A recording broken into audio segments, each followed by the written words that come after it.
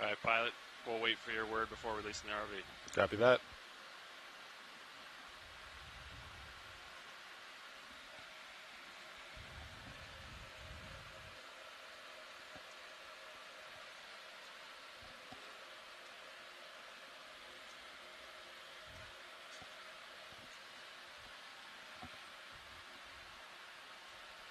There's a nice shark like right in front of D2 right now.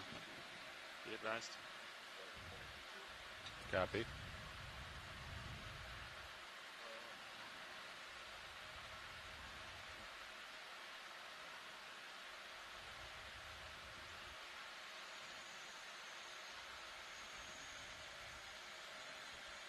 Pilot has control. Pull the pin.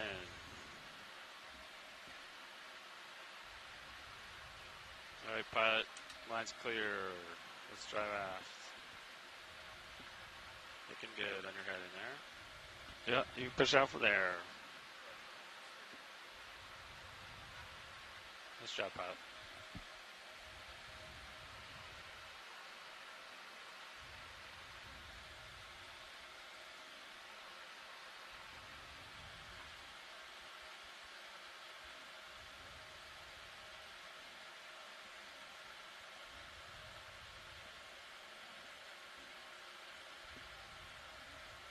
Alright, pilot, you can lock in auto heading inverse of ship and we'll check streaming here. Copy that. Auto heading is in, lined up with the ship. Thank you, pilot.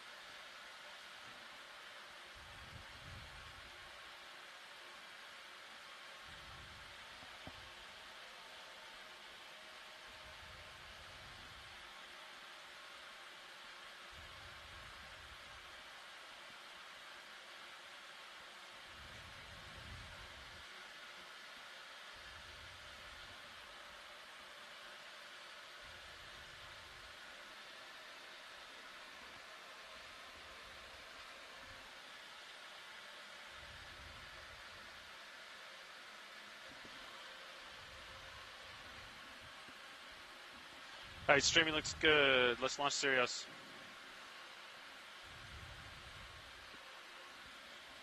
Pilot, provide slack as you see fit. Copy.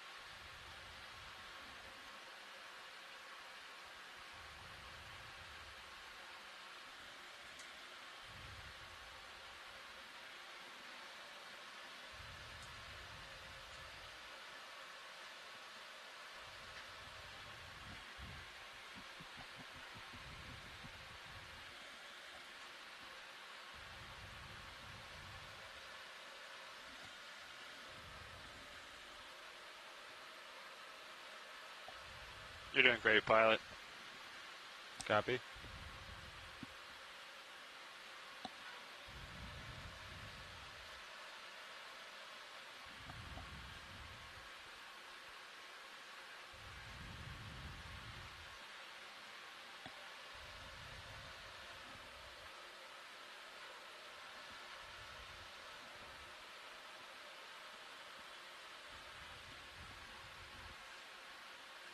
All off stick at this time. Roger.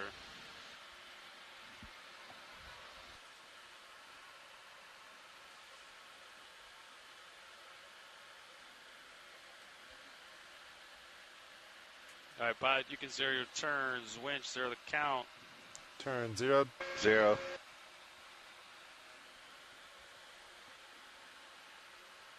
Tech K-frame, yep, thanks.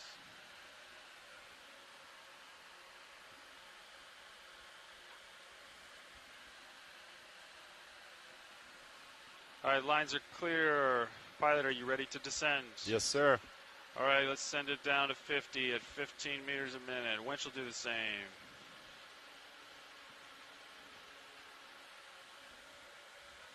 And out.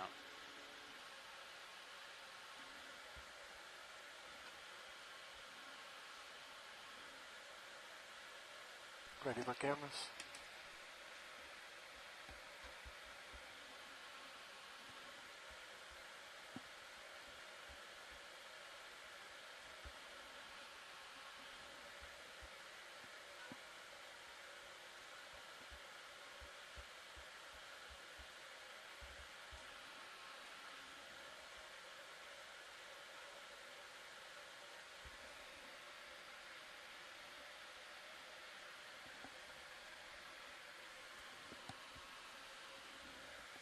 One zero on the wire.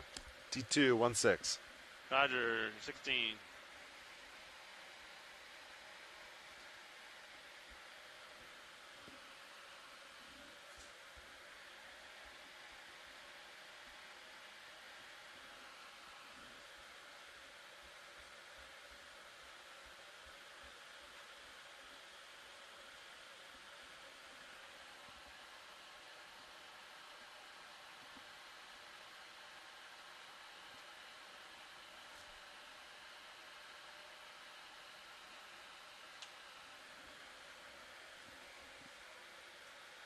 Two zero, wire out.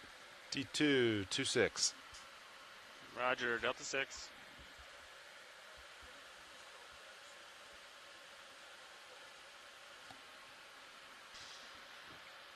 Dive Soup, this is ROV Nav. Go ahead, Nav. We have good tracking on both vehicles. Roger that. Looks like you're streaming directly aft. Roger that.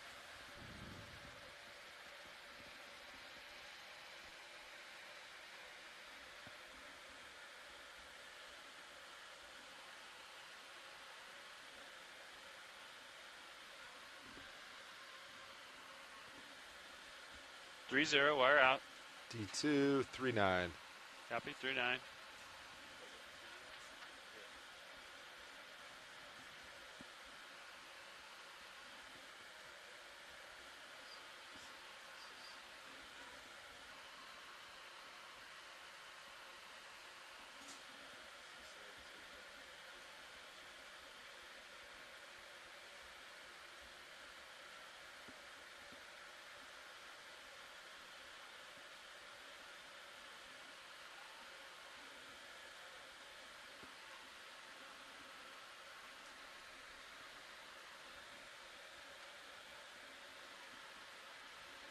Four zero.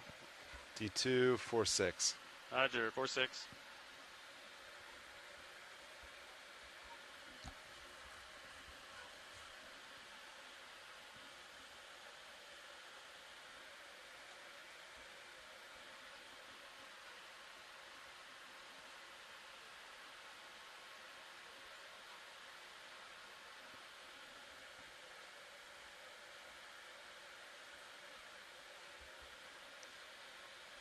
D2 coming to a stop just below 50 meters. Roger that. All right, winch is all stop at 50. Winch, dive super. Go ahead, dive suit. You know what to do. It's passed.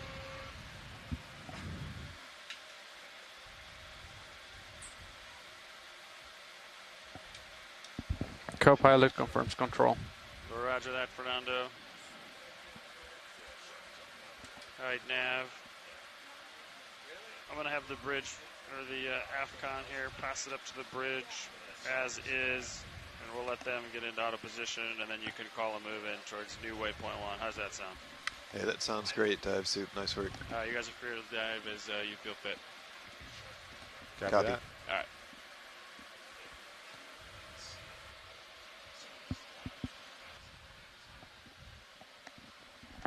Alright, pilot. Streaming looks good. Yeah, agreed. Are we ready to go? Should we wait?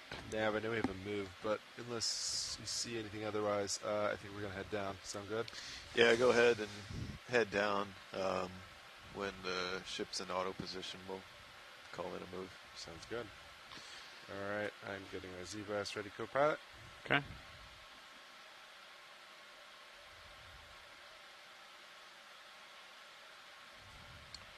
All right, auto depth is out. Z-Bias is in. Copy. I'm starting to head down. Delta 5. Alright.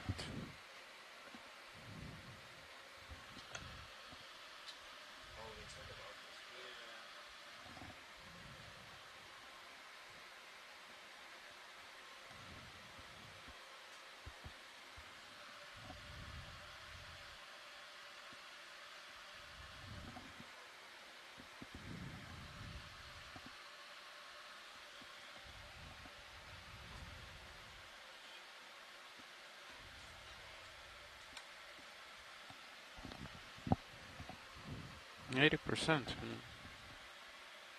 Oh, I'll lower it, I think, just to get Yep. the delta a little. Yeah. Just to get started. Hey, Nav, this is your dive super speaking. Go ahead, dive suit. Okay, we have passed control to the bridge. They are still drifting. I will give comms to you, so I will let you tell them to come into auto position and port prop, port rudder as you see fit. Are you ready to take the comms? ROV Nav has comms. Thanks, All dive right. suit. Yep. Enjoy the dive. Bridge, this is ROV Nav. Hey, you can come into auto position when you are ready. Roger that. We'll follow up with the ship move here shortly.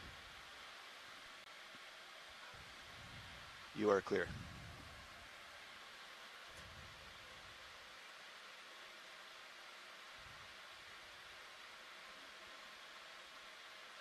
Okay, Fernando. I have it so I can just see D2. Nothing else. I think that's a good starting point. What do you think? Yeah, that works.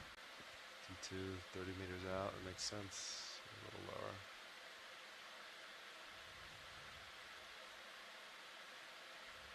That's a good way to know that for sure we're looking forward. Yeah, right? Yep. That's what I'm thinking. Let's try that. Okay, 29:30 on the winch. The winch is looking good. Streaming looks pretty good. Delta looks good. All right.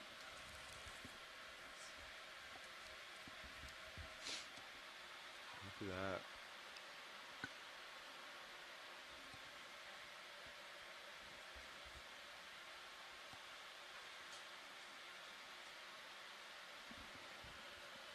All right, are you guys ready to move the ship? We're super ready. Thanks, Nav. Bridge, this is ROV Nav. Hey, let's put in a ship move. Range 300 meters, bearing 060.2 knots.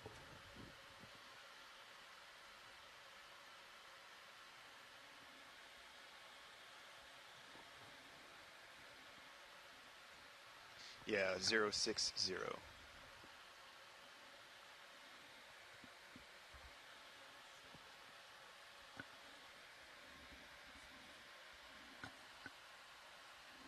Yeah, let's go for 0.2. Thanks, Bridge.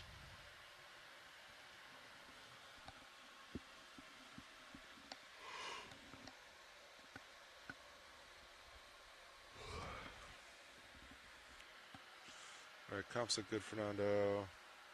DVL's up and running.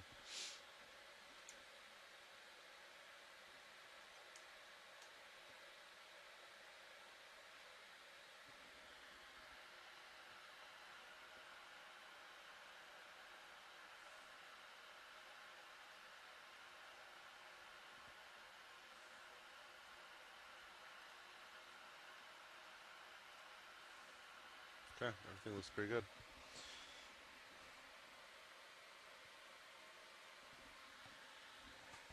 Delta 11 looking good. Nav winch. Go ahead, Winch. All my systems look good. I'm going off comms. Roger that. Thanks, Winch.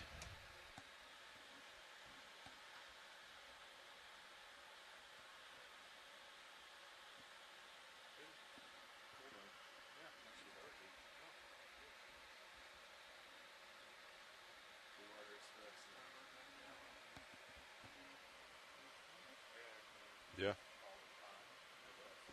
Roger. Yeah, I'll verify that, co-pilot, I guess, yeah, when you're because set to, you can I'm put going like to start the- labeling contours. Yeah, you got it. Yes.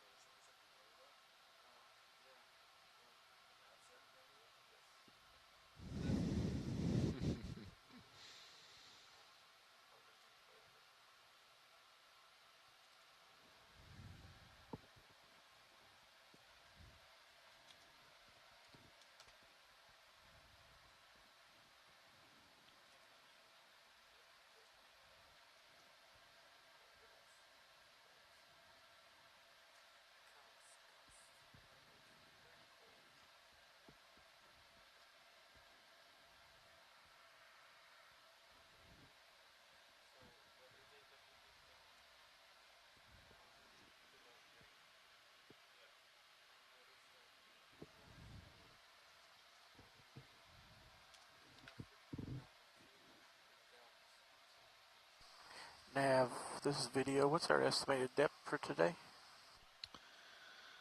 Yeah, it's 2,400. At least that was the original target. Putting in new contours, though, so we might have a new depth. So stand by. Copy. Thank you.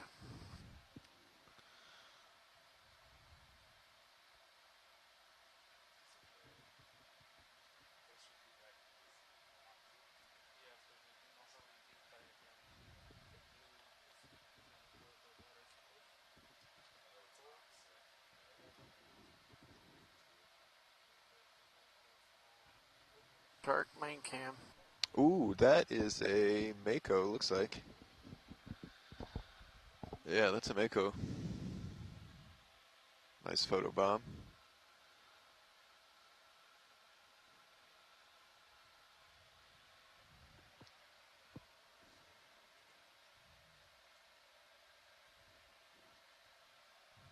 At 289 meters.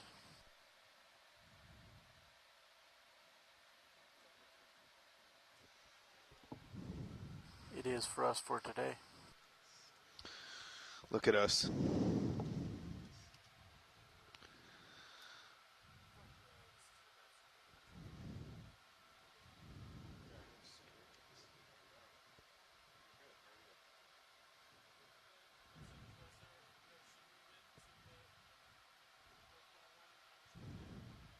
That's correct.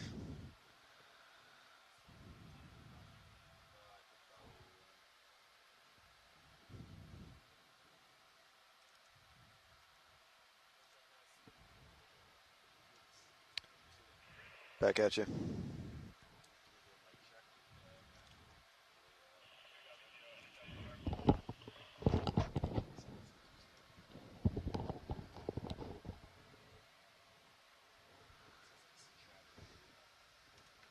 Definitely some chatter. You see that Mako?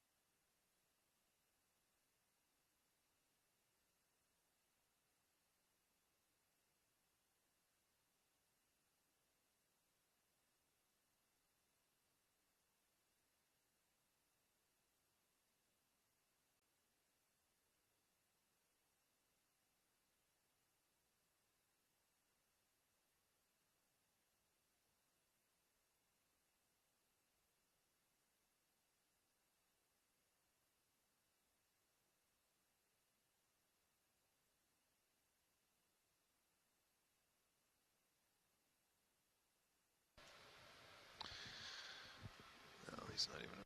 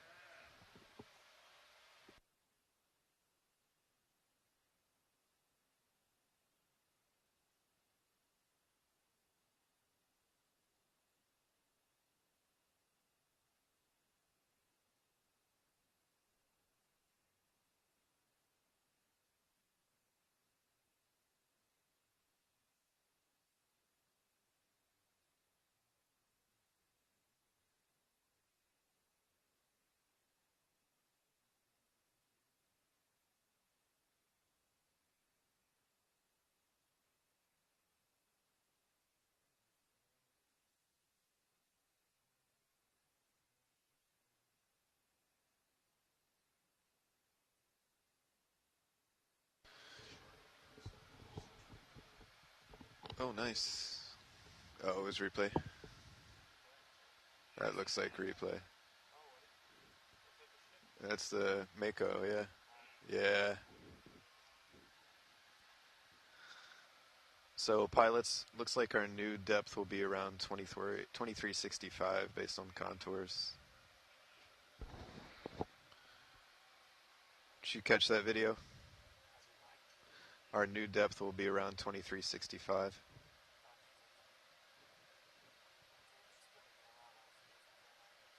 Excellent.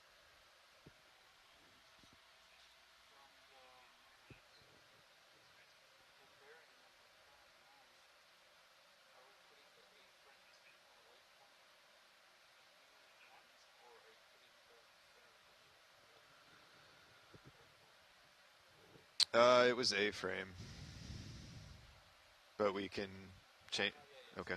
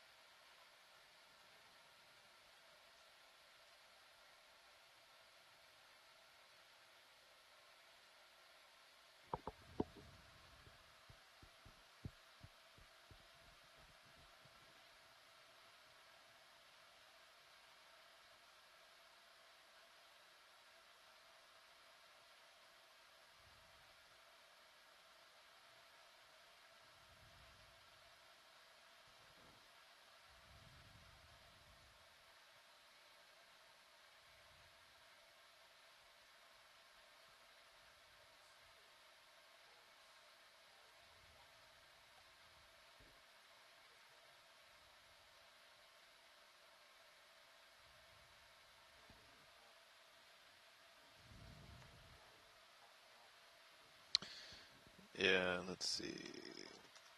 36 minutes.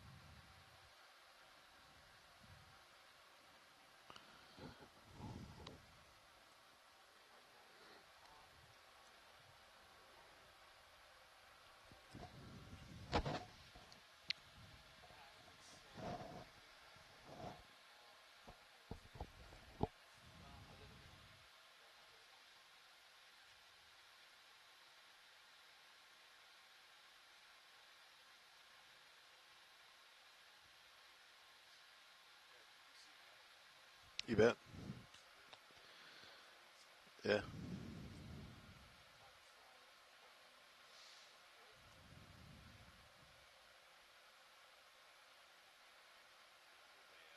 Okay, way, way out. Here we go. Okay.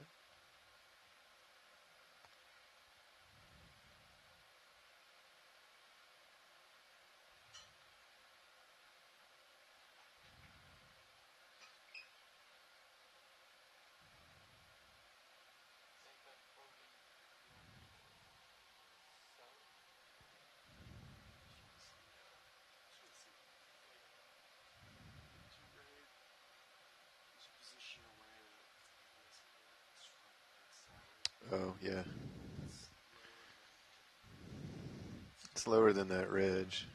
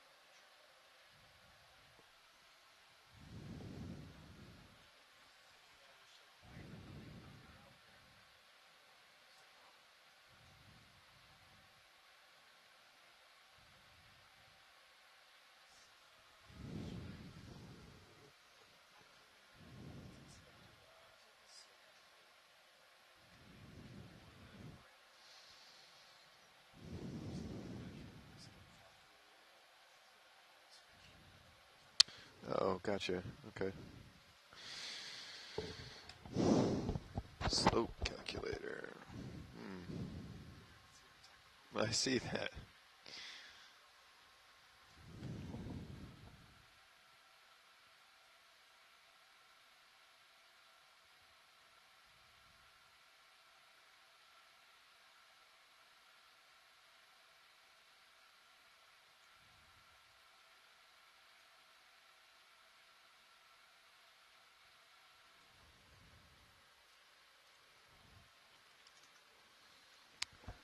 .20° average, 36%. That's just going from 2360 to 2300. 20 degrees, 36%. Nice, easy. Cool.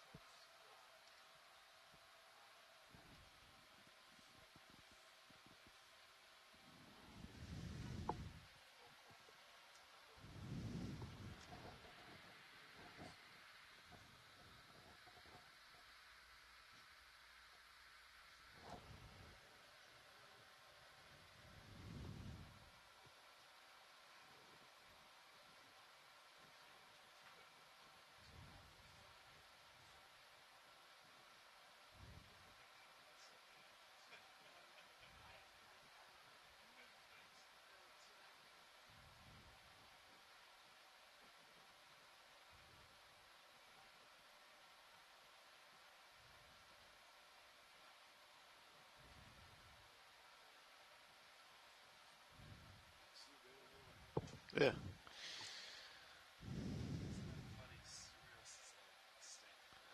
I wondered that. I thought that too. I mean, is it a...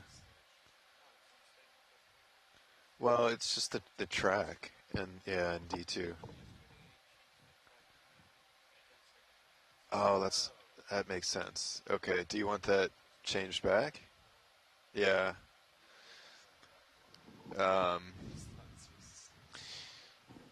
100 seconds is normal. Oh, not 1,000. Yeah. Well, I saw that you guys just completely turned off tracking eventually with Sirius.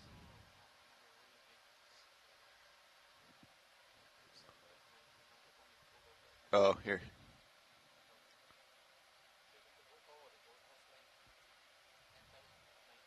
19,000. Sirius 100, D2 99. Okay.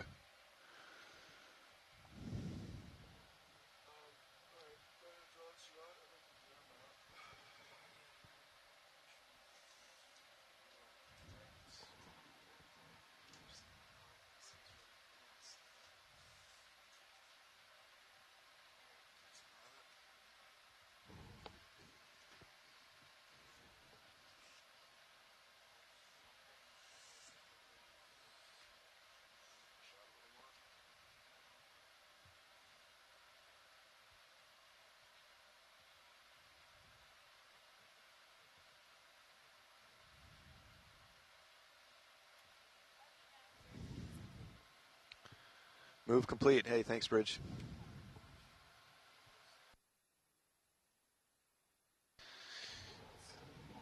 Ship is stopped.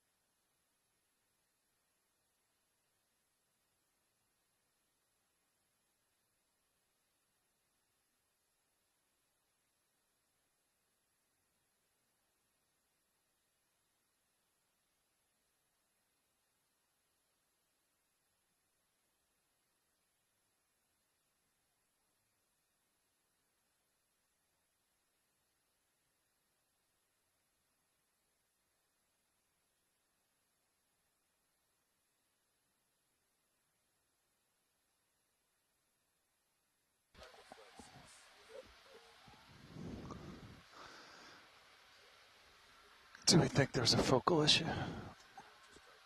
Copy.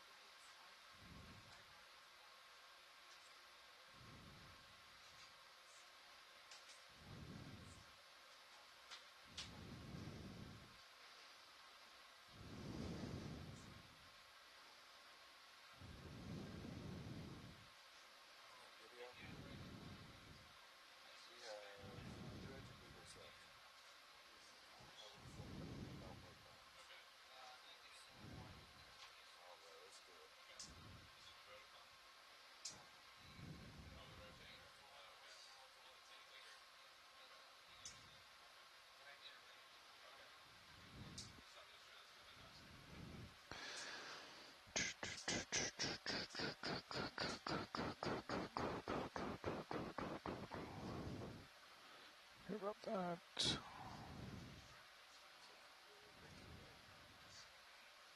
Confirm. About that.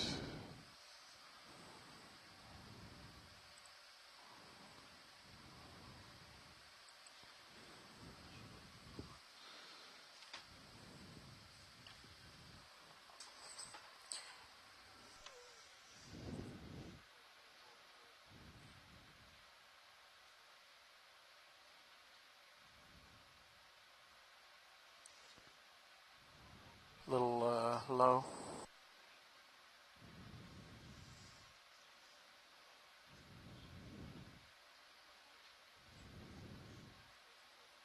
That looks perfect.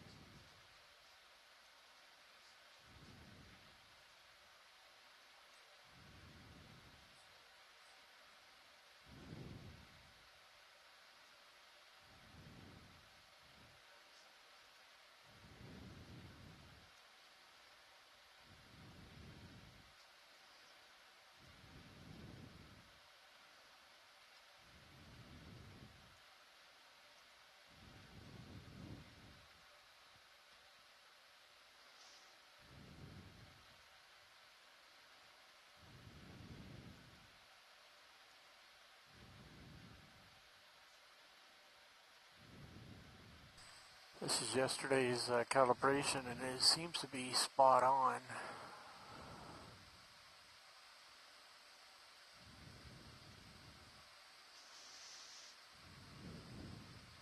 I don't think I can improve on that. Let me check the colors.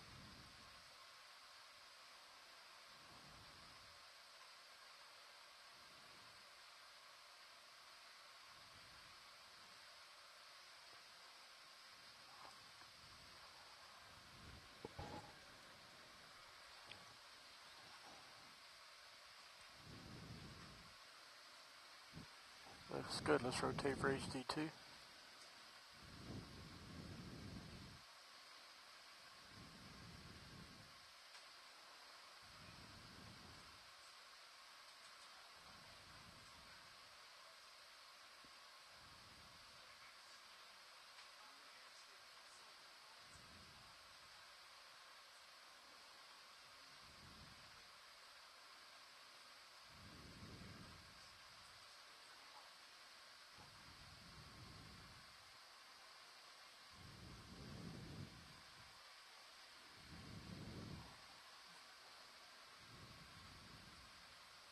Video's clear.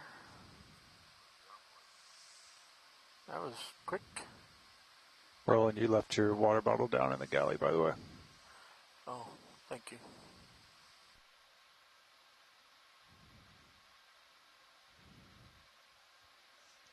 It's clipped to the shelf with the cups.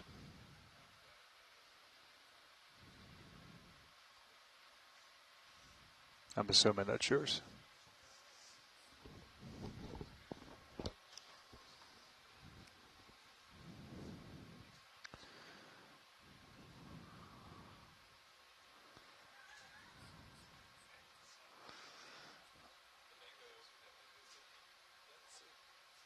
All right, about 300 meters to expected bottom, 2360.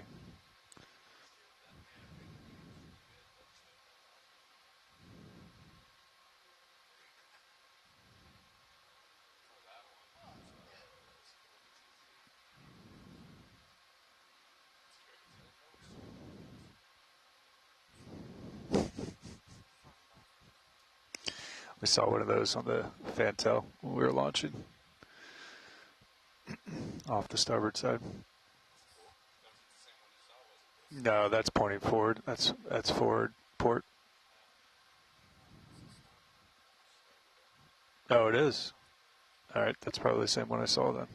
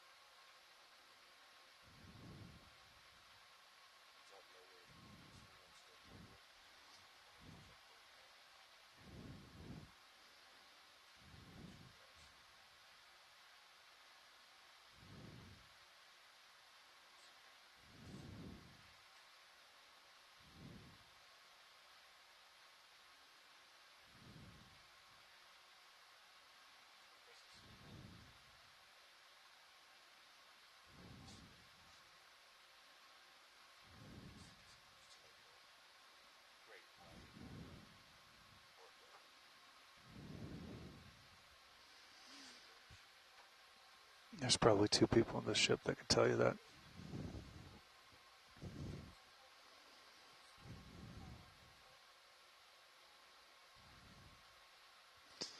Yeah, I saw that in real time, but I did not see that many spins. I think I must have just caught the back of it. Yeah, ship's all stuck.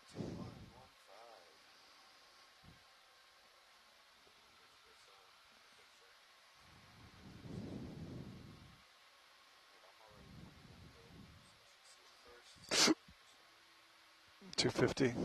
Yeah.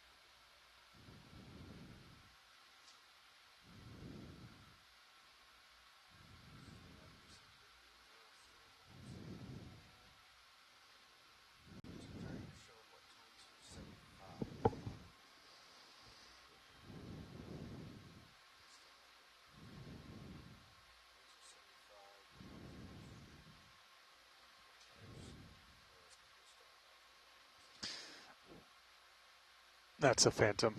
You guys are still over 100 meters away. I've seen that before. Cirrus will lock in a couple hundred meters higher, and then it falls away. You're still over 100. Yeah, it'll go away.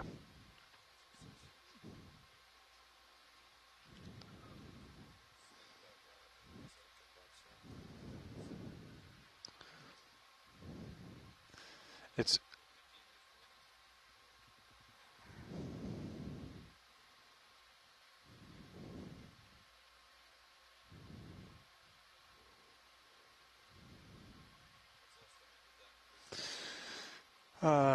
probably 3 or 4 dives ago.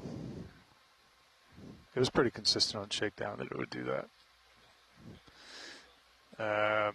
It gets uncomfortably close, but yep, there it is. It falls out. You'll see it start to reset once you get within 100.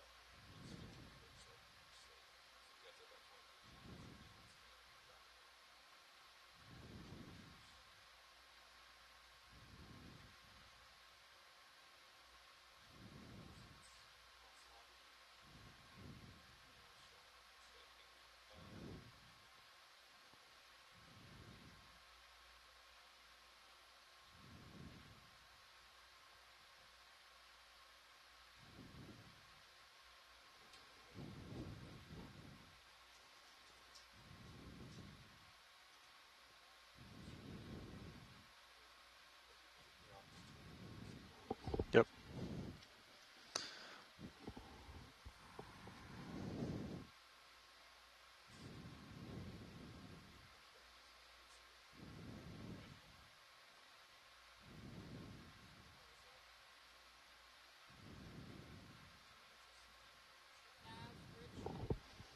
Go ahead, Bridge.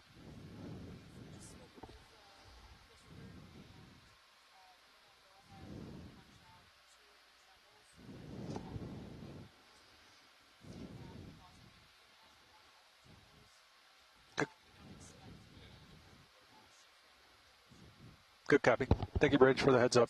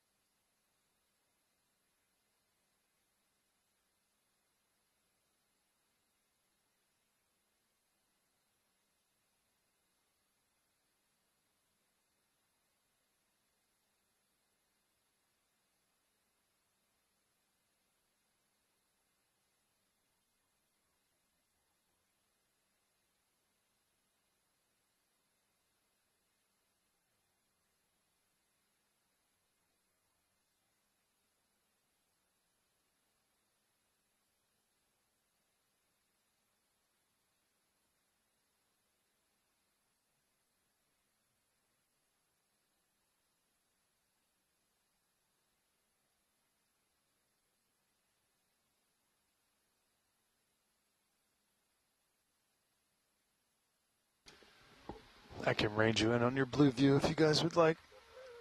Okay.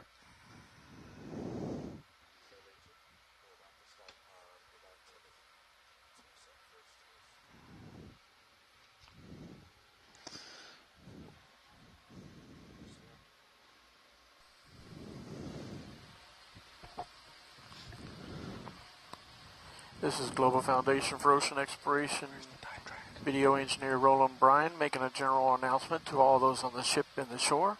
This is a reminder that all audio associated with this dive will be recorded with the archive video as well as being streamed ashore via the satellite and the internet.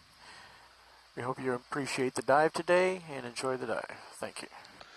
Good afternoon, good evening, everyone from the Okeanos Explorer. We're just getting on the bottom here. Today we're diving on Unnamed Seamount, just south of Kiriato. Or Hōlanikū. We're about 50 miles to the southwest. There's kind of two big seamount features here. We're diving on the western one. There's a big western rift arm that we're going to be exploring today that was suggested by Chris Kelly, formerly of the University of Hawaii. So we're going to do something a little different today. We're going to land on the side of the rift arm and then move about a couple hundred meters up to the ridge back, hopefully capture the transition from the slope community onto the ridge community, and then transect our way up the ridge line for the remainder of the dive. We're going to start about 2,400 meters, just shy of, and maybe get up to about 2,200 meters by the end of the dive. We'll also be collecting rocks and all on this dive as we explore. Yeah, and we'll be looking to see what kinds of communities are living here on this kind of wall of the ridge, I think, because these are oftentimes not included in our ridgeline transects. It'll be interesting to look for that transition point. Yeah, I've dove on a few of these over the years, and generally the slopes are sparser than what you get on the ridgelines in this part of the world.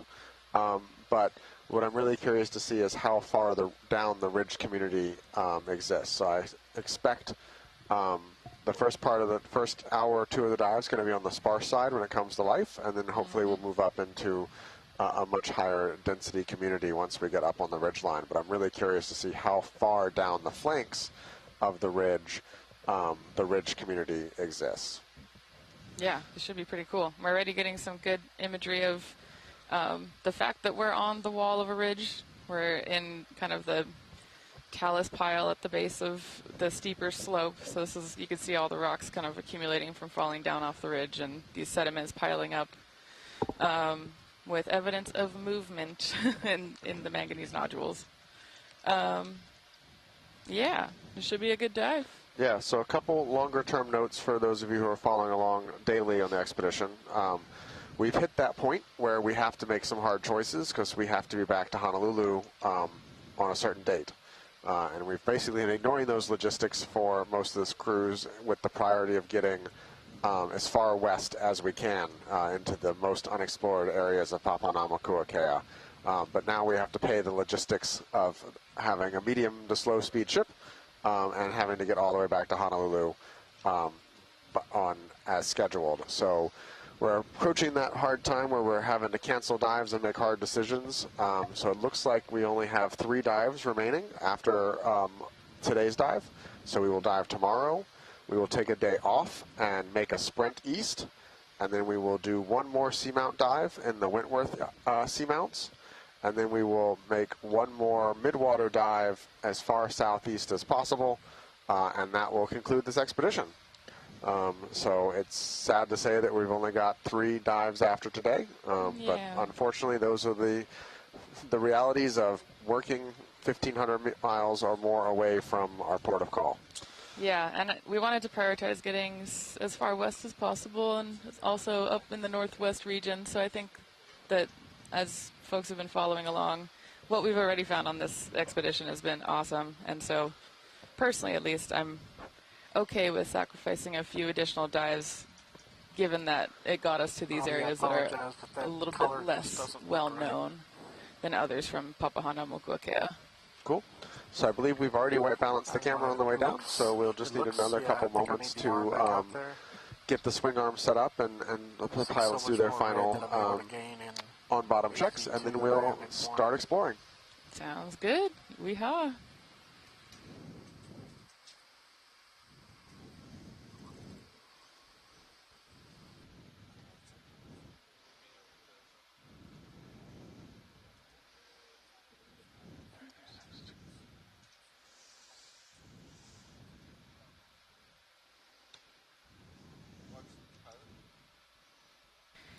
Hey, pilot.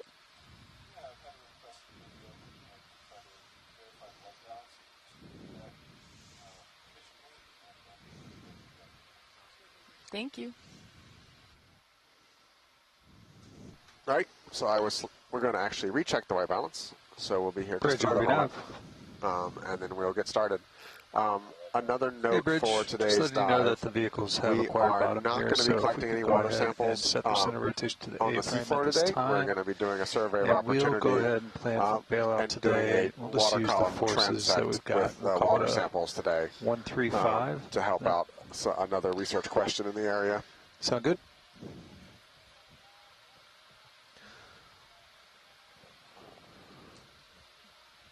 Good copy. Thank you, Bridge. Centered well. Yep. Even lighting.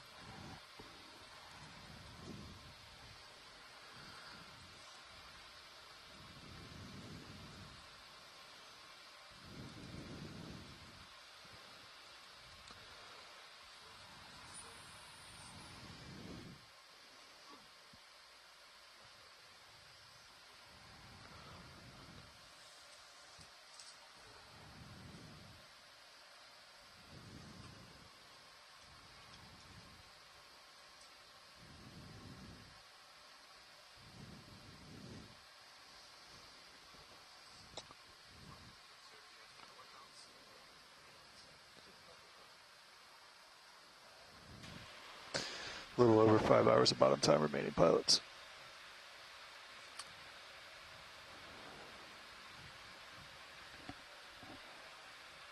Shipyard looks pretty precise. Thank you, pilots. Roger, stowing. Minor changes.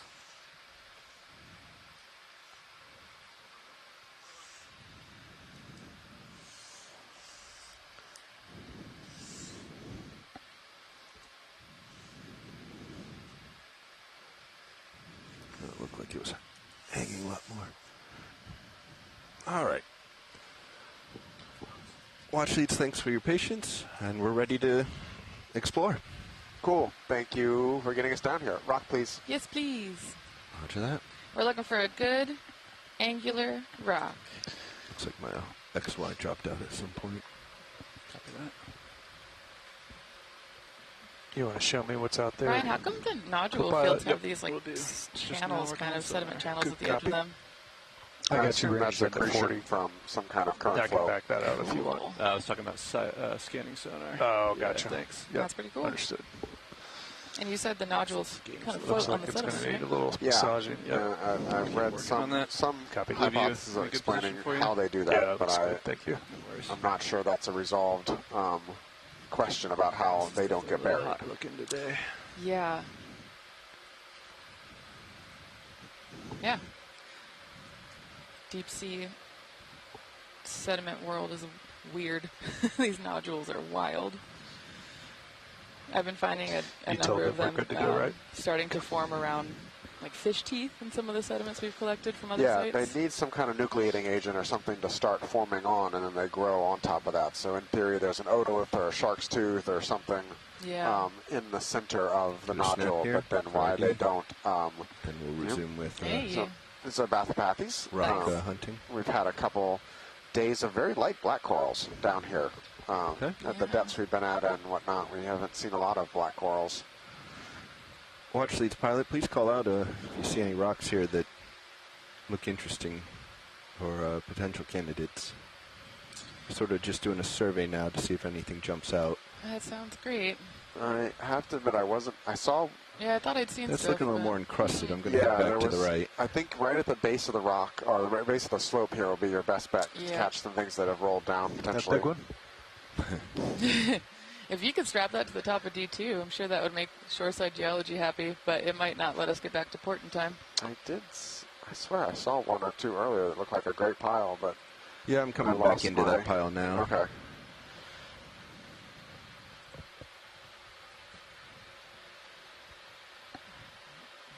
We can start a move. Yep. If you guys are ready. Let's head towards this rock pile. Okay. 330. That's your strike. 330I. Copy. The first one we'll probably Yeah. adjust after.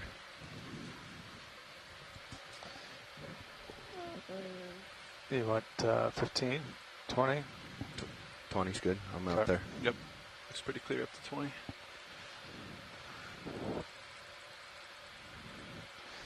Bridge, RV Nav. Hey, Bridge, we'd like to request our first ship move of the day, please. We'd like a Nothing's range wiggling of here. 20 meters, bearing 330 degrees, speed 0.2 knots.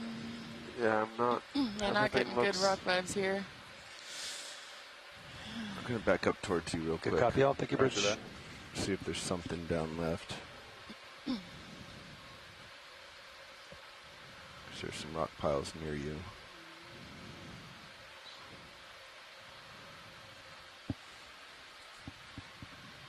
Coming up just a touch. Is there anything in this area? Oh, this is all looking pretty sedimented.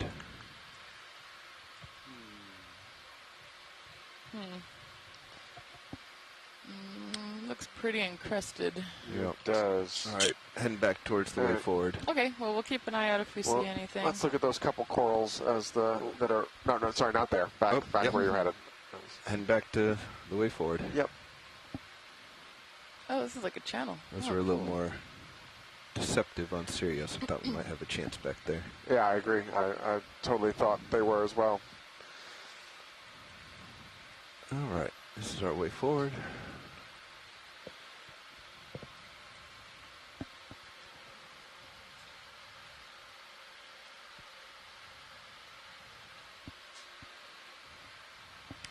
Just waiting on the move now. Come on now.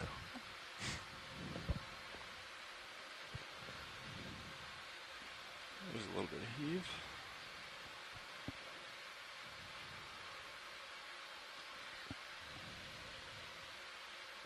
We're looking for a There, friendly. that's the black coral we looked at, and so I think the other two were just past the black coral from this perspective.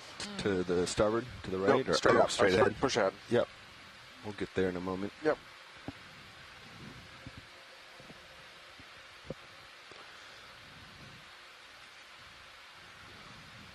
Yeah, it is a little bit of a valley here. Yeah, it kind of looks like a Because you wadi can see or in my something. tail, it's coming up. Yeah. Local little high behind me. We're in this sediment nodule valley. Wow, cool. Yeah, it kind of looks like when you get those washes in like the Southwest or California where it doesn't rain very much. I think it's arroyo in Spanish. Sediments coming down and moving the nodules around, maybe. So look over here, see what this big coral is, and then head back to the other two watch leads. Sounds good. Looks like Wow. I am guessing another big Bathopathes. Maybe some loose rocks here.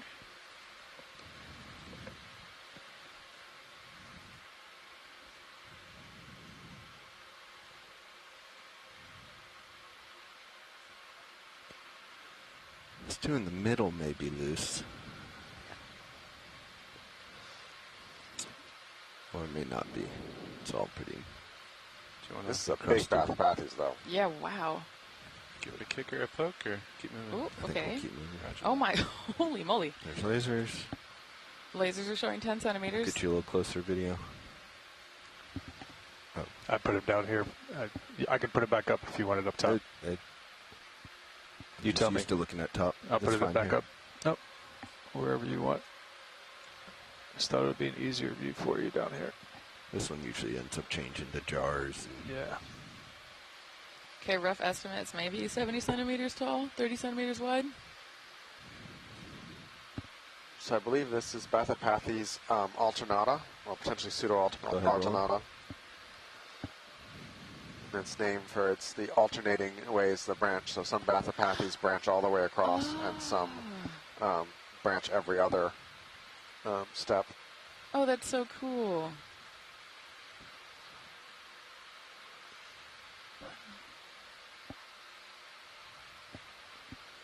These You can see the very different structures here of their polyps, over the octocorals with their pinnate 8 tentacles, these black corals. The polyp mouths are actually on the center axis of the arm, and then There's you get the top. these tentacles coming off. Whoa. So are they considered a octocoral? What are they? this is where you get to see how I have very little knowledge of coral taxonomy, but that is very visibly different even to me with my untrained eye. Because usually we see the octocorals with their branching kind of, the polyps have these beautiful little, I guess you'd call them tentacles that come off of them. And yeah. All right, that ship move looks like it's all stopped there, pilots. Roger that. Yeah, They're just a row of mouths in one long line. Thanks for that. Yeah, so these are actually hexacorals, more closely related to the sclerotinians than they are the other octocorals we see down here. Oh my gosh, that's so cool. I'm going to adjust your So more upper closely related sternum to the just a cup tad. corals we've been I'm seeing. going to come off Yep. this unless video Awesome. wants more. Video's clear, that's full wide. Maybe we should look at the base. I see some Okay, let's descriptions look at the base. I'd like to have. And I got the tether to go back and look at the other corals. Nice. Fogs up a little more. Thank you. And a lot of the really good aging studies that have been done are done on black corals. Coming back up. And they can get to be truly ancient. The oldest coral that I'm aware of that has been like dated with radiometrically dated is a black coral at 4,400 years old or so. Which I believe was collected here in Papanamakoke or in the general Hawaiian area. Oh, I didn't know that. Oh, that's so cool. I mean, those kinds of studies, dating or like getting the age of these large corals and showing the lifespan of these deep sea organisms are so fascinating because, some of these corals were around 4,000 years ago, is long before Hawaiians came to Hawaii. So this is part of the reason why in Hawaiian thinking we view these organisms, these animals, these deep sea taxa as our predecessors, our ancestors, and they're actually the first life that is talked about in the Hawaiian cosmogony, the Kumulipo. So they're our most ancient relatives. Can you brighten me up on? All right. So here's the original Bathypathes, which means there's two corals somewhere uphill here.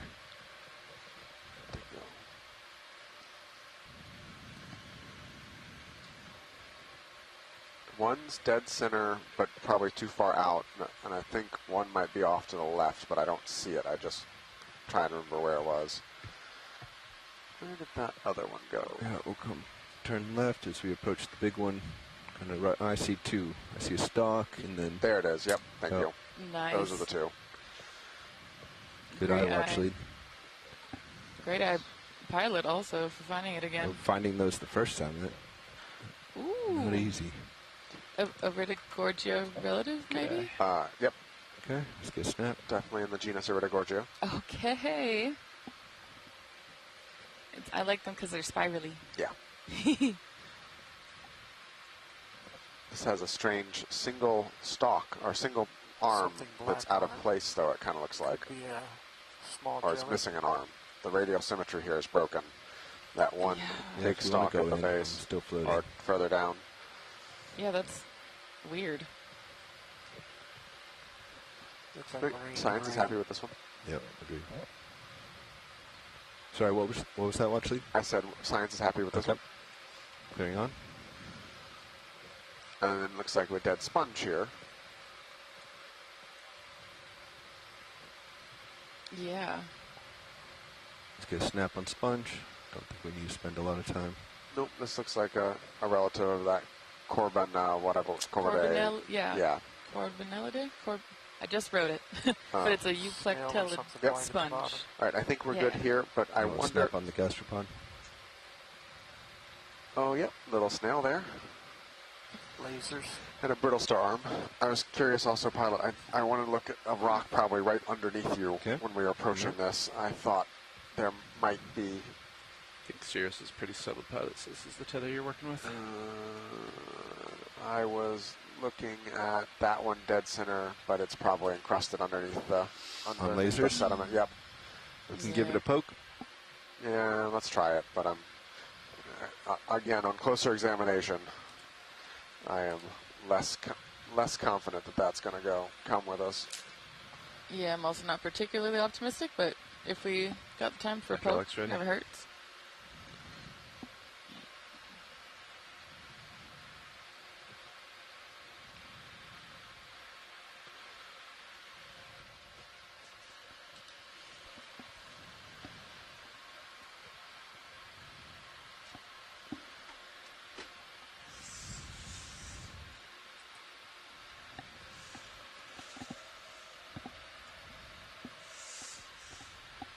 And Shoreside agrees. Val says that rocks could be deceptive here. So Val Finlayson's calling in, geochemist, volcanologist at the University of Maryland, I think, and one of our many Shoreside scientists, helping us direct the science mission here. What about, while we're here, what about the dark black one just in front of the right toe? You might not be reachable from this spot, but... Ooh, nice spot.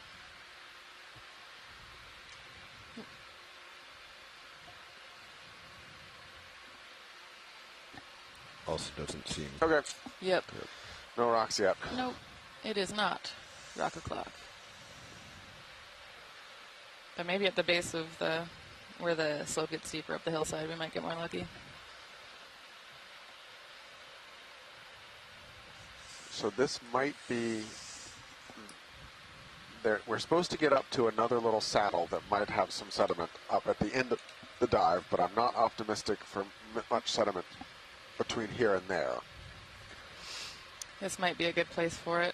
I'm actually thinking in that field, even though it's kind of at a steeper angle, where the ripples are, might be interesting to see, because just thinking about how the ripples are indicating that there's a relatively consistent current flow here that's kind of strongish. I mean, not really, but in deep sea world strong. So if it's not pavement underneath, which maybe it is. It is in most places, but we might be able to find a deeper spot. Yeah, or maybe by the edge of those rocks, where Bobby's starting to look now. Might be good. Yeah, I think if you're okay with the sediment collection, everybody, I think that might be cool. Looks like there's some evidence for...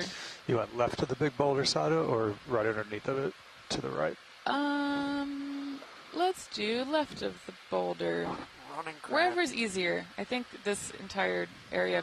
Oh, sorry, right of the boulder. I see which boulder you're talking about now. Yeah, sorry, the big one, yeah. Let's direct with lasers, yeah. Left of lasers or right of lasers? Far left of screen. Right that looks kind of shallow. In between these two looks a little thicker. Yeah. Kind of right where lasers are coming. Yeah. Go ahead, Bridge. Looks good to me. Whatever looks best to you, I'll pilots. No worries. We got you down here. Thank you, Bridge. Apologies, Watch Lead. Can you repeat? Oh, no, just whatever looks good to you, but this looks good to me. Is this area? Yeah. All right. That's perfect. And we'll sit down here. Thank you. Hydraulics still up, pilot? All right, you got ultrafine on jar 1. JD, you got a double on jar 2. And 3, 4, and 5 are course. I think you can get a jar out here. Yeah. Let me know when you're ready. Jar lights on. Yep, working on it. Got a lot going on. Stand by. And, sorry, pilots, do we have a double wrap jar, did you say? We do. Yes, jar 2. Then maybe let's go for the double wrap on this one. Let's see how that works. It worked real well last time we tried it out. Okay. My gut sense is that the grain size will be a little bit coarser here. Jar 2 watch lead, is that what I heard? Yes, please. Roger that. Lining Thank up you. now. Let me know when you go for drawer. Yep, pilot. go for drawer. Go for drawer eye. Coming out. You may not get very far, but I think that'll be okay. Try to do it nice and slow.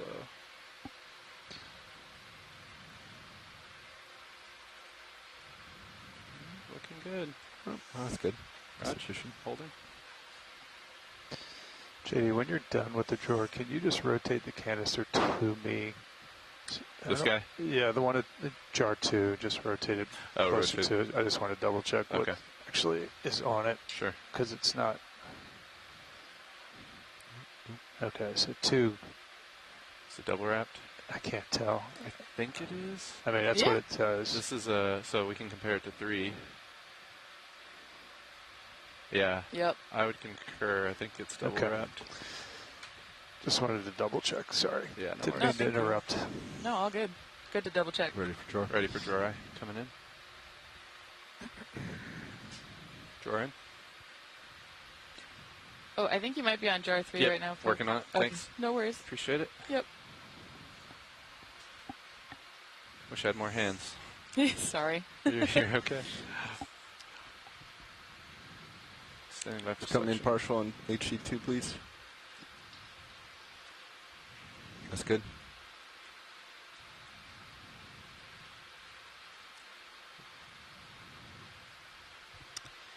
Good scoop of mud. Sand? Mud? Okay, let's Both? pulse it. Sand and Pulsing. mud? You're the Thank one you. who's been doing Thank the you, grain Brady. size analysis. Camera up. Yes, and it is a pulsing. lot of mud. And then occasional sand. I'm hoping this is... Big pulse and Let it ride, let it Sandy. ride, let it ride. Just coming in Steering to good. jar. No. Wee-hee. No? Now we can let settle and do another big pulse or two. looks like you got quite a bit there. That's nice. I Yeah. think there's still a fair amount Yeah. in you the want, hose. you want me to pulse again, or get another? I probably would, but it's up to watch lead. Yeah, go for We it. can come full wide HD2. So we're calling these bios, right?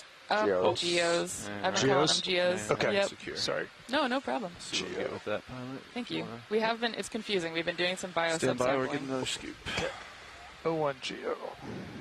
I wasn't going to get another Yeah, scoop. we can. Watch lead, right. do you need another scoop? Or? Oh, no, that looks fantastic. Settling Wow. still, but yeah, I Thank think you you. got a nice healthy Yeah, one. if anything, I think we can do another impulse in and try to clear out the hose. Roger Yeah. that. Yeah, that We'll double lose a raz little works bit of the magic. fine, but Yep.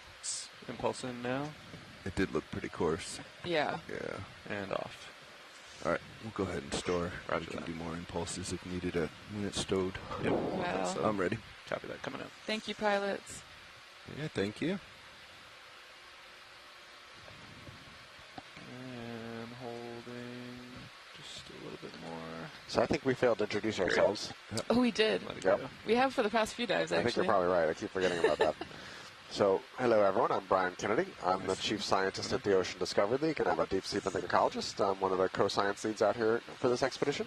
Yeah, and aloha mai kako. I'm Sadaka Hōlanikū. I'm an assistant researcher at the University of Hawaii at Manoa with the Hawaii Sea Grant College Program and the Department of Earth Sciences. Pilot.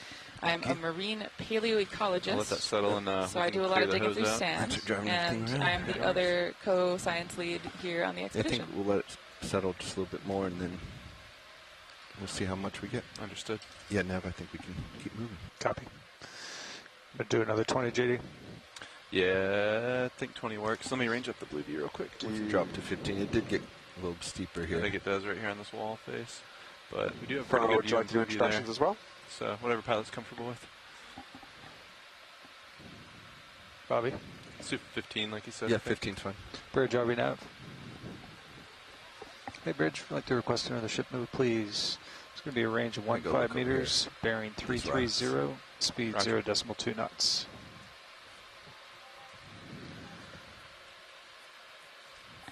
Good copy on. Thank you, Bridge.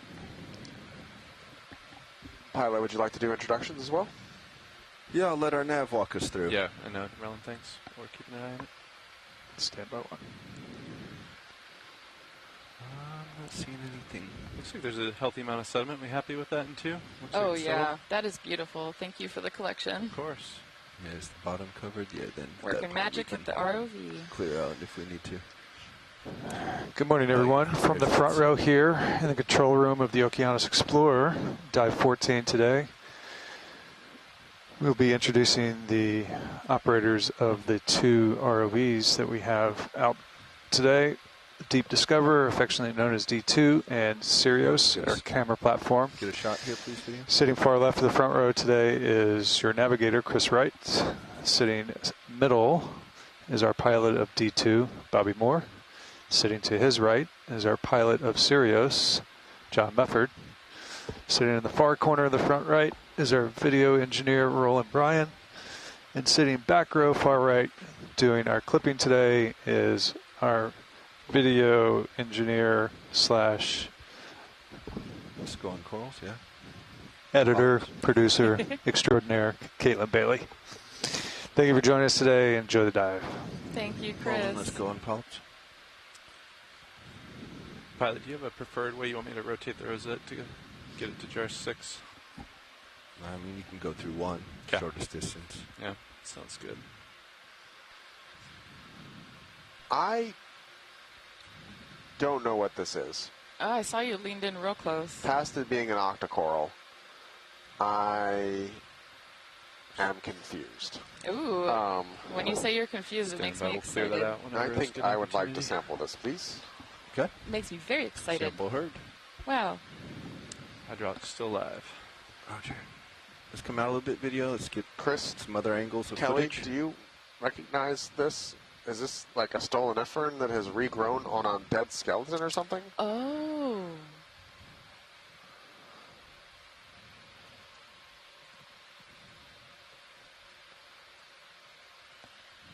Yeah, Chris is agreeing. It is probably a stoloniferen that has overgrown a dead stalk. And stoloniferans are exceedingly hard to sample because they're Yes. generally on the rock. And so having an opportunity to collect a stoloniferan when it's on something like this is a valuable opportunity. Okay. Let's start going on base. See if I can center us up.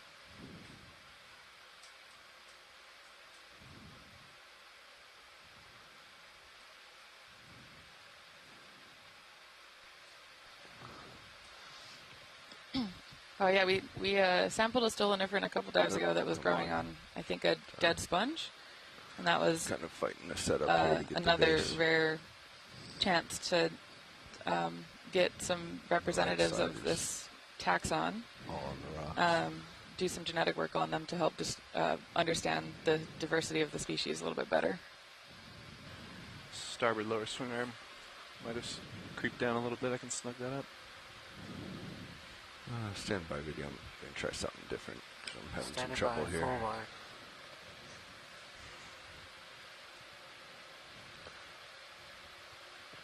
All right, let's try this. Good copy. Take your bridge.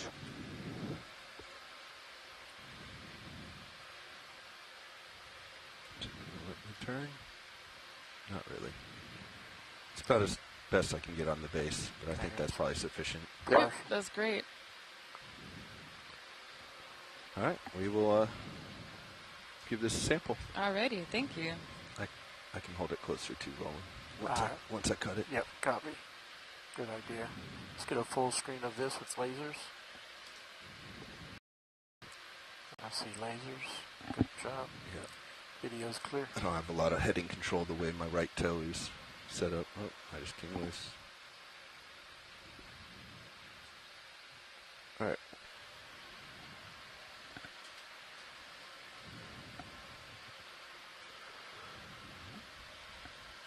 Try locked. That's why nothing's responding.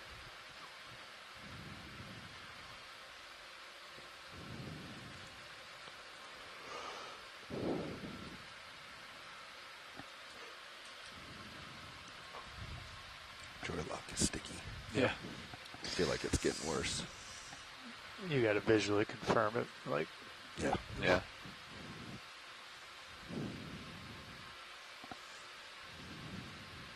centering sample. Can you pull up Ox 1? Yep.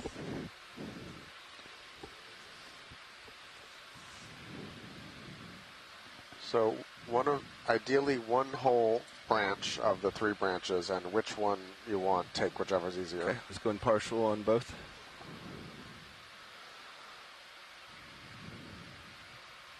Looks like the bottom one is probably our best sampling candidate. Fine with me.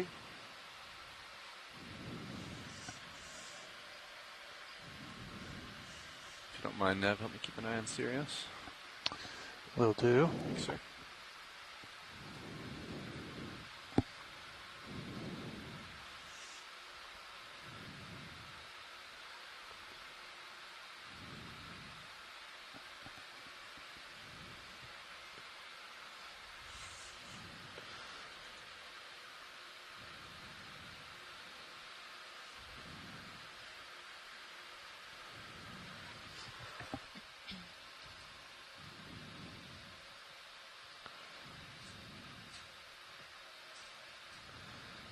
Do you want this one below the split? If you can take it above the split, there's an aplicopheron in there too. I wasn't sure if there'd be space or not. Yeah. But if you can make that work, getting the aplicopheron too, which is right at the split, would be great. Yep, those are really not well sampled or described. Video, what do you see? Am I below the... the from worm? here. You're very close. I can see it in HD1. Okay, let's go in. Yeah, roger, okay. Yeah, hold there. Yeah, my blades are definitely below it, or my center is my jaw. I can also see an HD2 if you want me to go zoom in. Yeah, you can go a little bit more. We're coming down on the blades.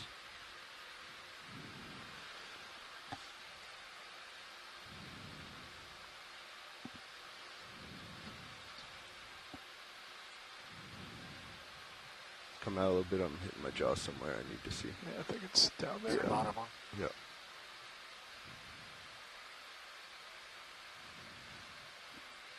You're above the coffin.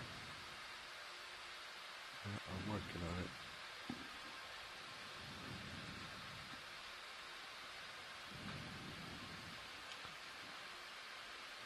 Fingers on HD2. I'm pinching on the rock. Yeah, it's tough. If you can't get all the way in there, we could just take the lower branch too. It's Yeah. fine.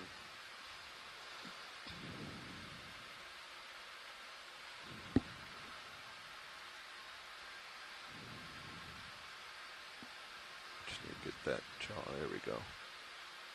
Tilt up. Yep.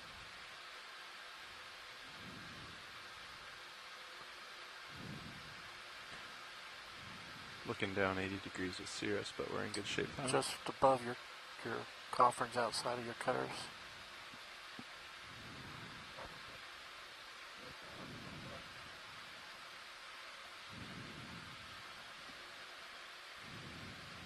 I think the whole thing may have just broken off the rock if you want to just gently cradle it up. Come out on HD2.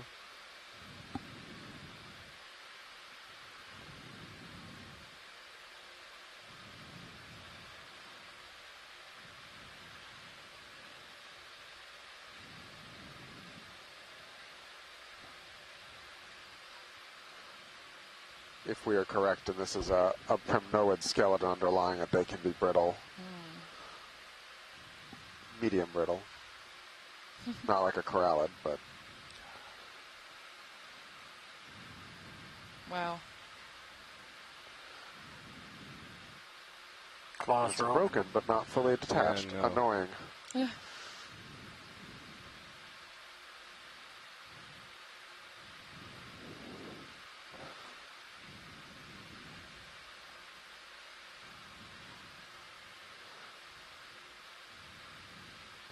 Now it's Oh, now it's there off. you go. Wow. That was some incredible, gentle maneuvering. Thank you, pilots. Cannot find the sweet spot on this. That's tough. Can you get a drawer out here, JD? I think I can get it at least partial. I The can- right skid will be the tough one, I think. I can fly you up, Bobby, if you just want to concentrate on the jaws.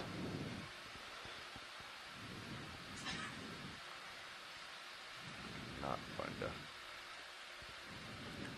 It's hard to not let it creep a little bit with the jaw.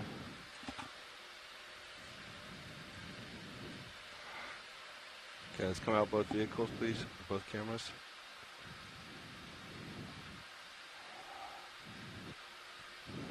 Both cameras are full wide. Which box you want to go for, Bobby?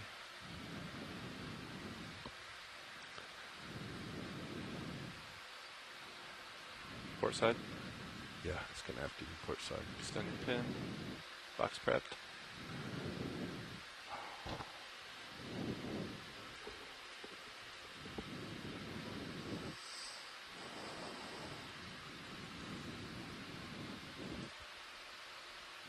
All right, can you come out real slow? Coming out. Do you have the room? So I'm going to try. May not. We'll see how far I get.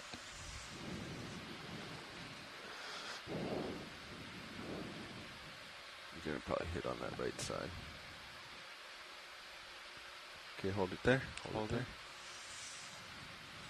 there. Actually, keep on coming if you have it. But I think you're about to hit.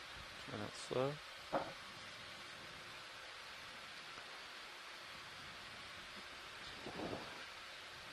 So far, so good. I'm going to hold.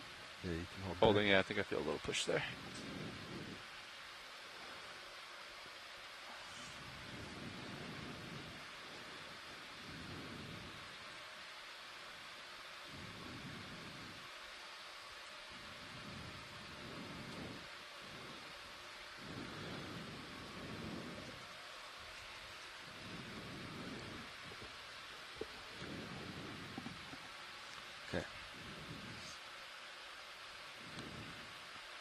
Jaws opening.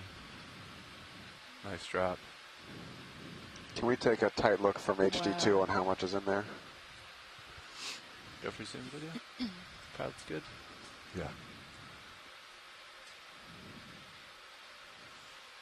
Oh my gosh.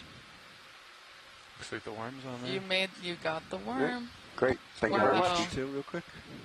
Thank you so much, pilots. That was freaking incredible.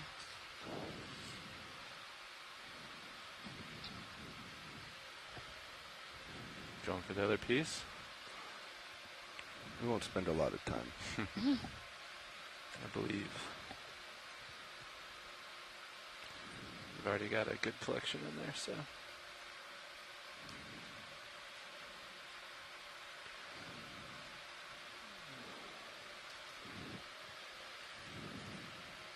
Do you want to come in on HD2 a bit?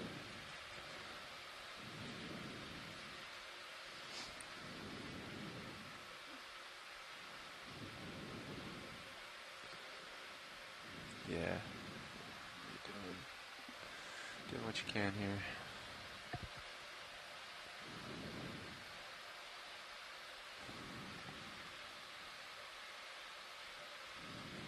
I wonder if you could caress it to the right a little bit, like to get it overhanging the skid.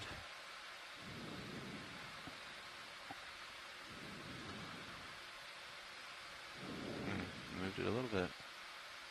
Yeah. It's always an amazing thing to see the challenges of working with no stereo vision with a 200-pound arm trying to pick up something that only weighs a few grams. And just the ability of the pilots to sample things that I think would be hard even for people to sample with, our opposable thumbs. Like that, And then you've got the added challenge also of, we're operating a... Come out a little bit on HD2.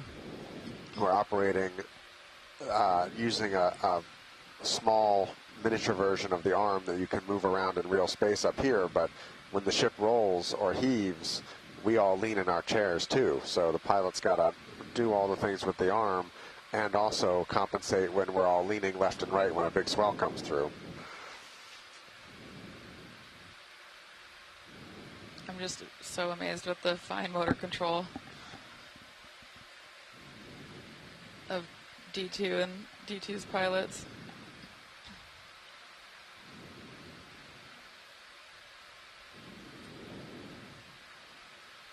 Try getting PTZ eyes on it as well. I think we're good. All right. Yep. We've got plenty in the box. There's some work being done with soft robotics too, and different soft effector tips and hydrostatic pressure and stuff to make other more dexterous manipulator arms as well. Oh, cool. Wow. All right, we'll give it one more shot, and then we'll move on. Sounds I know good. we're eating time here. Yeah, but I think this is a valuable specimen too, so if we've got a shot, I'm okay taking the time right this moment.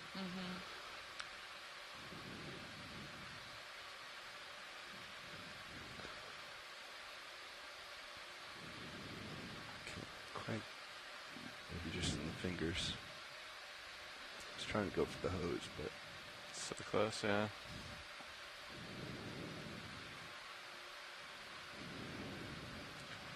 One more push off. You had the finger under it at one point. I wonder if you could just come up and kind of pull a little bit if you do that again. It may or may not slide it. Yeah, it's tough.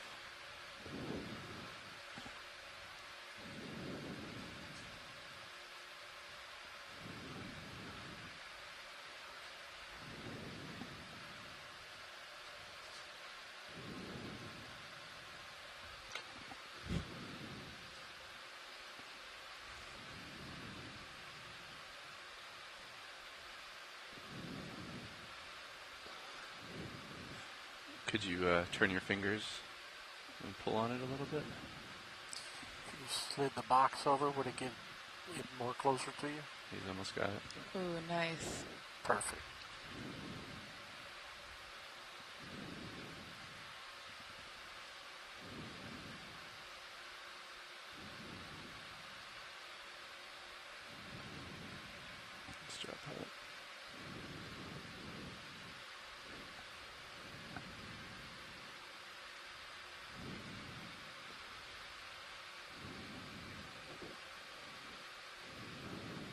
Oh, great effort. Thank you, Bobby. Wow, great job, Bobby, and everybody. Bobby, John, Chris, thank you. For coming in. So as I was saying earlier, those type of corals are exceedingly hard to sample because they are generally encrusting on rocks, and so you kind of have to bring up the entire rock. There's like no way to sample them. You can try and scratch them off with a slurp nozzle, but then you just mangle them and get just tissue, so it's only good for genetics. So finding opportunities where you have them growing up on a dead stalk or a dead another organism is really rare to be able to get intact, high-quality specimens like that. So that was a real effort. Thank you very much. Yeah, thank you so much. Yeah, thank you for the patience. We almost had it before that one fell off. Yeah. That was incredible. I'm blown away. If you ever need a job after this, picking up some really small fossils, could always use help. Yeah, well, surgery is certainly not in my future. My hands are shaking up here. That was incredible. Any of these look loose? Not Honestly, particularly. Yeah, we're thinking that this might be a cemented, but maybe further up a little bit. I don't know. We'll keep looking. Yeah. So Val was saying that this might be representing a pretty old mass wasting event if all of these are encrusted and cemented in. Which, yeah, makes sense. Given that manganese crust grows at like a millimeter every 1,000 million years or something. Yeah. Ooh.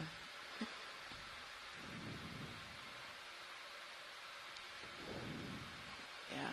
And I think after this coral, some of these might be worth just to poke to see. Okay.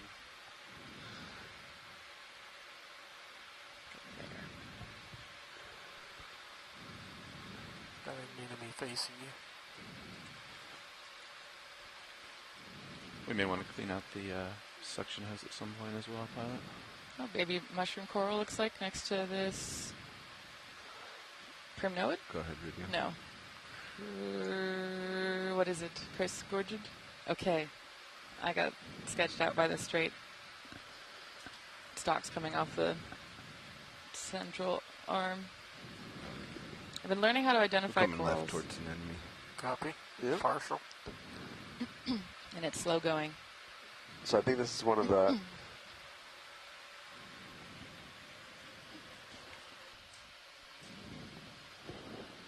Did you pause because... I got distracted by the closed polyps the way I looked at. Oh, nice. So this is a coral we've seen a couple times in the expedition. This is a Urmelagorgia militaris. Nice. We saw some of these yesterday, super deep. Yeah. We collected one because it looked different, and I was sitting here comparing in my mind this one that we're seeing at 2,387 meters versus the one we collected over 4,400 meters yesterday. Closed polyps for a moment. I see now why you were so shocked by that coral from black background. the Yeah. deep. Go ahead. All right, I think science is happy. Thank you. Okay, I'm going to go a little faster just for the shot. Come out a little bit. I think it's more to my left still. Yep. So this is a monotypic genus, so there's only one species in this genus. That's it. That's what I'm seeing on my cameras. You can take it rolling if you want any That's more. Good shot there.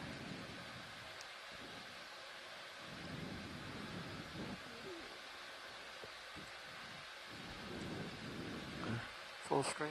I thought it'd be higher up This on just that rock. still feels a little different than the one we saw yesterday, but I'm having trouble articulating up, why sorry. I feel like the one we saw yesterday was a little bit Yeah, different. we're finally Yeah, I mean, to me, the one we saw yesterday had polyps that looked a lot bigger. When you're Agreed. But clear. also, my sense of scale was really off. No, that was the big thing that jumped out at me yesterday was Yeah. the size of the polyps versus Get that? seemed huge. Yeah, and maybe because they were larger, they also seemed less dense Yeah. on the stalk. Oh, baby mushroom. Maybe mushroom. What's the scientific name for the mushroom coral? Anthomastus. Wait. Antho. Anthomastus. I like playing along. All right, video. Let's carry on. Fog's down. So we're thinking to the right of this big boulder, there might be some rocks. maybe worth a poke. To the right as in this section or even further right? I'm thinking I'm not seeing anything. further right. I'm not seeing much, though. Yeah. Maybe right and uphill a little if I'm going off a serious view. There might be some floaters in the sediment that... Heading up a little bit. It might be deceptive, but worth a shot, giving it a smack.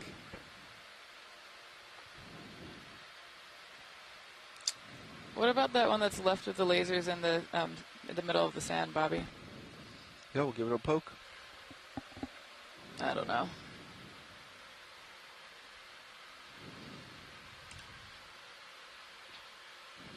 At closer inspection, you still want to give a poke, or? Yeah, I think let's give it a shot.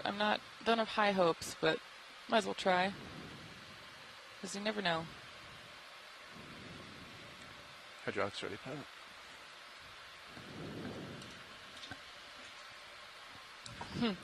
And Val Finlayson, our shoreside geology expert, is saying it's going to be one of those seamounts today, but does not want to be aged, wants to remain a mystery. We shall see.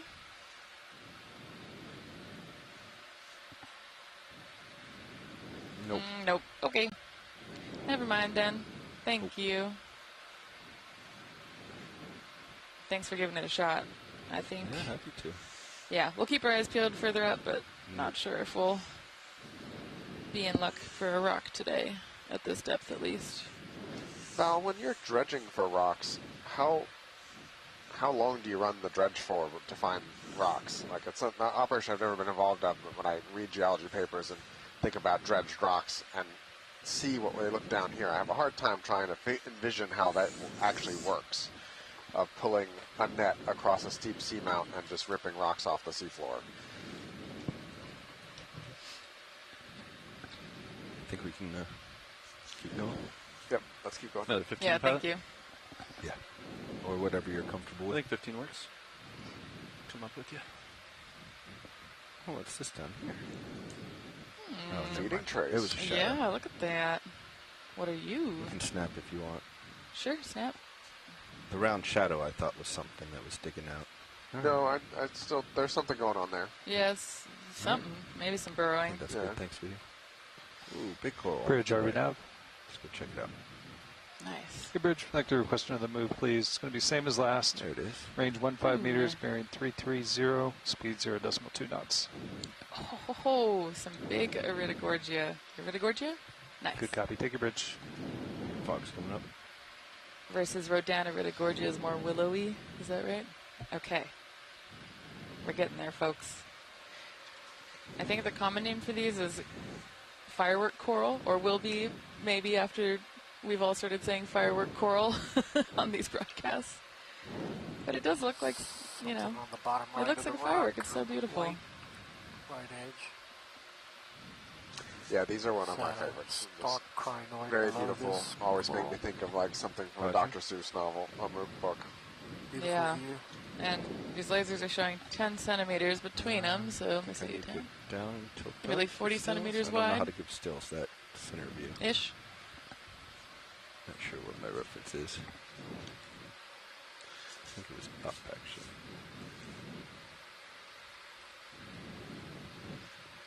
And when you're done with the Alright. video, there's something on the base of the rock I'd like to look at. That's straight down, Go ahead. potentially a little baby crinoid. Yeah. I'm wondering. Oh. Yep. Oh, it's so cute. Baby stalked crinoid. Wow. Kelly says, yay! Kelly Markello has been helping us with crinoid IDs. Maybe it's a little hyocrinoid, potentially, is what she's saying. That's awesome. Great. Thank you very much. Carry on. I know that their common name is sea lilies, but that one looks like a... Are those snails on the rocks? Oh, I can't remember the name for it. Right Not below windmill, this guy? but the little... You know when Whirligig. you... Whirligig. Go ahead. Sea whirligig. Something else. Old bases. Yeah. Yeah, old bases and maybe a baby coral. You want to snap here? I think that's just a old base. Yeah, I agree. Yeah. Yep. Yep. Cool. Back out.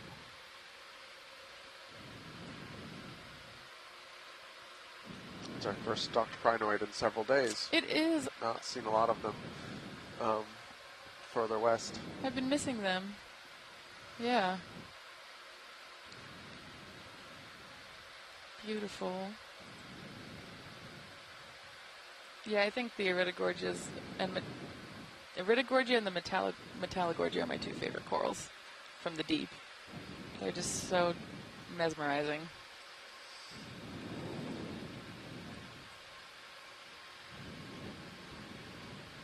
There you go. There's a neat picture. Ooh. In Great selfie view. cam. Wow. Give just a few seconds of that. Good copy. Thank you, Bridge. Oh, that's so cool looking. Okay. And carrying on. Thank you. I love coming across these bigger boulders because they seem to be where we find more of these corals. Because it helps them get up off the seafloor, Let's see what this is. Potentially. I'm not sure if we've seen this. If we have, we can just do I think a it's quick. snap. I think. Just a snap. Yep, snap works. Yeah, that's the coral we just looked at 3 corals ago. No, Romulogorgia? Yeah, which is a Chrysogorgid. Looked a Okay. little flatter than usual. Let's come over and get Cool. this.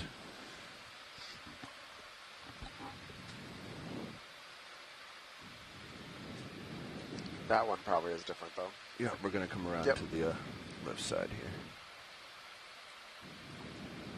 Just stay clear of the pretty ones we just saw.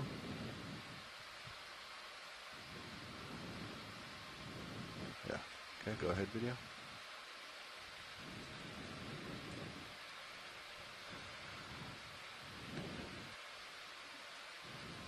Partial.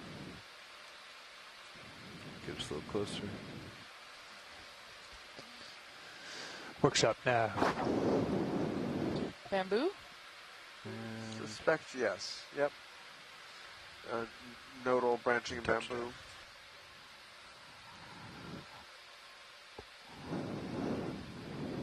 Little tiny polyps, though. Yeah. Try rolling, one by one. Yep. Oh, I see my right toe is sliding down. Still partial. Yep.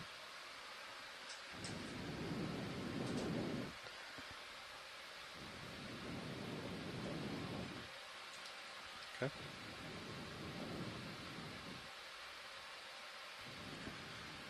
Nice.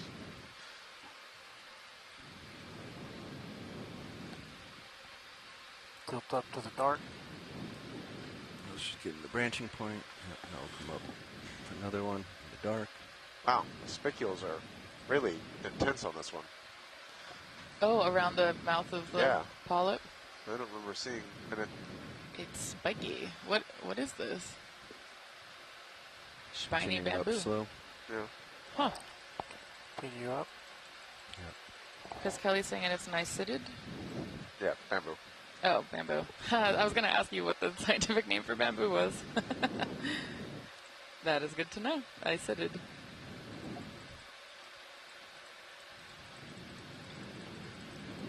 Icididae is the family? Used to be. I believe it's now Keratoisididae is what most of these are Oh, right. in there. Keratoisididae. Oh, yeah. Right. I think science is happy here when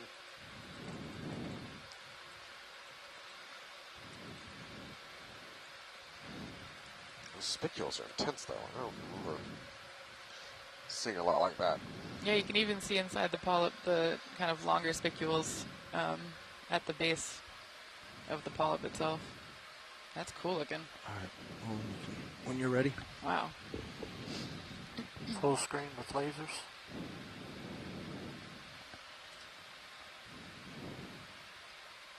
It's good. Try to get them closer to target. There we go.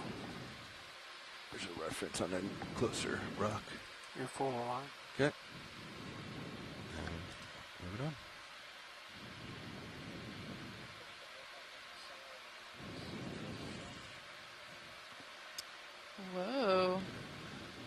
Yeah, So the it looks view like from maybe Sirius is 330 cool. isn't uphill anymore. Yeah, it's Co-pilot? hard to say. Yeah, I'm just looking at your picture. It looks like you need to come right. So. Yeah, I think we can turn starboard a bit. Having trouble getting the sonar Yeah, this is the assigned. most really good bed forms we've seen so Blue far. view That's visual the concur. ripples in the sand you're seeing. Yeah, it's pretty awesome. And you can use the ripples to get some sense as to Next what move, the maybe. flow direction was due that north. caused them. Fly trap? I think it's Ooh. correct. Yes. Snap it? Venus flytrap an enemy on an old dead stalk.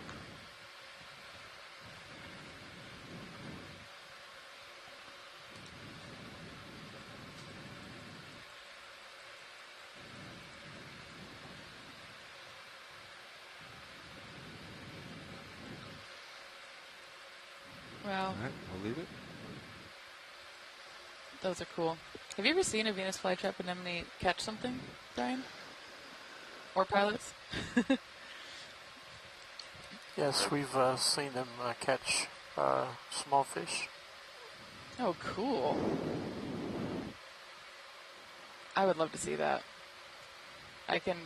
They look like they would be relatively slow moving, but if Small they can sea catch star, small fish, lower they probably left. can clamp down real fast. No, they just sting them. They don't close like. They don't all. Oh, really? I mean, they Oh. they kind of do a little bit. That's his work. That's very much fixed. Yeah, can we look thanks at for the the sea bone. star? Yep, you got it. That black rock was sticking up. I thought, just maybe. I really thought you were going appreciate for the sea it. star, and then you bumped the rock. I was like, oh wait, I'm not sure what he's doing. No, yeah, it was a Yeah, it was a 2 9,000 pounds of vehicle into Got the it. rock. Wow. Go ahead on, Star. Not quite that much when we're in the water, but Tiny little star. Is this the Ahuaster GFOEI, Might be. named after GFOE that our pilots are a part of, and video people? okay. Cool. Roland, you see anybody out in the dry lab?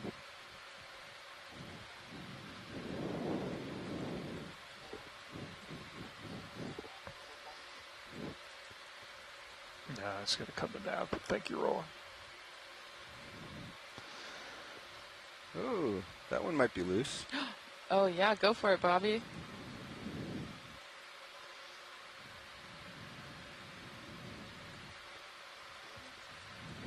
We'll see. Thank you, Roland. Something moved here. We'll give it a poke. Yeah, I saw that. Oh, Hydraulics. Roger. maybe time to rock. Got 1100 pot. Boom-ch. Rock a clock.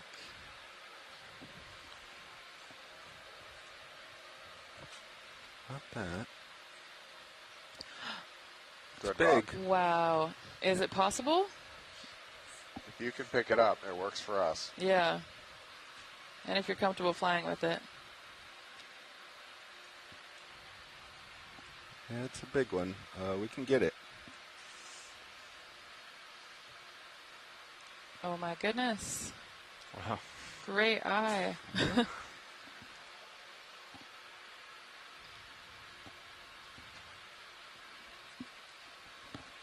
That's awfully big. Grip forces 5 pilot.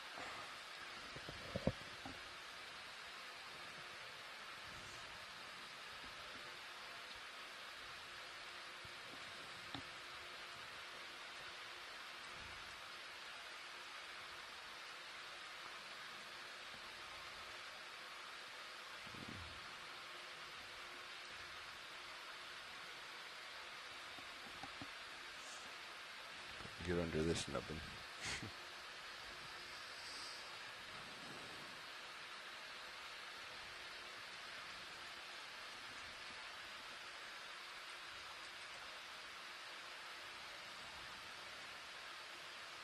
If you need to put it straight in, that's fine. Yep, go for it. That's Ready for a wing inboard? Stand by. I think it just presented a better angle.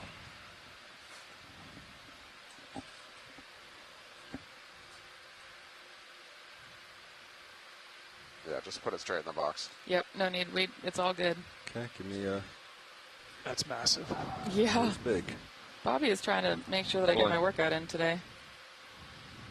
But if it fits in the minivan, we'll take it.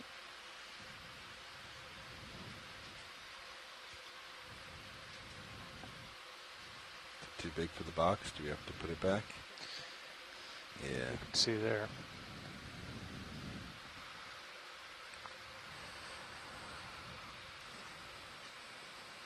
I mean, it fits. It is large. It's going to be one big shipping sample. Oh, wow. Okay. Winging outboard. Are you comfortable flying with that, pilots? Yeah, we'll give it a go.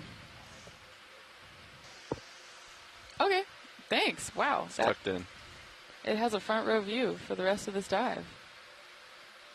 Wow. We might need Sean to bring it into the wet lab for us. I think we might need Sean to come get that. Wow. Thank you so much, pilots. Shoreside is echoing their thanks for this as well. Wow. And great spot on that rock. I anticipated, but we got a rock. Yeah, we got a rock. Rock's off. Did not think we would. So that will really help with aging the seamount and figuring out how it formed. Thank you. Looking down 45 degrees. Tether's good. Next move, I think We we'll go clocked due the north rock. when you're ready, pilot. No rush. I think we're ready. Let's do another 15 nav. Bearing due north if we could. Hi. Snap on this. I think it's new for the dive.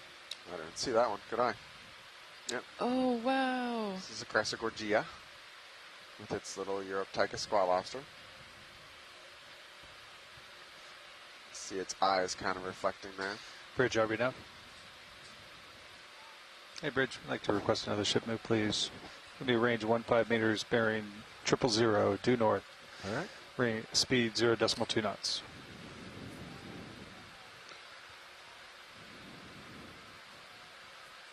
Good copy. Take a bridge.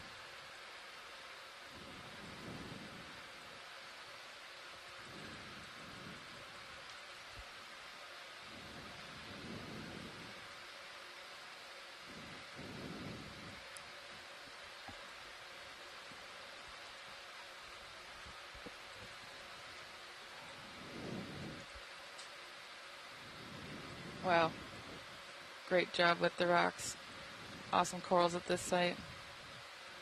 Incredible.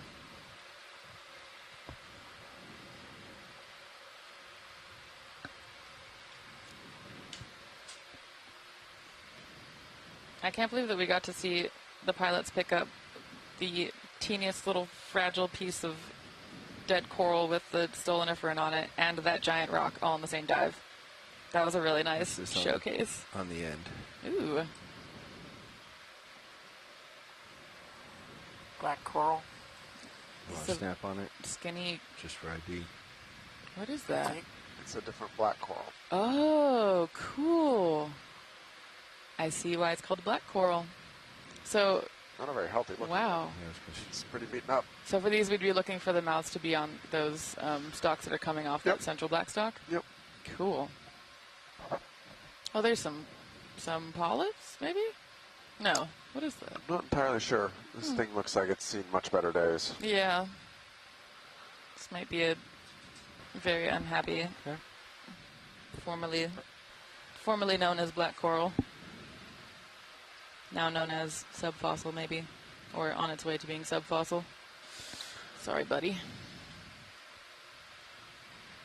Another kind of mangled looking Retagorgia.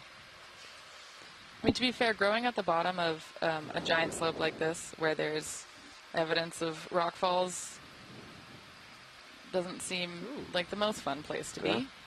What is this? Very, very diverse. Even though it's a little sparse, it's very diverse assemblage. Yeah. It looks like a snowflake, but also an Retagorgia? No, it's a type of Chrysogorgia. Oh, I see that. Oh, yeah. Oh, my God. What is it? It's so cool. Wow. It looks like snowflakes. Or if you're a huge nerd, like chemical bonds in molecules.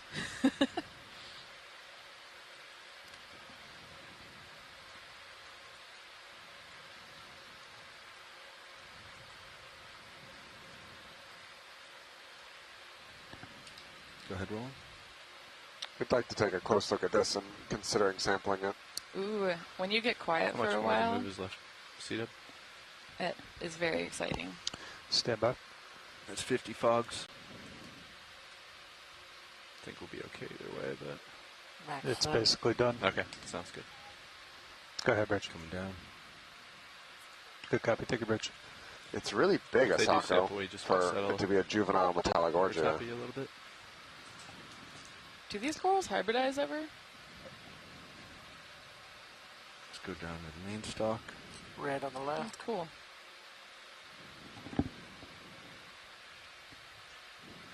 Do you need more light, Roland? No, I need to go slower.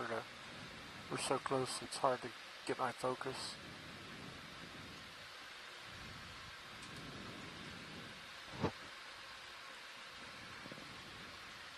Beautiful imagery here. This is gorgeous. So some of the diagnostic criteria that you look for in corals is the sclerites on the outside of the polyp or the scales, right? Yeah, that's generally more common in other families than this one. This one, a lot of time, branching pattern and angles is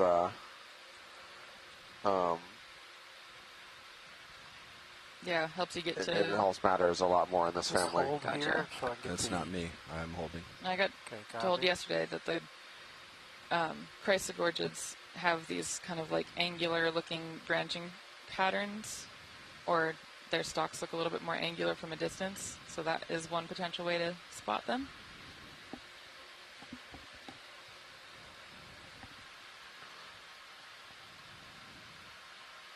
We're having a discussion in the chat about whether this is a juvenile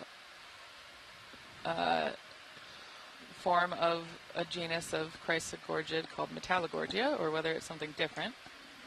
Tilting down for you stills. There you go. I think everyone is a little bit confused. Yeah, I think we'd like to go ahead and sample a piece of this, please. Roger. It really looks like snowflakes from here. Got Drop lasers something on So the stock. pretty. I'm going to have to reposition to get a snip of the end. Sure. So before we do that, let's come end on. Look at that star pattern. Yeah. Lasers on the stock. It's hard to do, Roland. Oh, it's so long.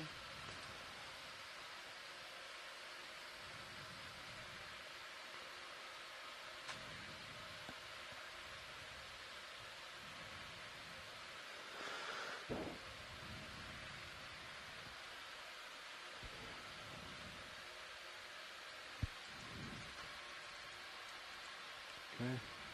Coming up for video now. So I want to get partial. You want to zoom partial? I thought it was a little more of a star, like a snowflakes pattern from the end, but it's kind of hard to pull anything.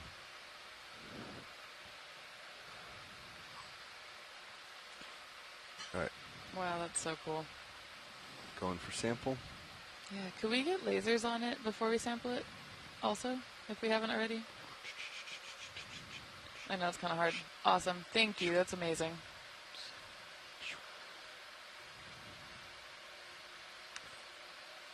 So I'm getting that it's maybe 80 centimeters long in length. Wow.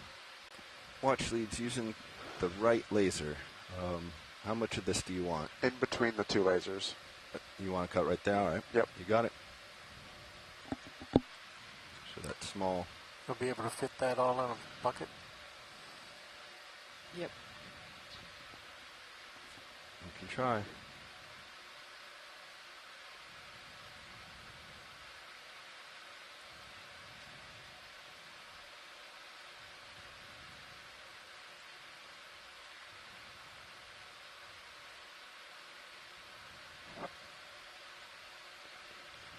And we're still going on with discussing what it might be, and when it stumped the experts on these types of corals, that is pretty cool.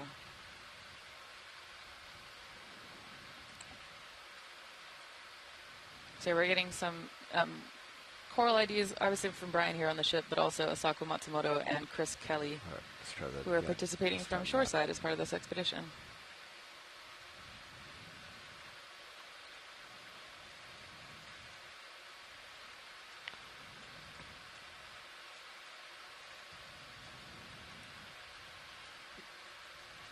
I'm trying to get you set up so that you can do drawer as well. I think. Always appreciated, but yeah, if we need to I think if I come like this. reposition after sample, we can do that too.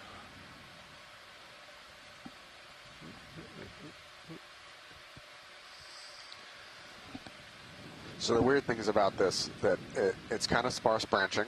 The center axis is not Close in, I think. curly. For most of the chrysogorgiids, there's a spiral or a twist pattern through the central stalk, and this one doesn't have that. But it has multiple sets of branches off of it along the thing. So it has like a Metallogorgia style central stalk and Chrysogorgia genus style arms. All right. I think That's so cool. That's why I was wondering if corals hybridize. I mean, obviously, we really don't know very much about hybridization in general, in my opinion. Yeah. But Hydraulics up. yeah, and there's many ways to evolve these, morphologies can be very convergent. So, but yeah, that's really cool.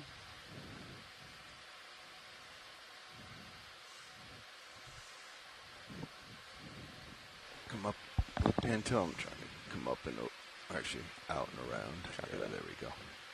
Kind of like that. All right, follow me back down.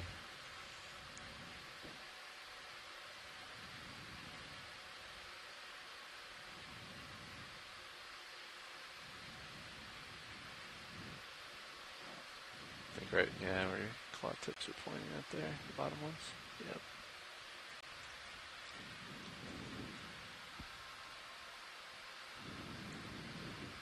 Large lead right in here. Does that look good? That looks good. Okay.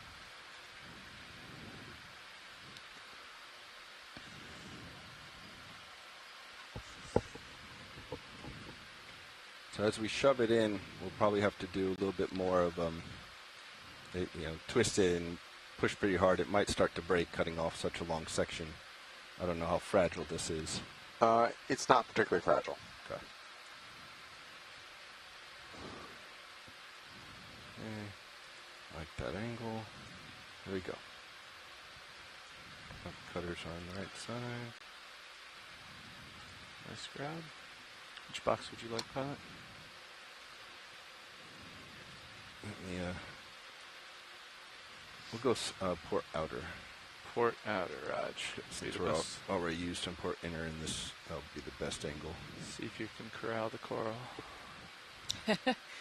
Corral the coral, I heard that, John. You said port outer, you said? Yeah, we'll go with port outer. Stand by one. I might need to turn my head just a little bit to angle you out from the base. Stand by. Yeah, I'll also move the specimen away. Yeah, I think you should be clear of the base. Let me keep coming to port a little bit.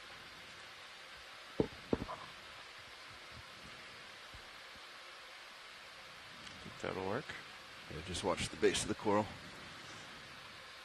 Roger that. Yep, I'm ready when you are. Coming out.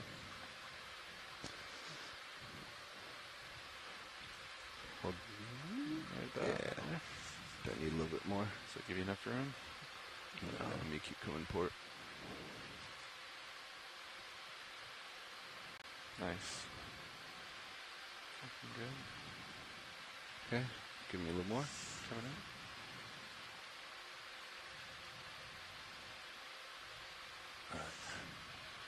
Do you mean to move the shilling at all? If you want, you can move it outboard. That might be helpful. Roger. Shouldering left. Thanks. And up a little bit.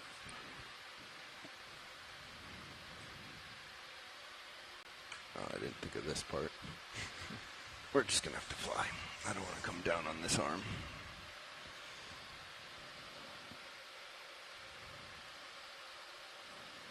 Why don't you go ahead and close the drawer? Drawer coming in. Sorry, watch leads. We just don't want to come down on this coral, and I don't want the other one to fly out while I'm readjusting here. All makes sense. Absolutely.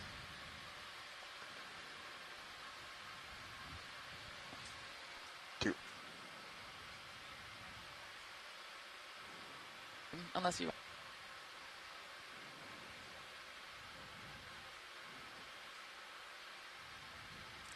Delta good. Tether looks good. Okay. I'm just going to turn and set on this rock right here. There should be plenty of clearance. We'll be down on the bottom.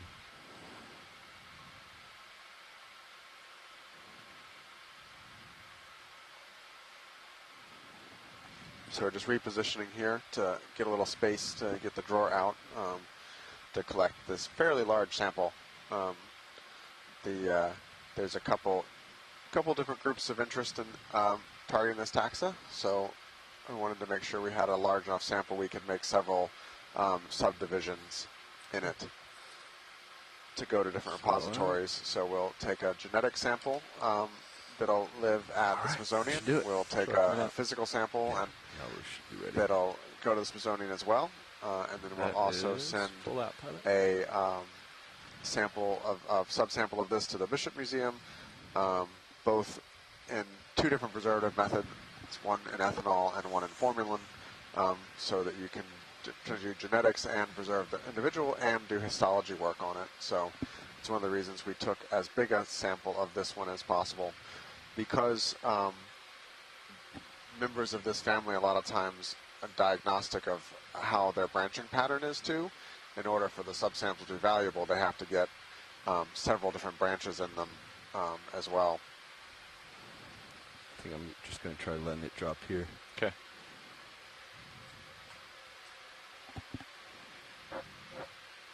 See what it does. Nice. And almost there. I think it's pretty good. It's sinking. Yeah. Let's try bringing it in. Securing drawer. Yeah, I think it's fully in there. Nice Perfect. job, pilot. Following you over. Excellent.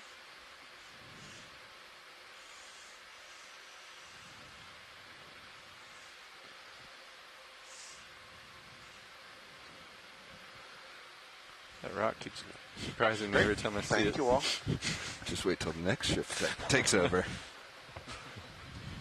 All right.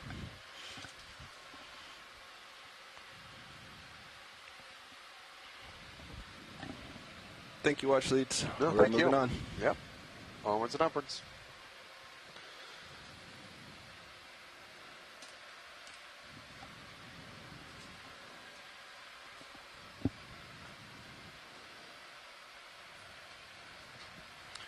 Looking down 60 degrees, coming up on winch a little bit. I think we're pretty settled here.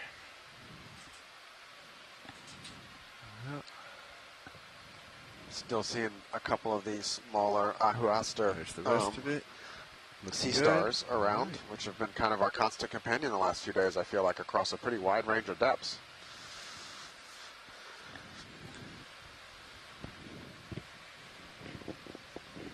Range on the blue view here. Going off screen left, is that new video? Can't quite tell. No, I think that's the Romella Gorgio. Yep, all right. What do you Moving think? on? About another 15? Yeah, let's do it. Due north again, Nav, if you would, please, 15 meters. All right. Cirrus heading did swing over a bit. I'm coming back to due north. Roger. That's it there. Bridge, are we now?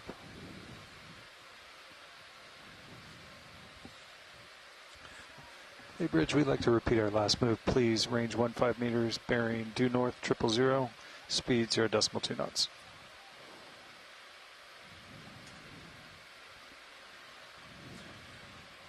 I think this will be good for this move, but if scanning center is to be believed, we can start cheating. left a little bit after this.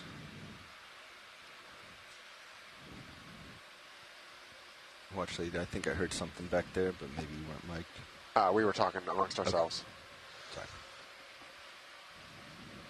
Let's go ahead. Partial.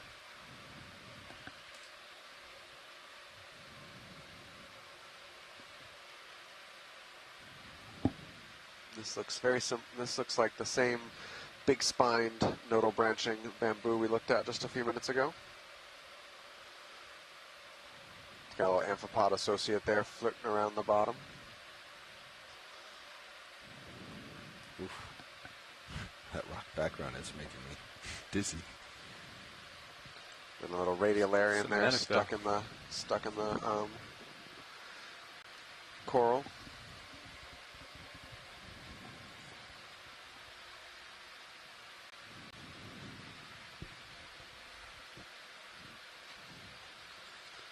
So for those of you just joining us, we're exploring an unnamed seamount about 50 miles south-southwest of Green Island, which is part of Kure Atoll. We are currently at 2,300 meters. And we're just off the side of kind of the steep ridge. So we're going to go up a steep wall here, and we're going to get up to the top of the ridge line and then hang a right and follow the ridge line up for the rest of the dive. We've got a couple hundred meters till we get up there, and what we're really doing here, instead of landing straight on the ridge like we've been doing a lot of the rest of this expedition, is trying to document the transition from the communities that live on the slopes. Another stock crinoid. Oh yeah, please take a look at that. But trying to see the transition from the communities that might live on these steeper slopes up to the ridge line. Oh, this is an Blulapathes, actually. This is a sea pen. Which we've only seen one or two of. There's more. Until we get in close. Yep. I'm trying to come around, get you a little bit better angle. Yeah, so one of the things that's diagnostic on these is the number of polyps you see. So we want to get a good look at kind of the head of it so we can count how many different polyps come off the center axis. Can start to go in long. Bring the fog lights up in advance. They're already up. Okay. 60. Take it to max. Max coming in. Seems to like the background, not I've the always coral. thought these are my favorite of the sea pens. They're always very pretty. The ones we saw kind of earlier in the expedition were pretty interesting in how they looked as well. Yeah. Go ahead.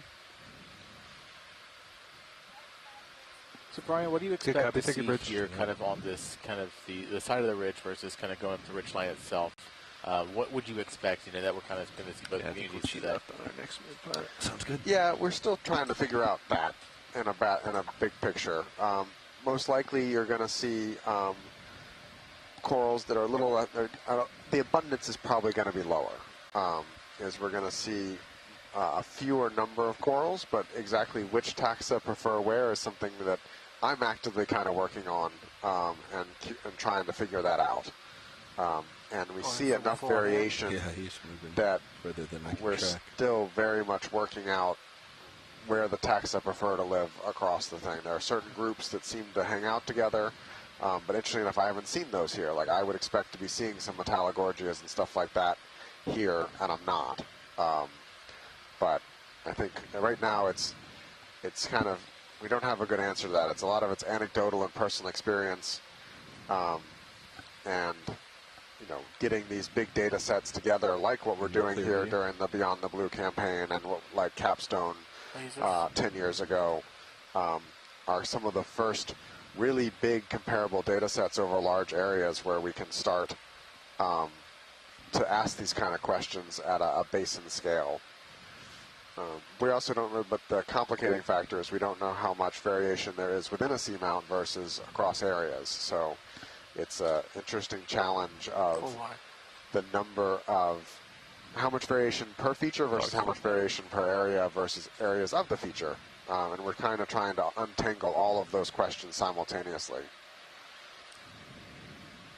Yeah, I think it really goes to show the importance of what we're doing here. Someone from the outside that may not be familiar with some of the scientific questions may question why we've dove on so many seamounts during our expedition out here in Papahanaumokuakea. But exactly as you said, we just don't know enough information, don't have enough data points to really start answering some of these broader questions, even across the same seamount. Let's go Sponge Bobby, please. And to Sponge. Sponge Bobby? Sponge Bob. Sponge Bobby. So this is a stock sponge, a glass sponge. It must. I think it's going to be Bolosoma, but I'm going to get a better look here. Yep, this is a Bolosoma. Type of euplectellid sponge. All right, that's probably all we need. Thanks, Bobby. Roger, moving on. Do we typically see the stalk there get wider near the sponge itself? I would say, a little bit wider, but the distinctive shift there is, I would say, a little less common. May need to wait another till we get in close, Bathopathes. otherwise we'll get washed out. Something real big behind it, too, that we'll go check out next. Lasers as you get in there, Bobby. Lasers are on. Coming up. There's the two of them. This is a black Frogs coral now. named because of the color of their skeleton. Good job.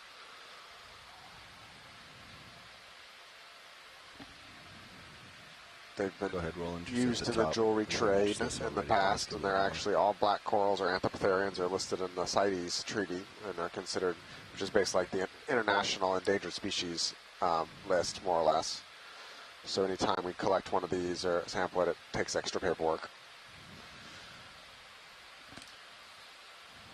Wow.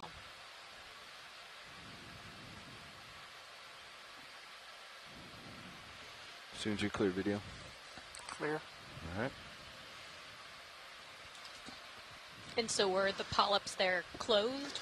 No, the polyps there, the mouths are actually on the kind of branches on those you see on the arms. So they're actually hexacorals, but they don't, looking at them, it's really hard to tell unless you have under a microscope kind of where they actually, where their polyps are versus what their arms are. Snap down here, is this what we sampled, I the think, smaller version? I think you're correct. This looks like another sparse branching Chrysogorgiad. Similar, closer. much smaller version of what I think we just sampled. Getting you closer, Roland. Copy tracking. I think that's probably good for the ID, though. Yep. All right, let's go look at the bigger one to our right.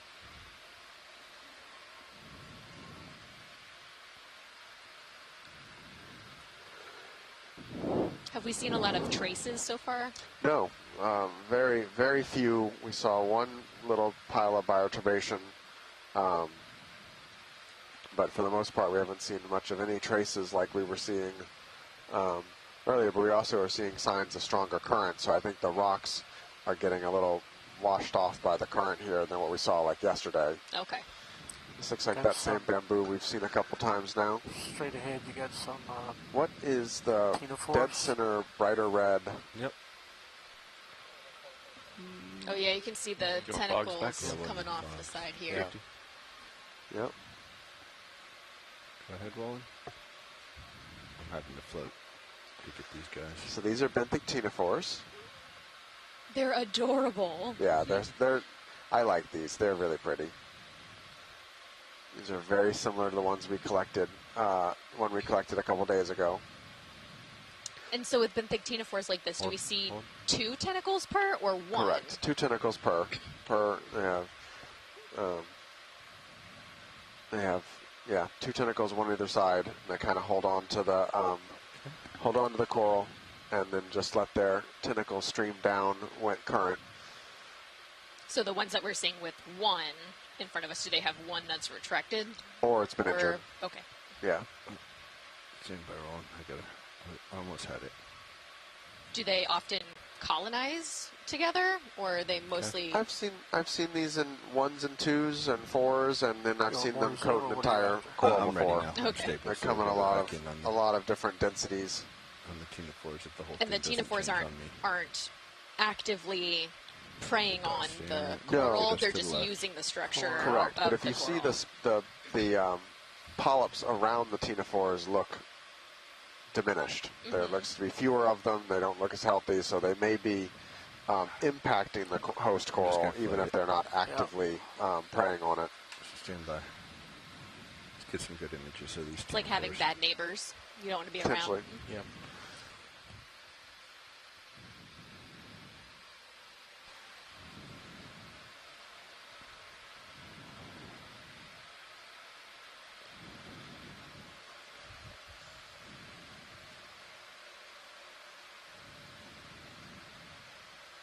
Okay, go ahead.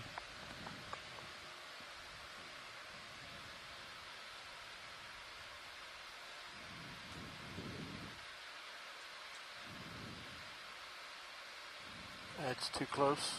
Too close? Yeah. Don't hear you say that very often. All right. The ctenaphores are inside my focus. Give you full wide.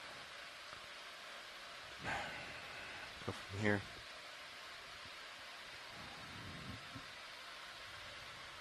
Starting in. Yep. George Matsumoto is saying set up that so perfectly. I'm these trying to get good imagery, these but I Benthic just can't get a Ctenaphores toe can properly. reproduce by fragmentation, in addition to sexual reproduction. So with fragmentation, they just leave little bits of themselves behind as they Those move, two and short then they tentacles develop are a good into new target. individuals. So at that point, is it cloning? Yeah, Basically? that's budding. It's like budding. Budding. Yeah. Or fragmentation, but they would be clones in that case. Okay, so they don't alter and become a unique Not when they reproduce by by fragmentation. fragmentation. Okay. You can go in more long.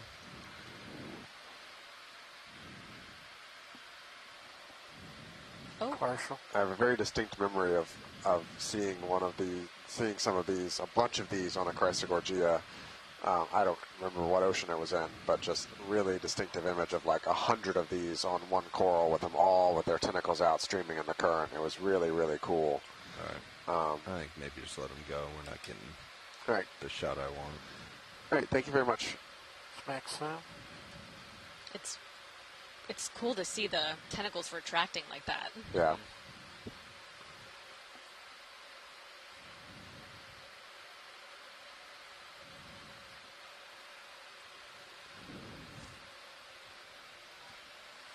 Yeah, we saw some extremely large versions of the Benthic Ctenaphores in Indonesia. You remember those? They were like 10, 15 centimeters.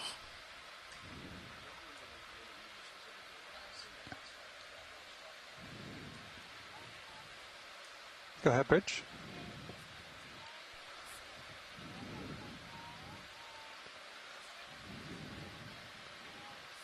A little stretched out, pilot. Yeah. Good copy. I'll take your Bridge. Roger that. I'm going to adjust my heading to port a bit. Let's get another one now. Yeah. Let's, I'd say maybe 345 this time, Nav. If pilot's good with that. Pilot's good. Got a couple more probably bamboos coming up. Could Bottle even go brush a little more Chrysogorgia and then a bigger Ritogorgia there in the background. Bridge, are we Nav? Hey, Bridge, I'd like to request another move, please. Range 15 meters, bearing 345 degrees, speed 0.2 knots. Can we look at the brambly-looking coral kind of in the back left? Back left, the left bearing 345, please. In the background. Yep, good copy. Thank you, Bridge. Go ahead, video. No, to the left. Sorry. Yeah, sorry, yeah. Yeah, that one. Far left. And then whatever, after we look at that That whatever. track behind it. Yep, exactly. Have we seen a lot of gastropods? No. No? We saw one little tiny one earlier in this dive, but I'd be curious to see. We just saw one kind of lower camera before we moved We to did? this coral. Yeah. I didn't see Also, it. is that a little baby star? That is a little baby That is star. a little baby star. We collected a pretty small, cute one yesterday. Oh my goodness, it was adorable. It was less than a centimeter, or just about a centimeter.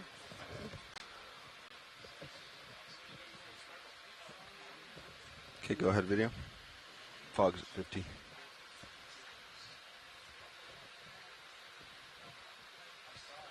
Ooh, slipping. Looks like a bamboo.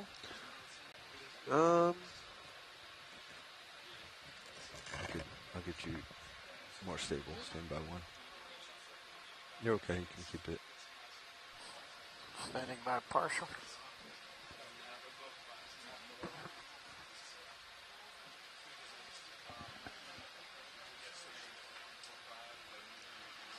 And a crinoid there as well. Togs it full. Go ahead. 2 I'm crinoids. down at the base. Yeah, it does have nodes. So we're just doing some watch changing here for lunch. But yeah, this is an internodal branching bamboo. Very kind of dainty for bamboos. Slow tilt up.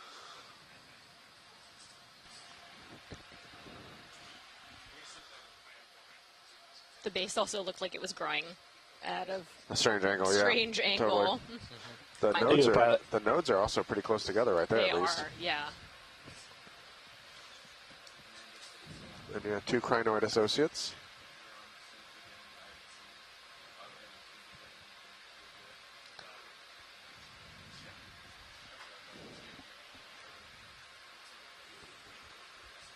It's good. All right, I think we're good with the coral.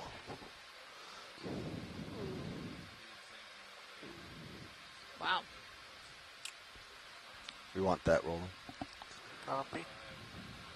Biologic in nature.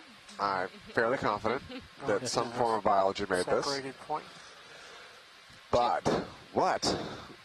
Is it an agglutinating Something. something? Maxim. Yeah. Looks like a tube. Something has made a tube out of materials it's found in the environment, but Toad's gone. what that would be, I am not sure. You want a closer look, watch leads? If you don't mind, please. You got it. So according to Sarah, it seems like it may be an agglutinating worm of some kind. She's seconding us while Thank you. she's watching while at lunch.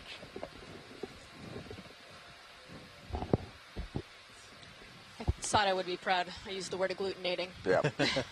It's a word we've all learned from Tim. I Tim finally Strip. learned how to spell it correctly as well. I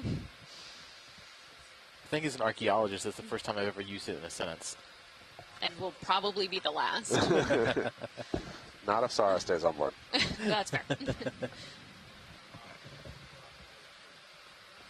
Is that a shadow in the bottom right? Go ahead. Yeah, I think so. Okay. Big spiral gouge right next to you, huh? So we've been looking at smaller versions of these on some of the rocks we've been pulling up. And we cut one different one, but we cut one open and did find a worm. Got some So vibration. my guess is some kind of polychaete is making these, but that is a total Yeah, I don't have guess. too much thrust on. I'm going to pull out to try to hide the And vibration. this is one of those things that will have to remain a mystery because there is no way to sample this. No. Still vibrating. Not unless we had pretty that hard. rock hammer that Sarah so desperately wants on the Yeah. ship. Fix it. All right, I think science is happy. Thank you. I think vibration stopped. Yeah, it must have been my laterals. The way I was seated. When I first saw the trace, I actually thought it was going to be gastropod eggs because sometimes you will see That better? generally they're more Yes. geometric, but you will see eggs left in linear fashion sometimes. Go putt. How do you have me? Let's leave it. Hey, Nav, I got you loud and clear.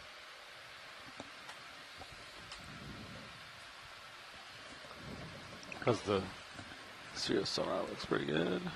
So you guys are headed uphill. Yeah, it's okay. Last move was 345 Yeah. on the handoff. Copy.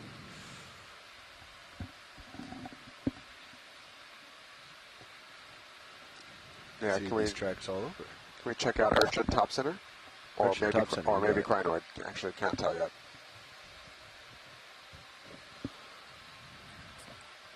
I think Bobby gets the biggest rock award.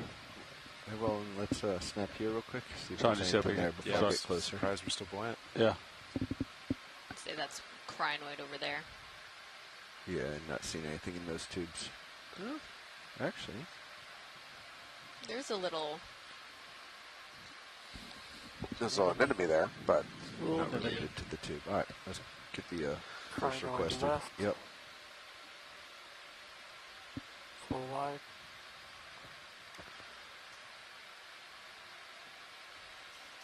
So it seems pretty sparse down here. yeah, I mean it's not a high. It's certainly not a high density community, but for a side of a slope like this, I would say it's standard. It's pretty standard, or even a little on the, medium side. It's medium. Okay. It's a nice medium. Yeah. And the diversity is pretty high. While the number of individuals hasn't been all that high, the diversity we've seen has been pretty high. Okay. Oh, it's beautiful. Yeah.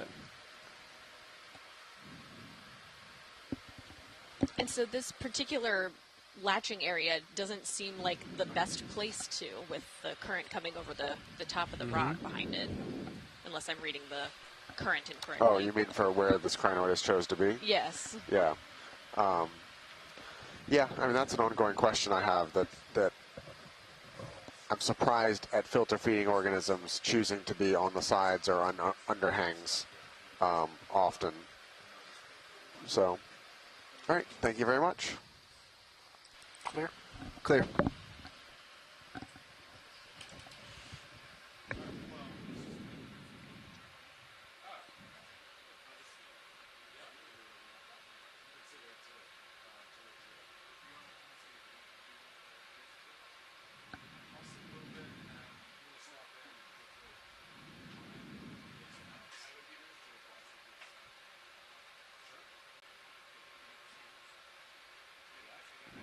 Okay. Hi, All right, gang. video. Call it out when you see the new things.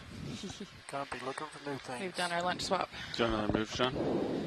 The last one ended Was that actually a tuber mana? a bit ago. It looked like it was. Yeah. Not 100% sure, but it... I believe it. Looks like there's a lot of them around here. Also Yeah, feels like we would have our wormy. choice of rocks in this area. I'm Much sorry. easier than we had before, but That's awesome. Sorry, pilots, but no problem. It was important that we got one back when we did. yeah, and we got the big one. Oh, yeah, I saw you all collect that gigantic rock. Yes, we did. Sean is gonna have to carry it in for us. I'm impressed that it fits. Well, that's debatable. What's your Z-Bus now? Looks like we've Actually, got only some came down like 5. sponges Really? as It's well. not really a heavy Yeah. rock. It's lighter than I expected. Yeah. So, I'm only at 30. Yeah, your pitch is still 0. Oh, We've not been bad. Sitting at 37. That's good. That's good. Yeah, that's not too heavy. Yeah, I just heard Roland ask if these are boulders. These are, well, if you really want to get into the grain size, Pilot nav. let me pull up my geological grain status? size chart just to make sure I don't get it The wrong. last move completed. I used to carry a The card ship like this in my stopped wallet. moving, 5 and a But half these are minutes between ago. boulders and cobbles. I'd call those big ones boulders. Okay. And that That's was a nice boulder. 15-meter move. Good boulder. Bearing 3, 4, 5. Is this the spiral one we've been seeing, or is this something I else? say what do you think It about is, another okay. 15? We'll grab a quick Like snap. 340? Oh, nice. 15 Beta meters. Gorgia? 3, Potentially? Potentially. Huh. 4, 0. Does it just look weird? Talk to It's Chris. small. Yeah. Baby. Yeah.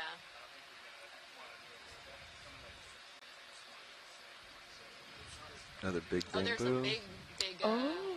looks probably in Get Gorgia there. behind that as well. Oh, yeah. Look at that. Cool.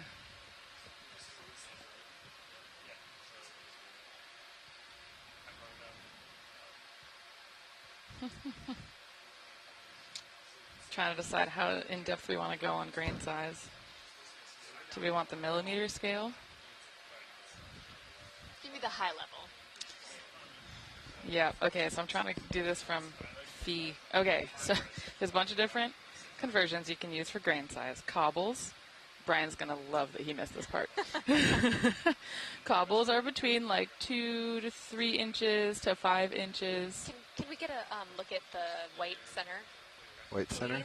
Thank you. Ooh. Go ahead. And boulders are bigger than that.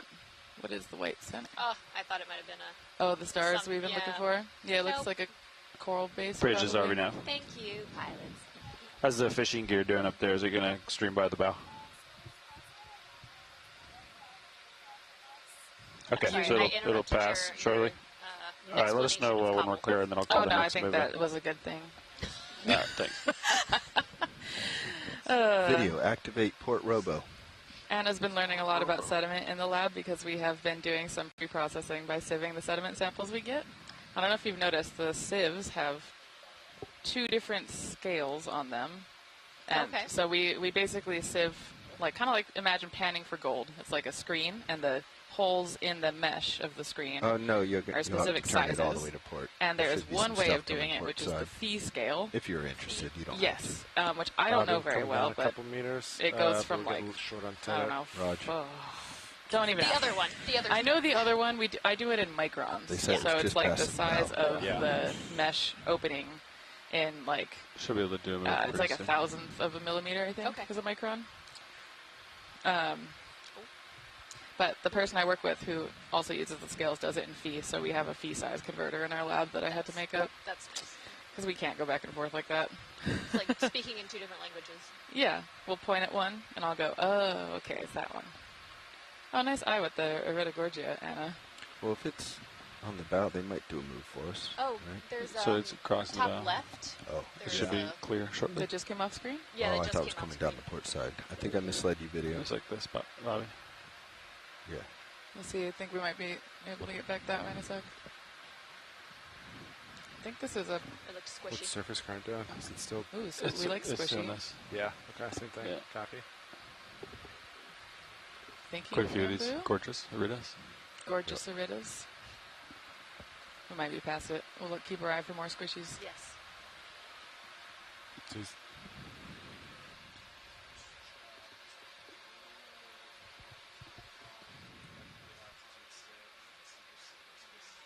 Still got fogs on. Nice particulate rain coming down.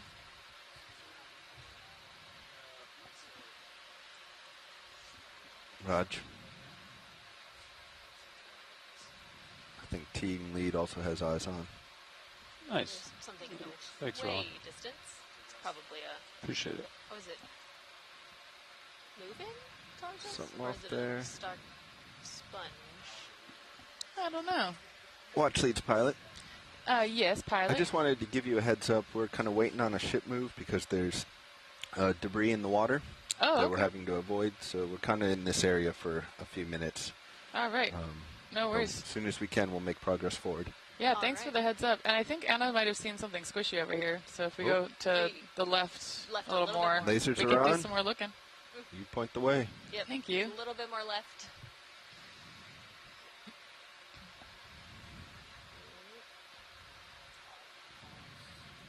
Maybe it's my eyes playing tricks on me.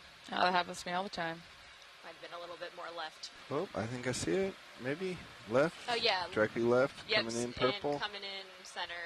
Yep. Right about. Yeah, purple. Yep. Eyes Right on. there, Oh, Bobby. great eyes, find. everybody.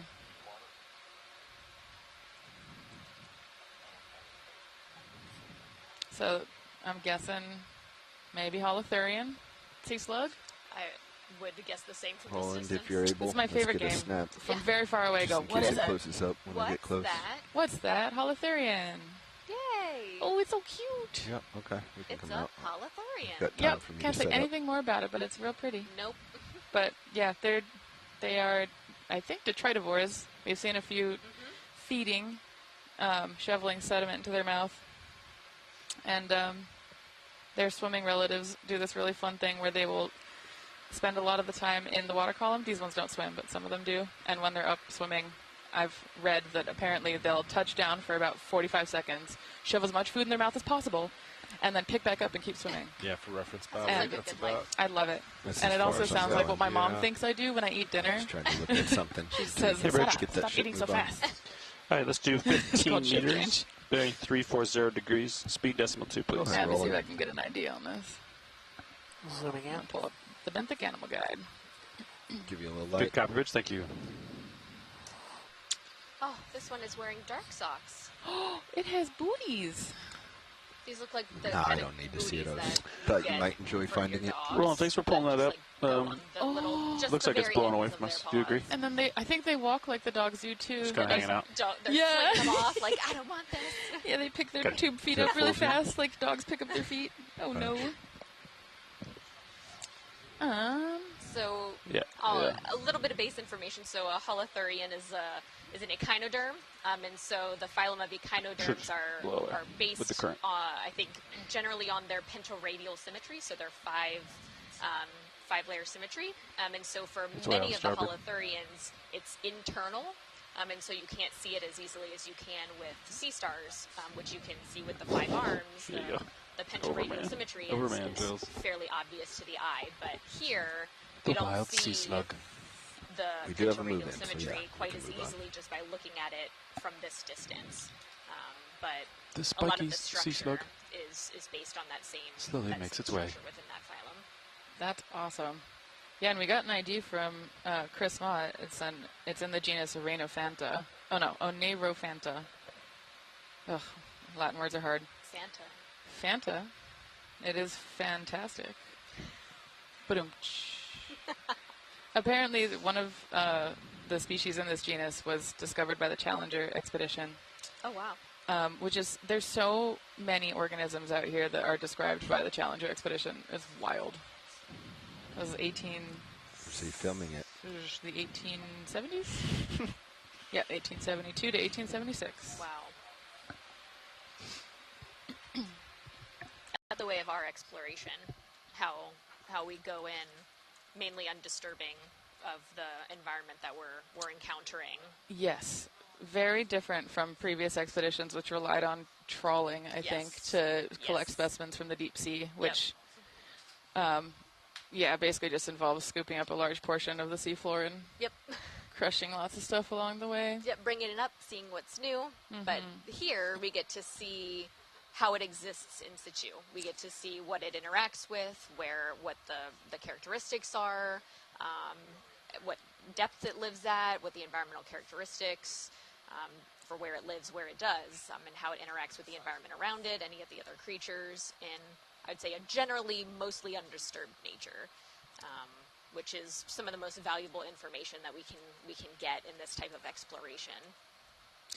Yeah, and yesterday we saw a number of individuals actively feeding, which was super cool to witness. Oh, what do you see in the center? Oh, fish. Can we see the fish center? Pilot, when you get a minute. Hi, pilots. Yeah, I can barely hear you guys. Check. Sorry. No. It might have hid from us. I think it was an eel. Hey, Bridge. Eel. Move is complete. Eel or eel like fish. My favorite game. My favorite game that I get wrong. 99% of the time. I still don't see it. Can you guys drive me there? I think it hid. Sorry. I don't think it wanted to say hello to you, Chris. Do you have a direction? We can go look. I mean, it was kind of. It's coming like bottom left right now, in one of those boulders. But I think it ducked under the boulder. Yeah. So it may be futile. But I don't mind a good look at rocks if that's what you're feeling.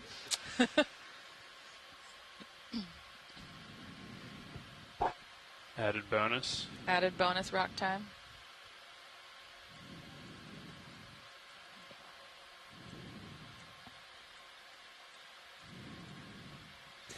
Yeah, I must have hid. That is okay. I know I would hide. Yep. If a giant ROV came at me. Yes. I feel like I would just be blinded. Yeah. Right. Yeah. Tilt back up. Start running into things a lot. Yeah, we have seen a lot of fish run into things. Yeah, they get disoriented. To bottom center, bottom left. Yeah, which is fair. I mean, whenever I think about the sea slug, I think about, like, yeah, being an organism down here, and all of a sudden D2 comes up and says, hello. Feels like an alien encounter. Which it basically is. Yeah, that's what we are to deep sea animals. The ship stopped moving like a minute and a half ago. So Sirius should start swinging pretty soon. Oh, yeah. Oh, nice. It's pretty quick. Today, we're going to have you keep going straight up until you acquire the ridge, and then we'll turn right a little bit. Sounds good? All right. What was the direction? 340. Yep. Sirius tracking looks good today. I think it was a little wonky news earlier, but cleaned out. Okay. I'll tell you. Number 2, got a bunch of geology in there. And Bobby, you got the largest rock we've ever sampled in starboard forward. That is so true. I know we were having And Port Bios each have one sample in them. I think Bobby wins. Port Bio looks full. 47? Yeah. Okay. Is that winning or is that? I don't know. The bigger the rock, the more geology it gets done. So more science is completed. Yeah. Science is directly proportional to rock to mass, size. to volume of samples. Yep. Exactly. I meant from the vehicle perspective. Oh, that's a cool sponge base. Your pitch is still pretty much. I guess you got a little bow down. I'm guessing it's the base To roll of a is zero sponge. out. Okay. You want to fill frame here, Roland, while we got some time? Yeah. Let's take a quick little look. Yeah, I think it might be a polyoptagon sponge base, which are those Just large hold there. sponges we were seeing a couple dives ago that have these like anchor-like spicules that help them attach to the substrate. And when the sponges die, their bases stick around because they're so sturdy. And we had the pilots stick a suction sampler in there and sample some of it a couple dives ago. Yep. I think that's good for science. Thank you.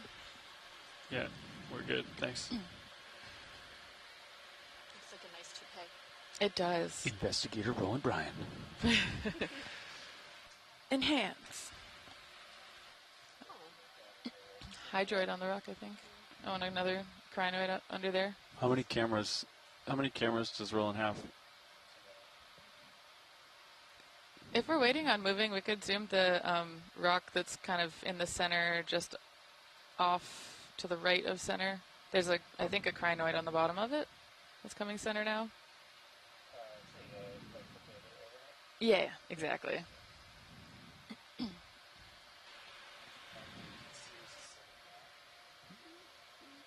Got more moves. Center bottom, small rock. Little baby. You still like 340, Sean? It's like center trending towards the middle of the screen. Yeah, it's a little guy. It's a little baby crinoid. Chris, I'm going to call another move in. Bridge, this is our nav. Like a move, same as last. 15 meters, It bearing looks similar to the ones 340 we saw degrees, before that speed I decimal think 2. were antidonid crinoids.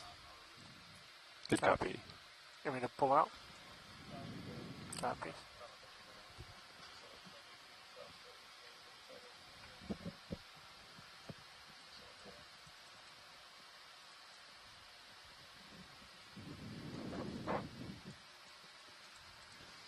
Yep, and Kelly Markello is confirming that it's similar to the last one, the last white antidonid that we saw. Yeah. We had seen that with the other one that we had looked at, that it was on the sort of underside base of the rock as a location to be. Sean, looks like the hose is no longer retracted. Quite See that? strange to see. Yeah. Not quite strange, but. Yeah, I noticed at the shallow site we were at, when we were at like George 300 meters, they were living on some of those overhangs too. But they were also living on the hard grounds. Part of me wonders if this is a spot where when rocks fall and sediment flows through, they don't get absolutely wrecked by it. Okay, yeah. Great view of the Siri, says Kelly. Thanks, everybody. Sean says too, I agree. Yeah.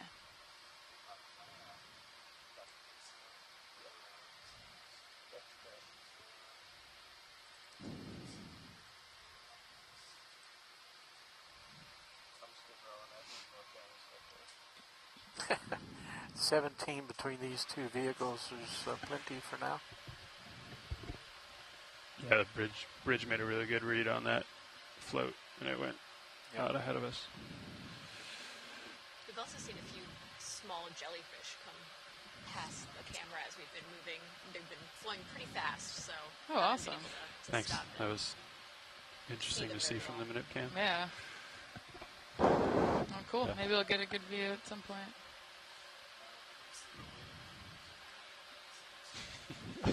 Is that another Dust the whole thing. In the distance, yeah, I think so.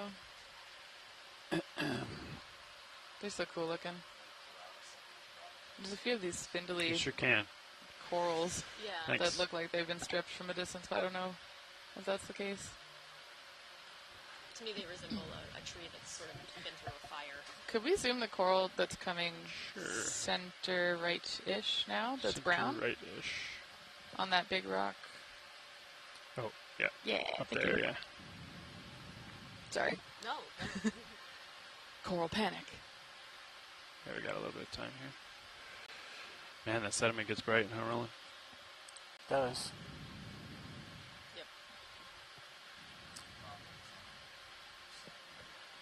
Okay. Copy. Leave them there for now. Take them off when we leave. Come in, Roland. Just keep it here if I can keep that toe down. Coming up. Ooh. Okay, Brian. Brian is back. Is this a black coral? Okay. It's a black coral with a little ophiuroid brittle star.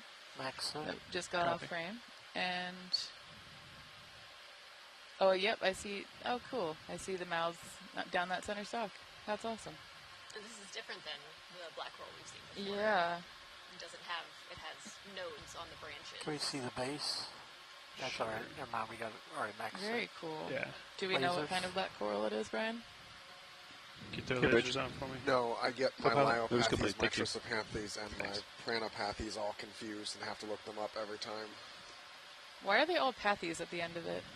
I think it's a nice the Something very bottom right of taxonomists the do rock. to keep the similar related things similar, like Oh, that is nice. Yeah. Metallic Got a Gorgia, few more Chrysogorgia, seconds here. You wanna Iridogorgia, snap? Yeah. Metalogorgia, are all the Totally. genuses of Chrysogorgid. And Ooh. Is this a large radiolarian that's stuck? Or a baby sponge? Looks What are sponges you? to video. Now I'm getting baby sponge. I don't know. Huh. Thanks, Ron. Survey 1. I was wondering where you were, Brian.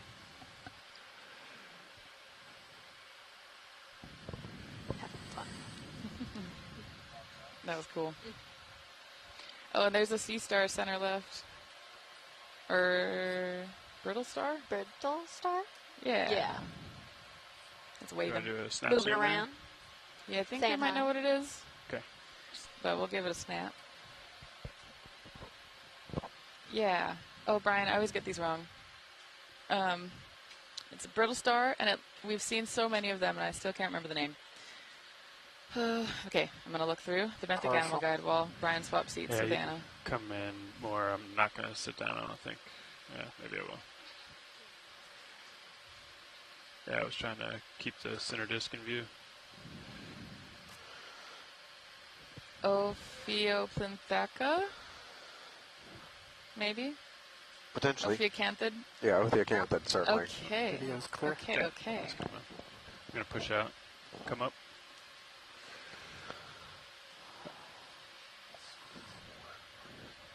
Okay.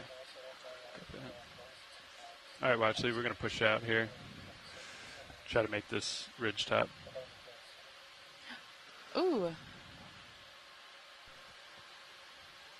So it's pretty similar to the Chrysogorgia we collected earlier. Yeah, with a brittle star associate, Yep. looks like. And then, is that a stock crinoid in the It very likely is, yep. and another black coral? Yep. But did we get an idea on those crinoids? Hydrocrinidae, I believe. Cool.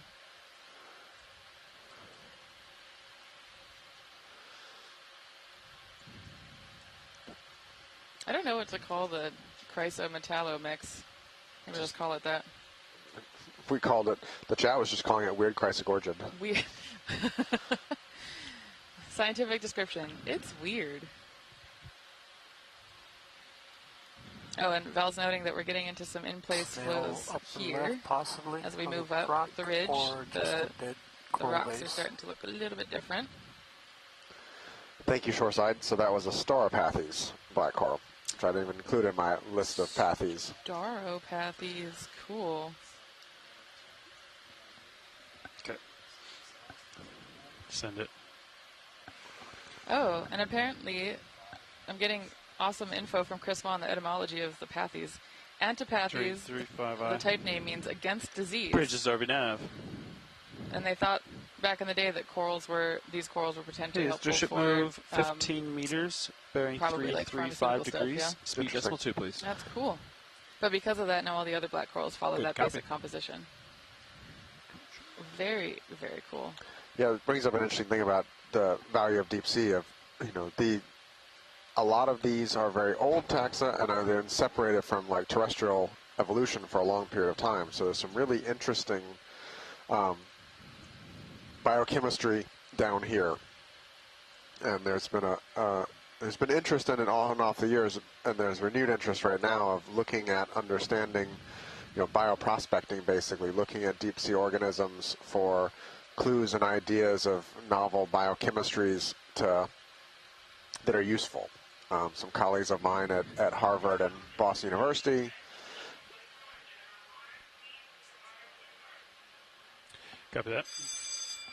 Discovered that deep sea bacteria can have a lipopolysaccharide or LPS structure on their cell wall that renders them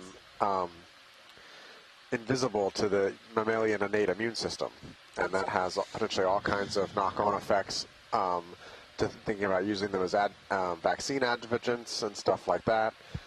Some of the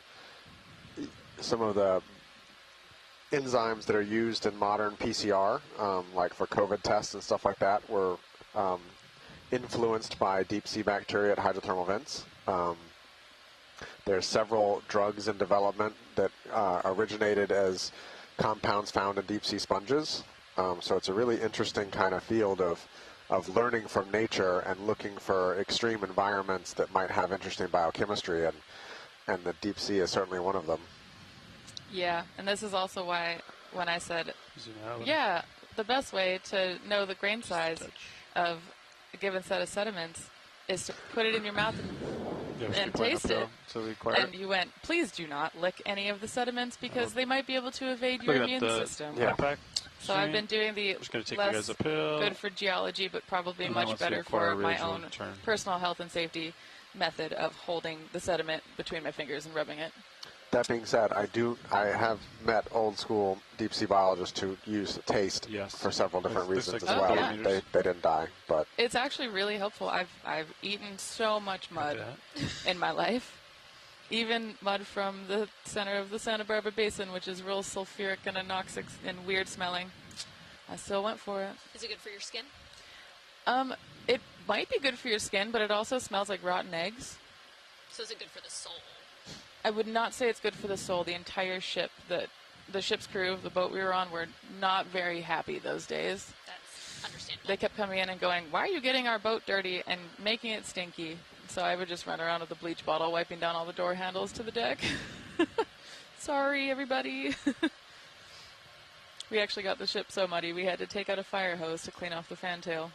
oh, they were cleaning the bird guano off the bow with a fire hose this morning. So From that one booby? well, there's like 10 last night. Oh, no. Yeah, so Val's saying that they keep telling the undergrads that geology is an all five senses science, which is so true. You gotta smell it, you gotta taste it, you gotta touch it, you gotta look at it, and then sometimes you gotta jiggle that sediment a little bit to see what it sounds like when it wiggles. We were also talking yesterday about the clay that we collected was so fine. Ugh, yeah. It looked like the perfect mud mask to use, but we opted for science rather than Pretty steep here, huh? for ourselves. Yeah. Can we zoom just bottom right of lasers? There's a shrimp in the crack. Can we take a quick look at it? Let's do it. I did rub a little bit of the clay residue on my hand. for shrimp. Not my face. I promised you that I would put it on my face.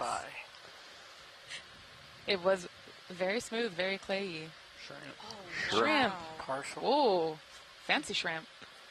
Shrimp is flying its colors. Yeah, so that's Just hold there. refraction of the light on its antennae. I believe this is a pneumatic carcinus shrimp. It's actually a squat lobster there in the top left as well. Oh, wow. Good eye. Hey, Rich. I was looking for Lose the the blade. spots. I think if I had touched down, he He's might just squatting there in scram the rolling. corner I of think he the frame. thinks this is a Science is happy, non-legal. but They feel tend free to do whatever sit video around. wants. Okay. So what we're seeing here on the shrimp is very Yeah. similar to what we're seeing on ctenophores. I believe so. I think it. Yeah, I think it's a different compound, but similar kind of physics. Just hold there, everyone. I'm going to try the touchdown. Wow. And do these We got shrimps a little have time, Brian. compound eyes?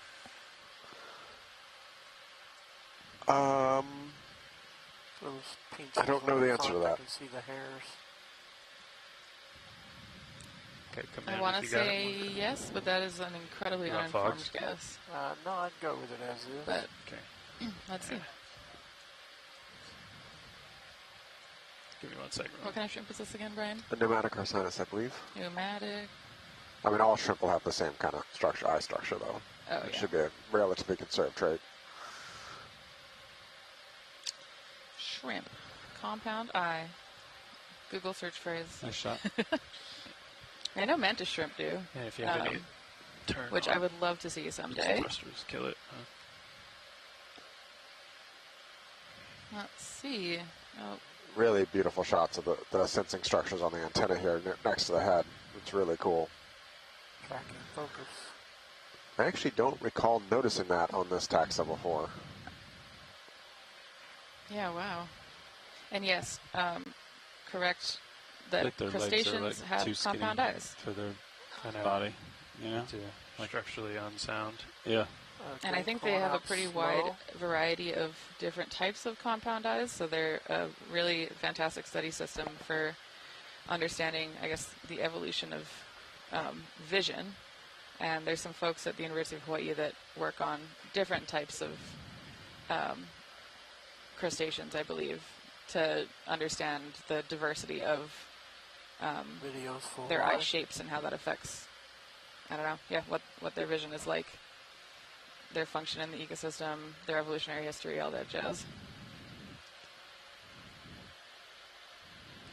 So actually, there's a little bit of a, I'm not sure if Bobby relayed this, but, or maybe it picked up since he left, but there's a little bit of a downwelling. You can see it in the tether, and it's pulling me off the cliff. Be interesting to see when we get up to the top of the ridge if that stays the case, or if Please it's just pardon the ripping up and over. interruption. Yeah. Your conference Thanks. contains Sonar's less than pretty 3 bright. participants. Looks like it's getting steeper. Yeah.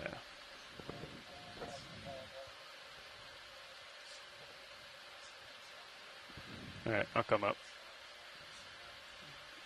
Cool. Explore the steepness. Got it. Thanks for the info on the current, everybody. You got it. Which Disney movie was it? Into the Unknown. Can we zoom Coral Center? Center or coming in as center now? Coming in the center now. Yep. Center in the Royal We Center kind of mentality. Middle-ish. How many Chrysogorgia are there? Seems like there's an incredible amount. Number of species or number of genus? Species? Yes. Yes. I'm looking at the animal guide, Yes and to there's a both. lot of pictures. Yeah. So coming in wrong. So the animal guide is a powerful tool, but it's not without its faults. And there's not a set number of images per thing. We're at ScienceWise on this observation. So there are a fair number of duplicates in the animal guide as well. Got it. But there are, I think, 5 genera under in the family Chrysogorgiid. I can look it up and give you the exact number here. And then I don't know off the top of my head how many species are in each of the genuses. Like Metallogorgia is fairly species poor. I think there's only 3 or 4. But Chrysogorgia. So that's the genus. yeah, Chrysogorgia is the genus. Chrysogorgiidae is the family. Kingdom, file, class, order, family, genus, species. Got it. Yeah, it's really steep here.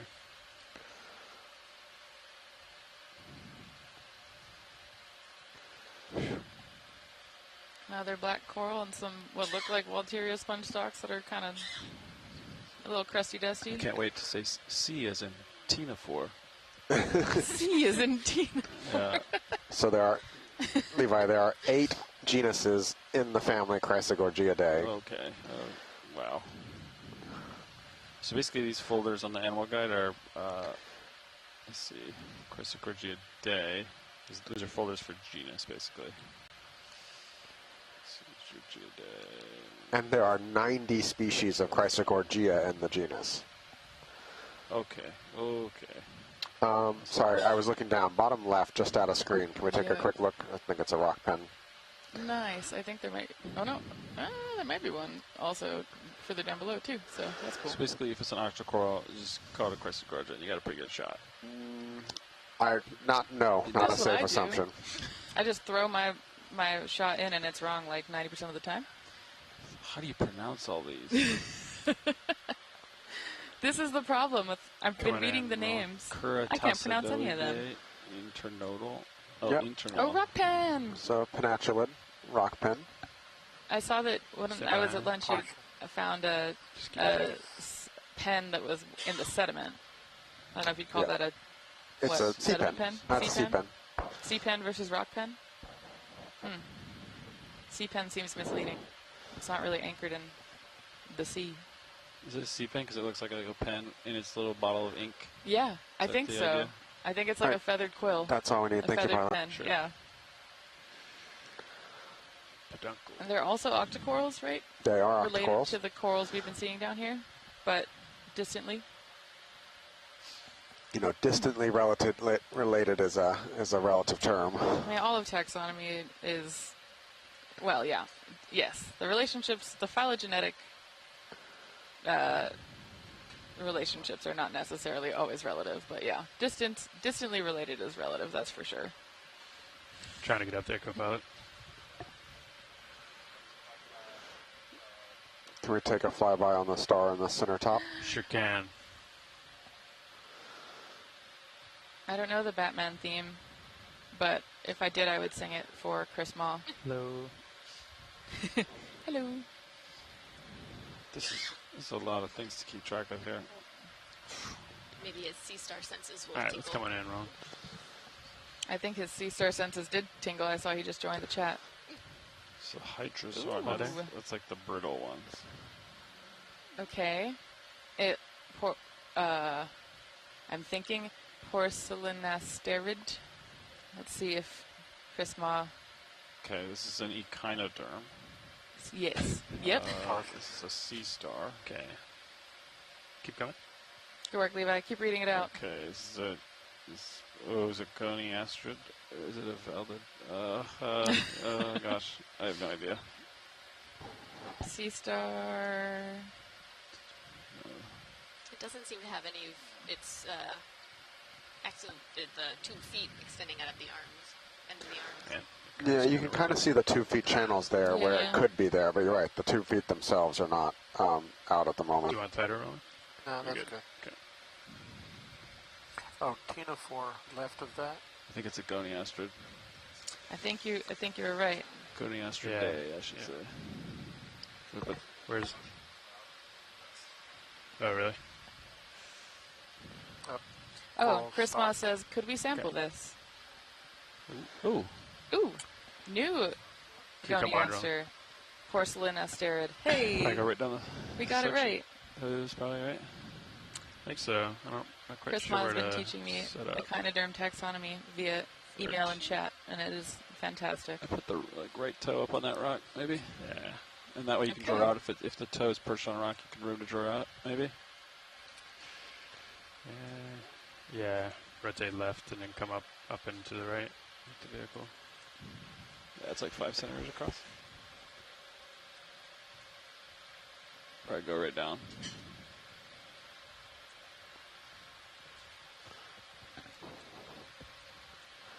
The Goniastrid awaits sampling.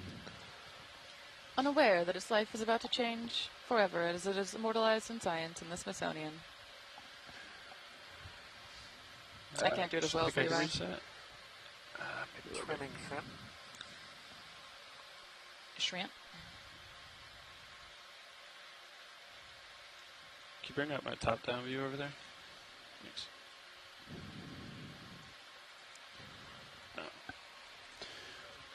Monitor 12, Ox Sorry, 2.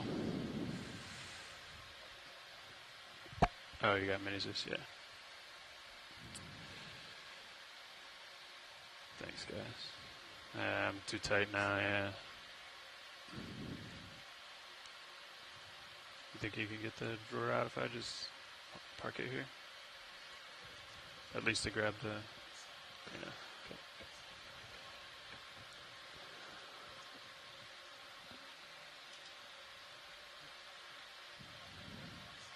Okay. Glad you asked.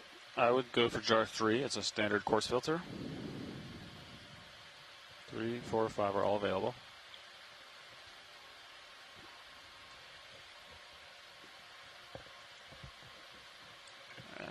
It's not going to sit there. Give me a second.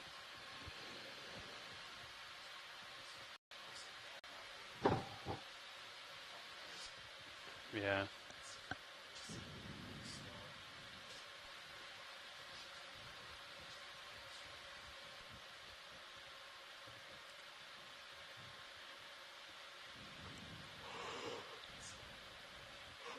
This is here.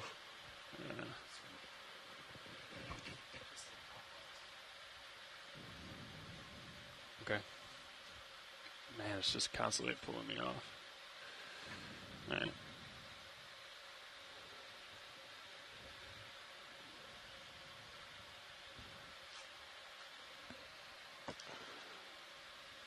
Okay. Might need you to help drive, Levi. Okay.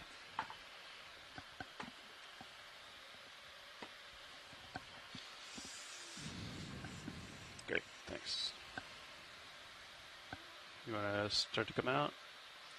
I'll try to. You think you can? Or no?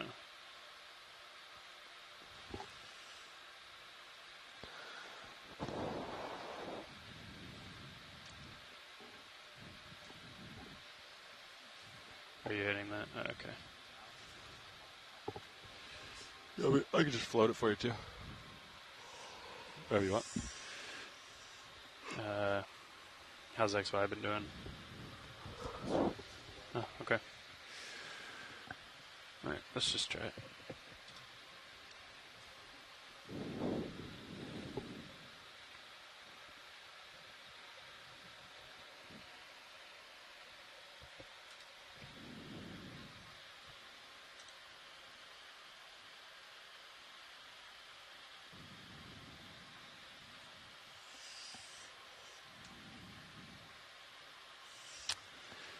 Yeah, it dropped out, thanks.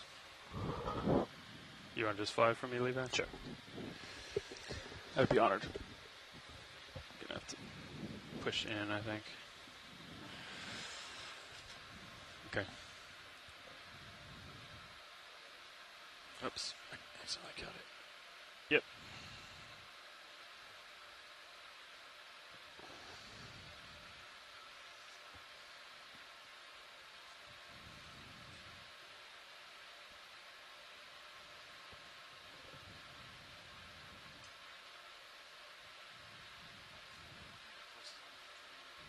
Okay.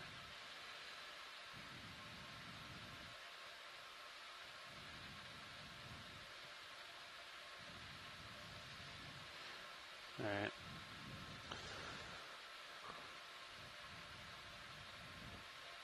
Okay.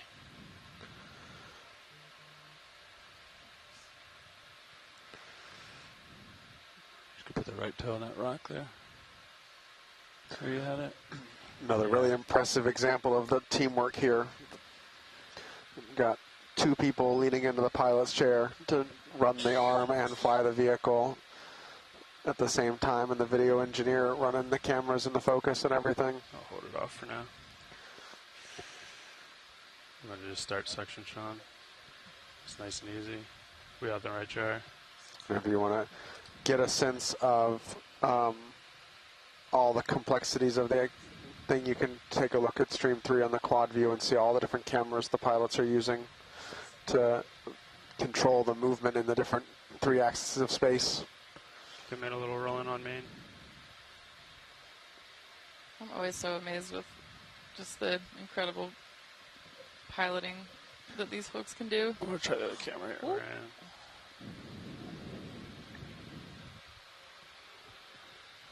Good work.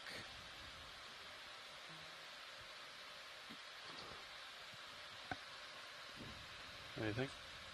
He slowed down the suction. Oh, okay. Gotcha.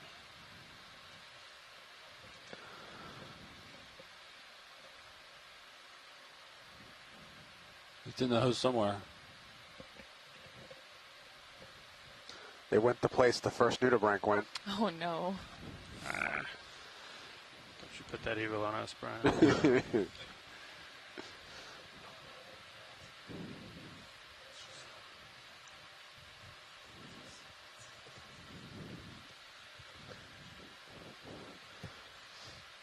We could try bringing the hose in too, if it's stuck on the, like the turn.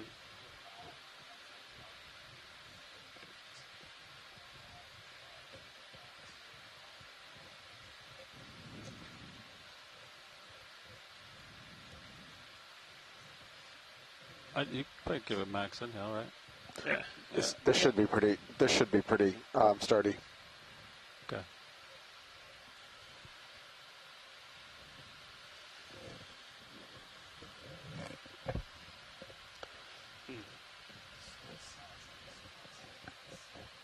Yeah, me too.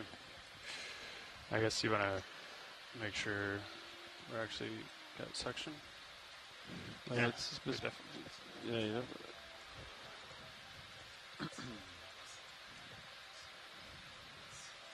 You want to try blowing it into a box?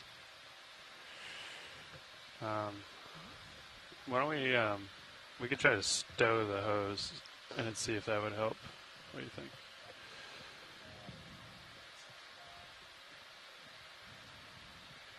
I'll watch the jar in case it flies in. Yeah, go ahead.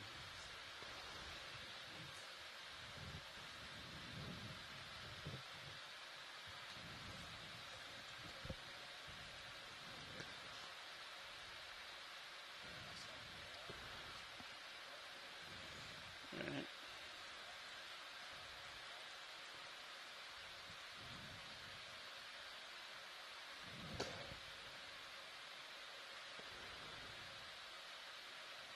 I'd try like max inhale and then kill it, and then just bounce it a bunch of times. Give it that pulse. Yeah. In case it's holding on. And maybe bring the drawer in. Try that.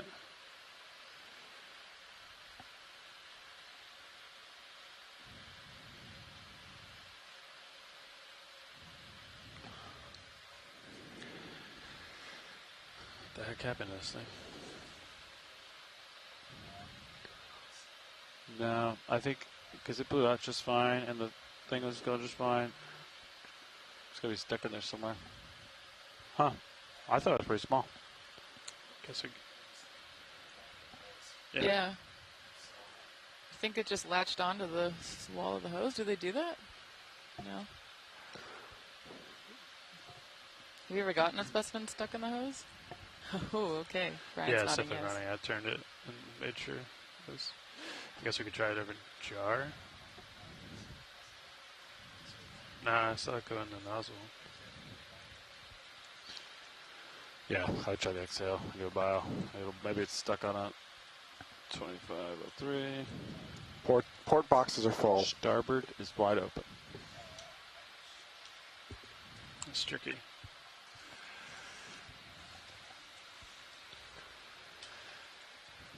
Let's see, that was...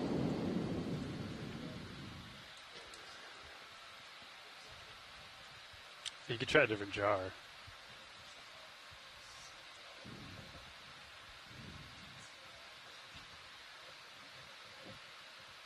Why don't we just try 4 and then go up.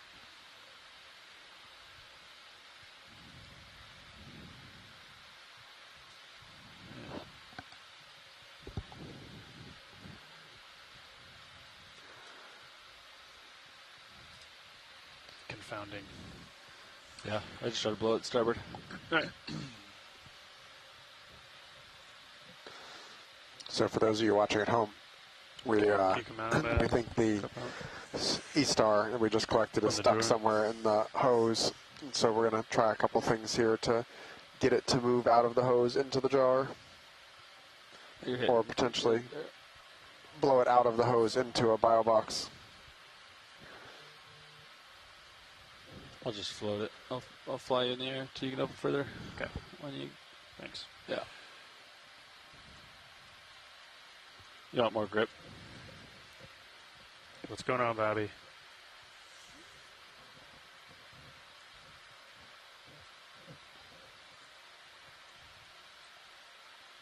Yeah. Good. You want to try that? Might blow past the. You want more grip force? Oh, like 5 or 6, Chris? No, that's all right. You like 3? Okay.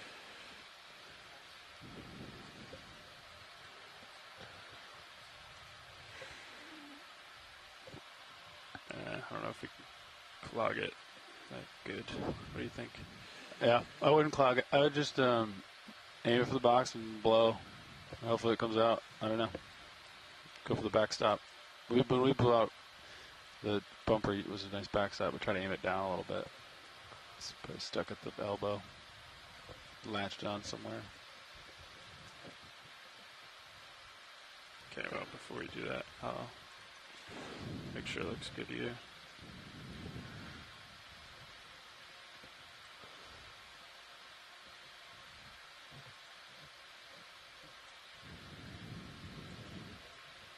All right, I'll take off.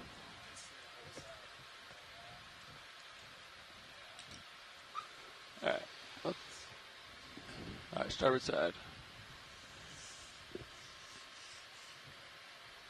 Sorry. That is good retraction.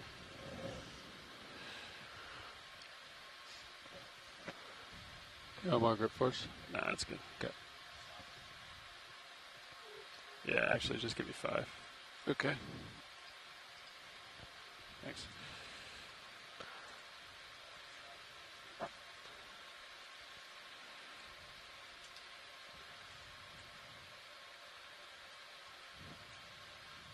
Yeah, you're right. There's definitely a force pulling me back. Yeah. Sara, do you have the depths for the water samples ready to go for at the end of the dive? I will pull them up. Yeah. I'm just floating here.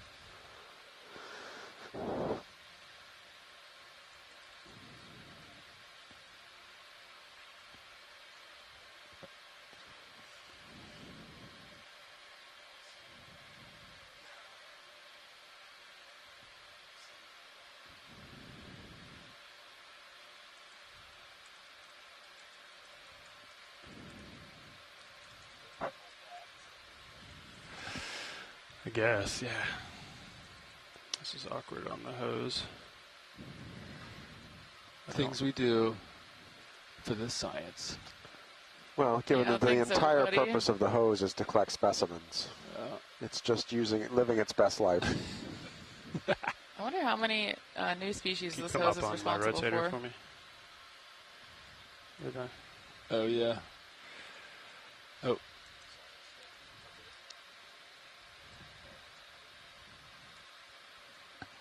Rotate HD2. There you go. Maybe just a gentle blow.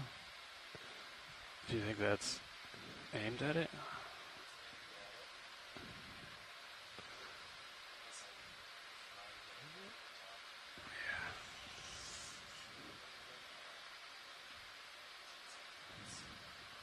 That's pretty good. Okay. I'd blow it. Yeah. Come on now. Come on now. We may have also just discovered a teleporting sea star. I think D2 has like Narnia inside of this hose or something. Full exhale. Yeah, we're turning into a nude bank. It just teleported away from danger. Good work, bud.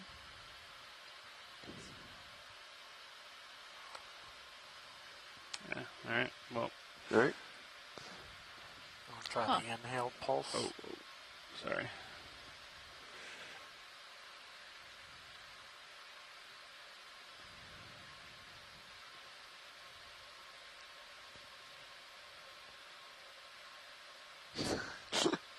Alright, I'm going to come back out. He's still exhaling. So, oh, now he's inhaling. What's your Yeah, I Montreal see it broke rolling. It's broke. It broke. Oh, sorry, buddy. Oh. Can't believe it just disappeared.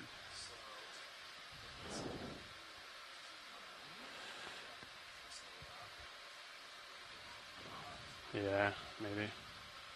Or just let it dangle, because it'll still dangle by one of the ribs of the accordion. Yeah. Yeah, I just let it ride the drawer. Yeah. Alright. Well, it's in there somewhere. Yeah. There's a sea star in there somewhere. Sorry about the hose. I guess we'll check it upon recovery. It's checked. It's broken.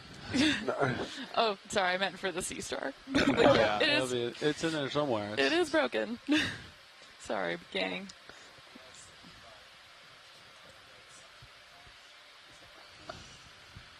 I don't know, you probably leave it off. I bet Yeah. he's not getting out of there, I don't think. He's probably in that 90 bend.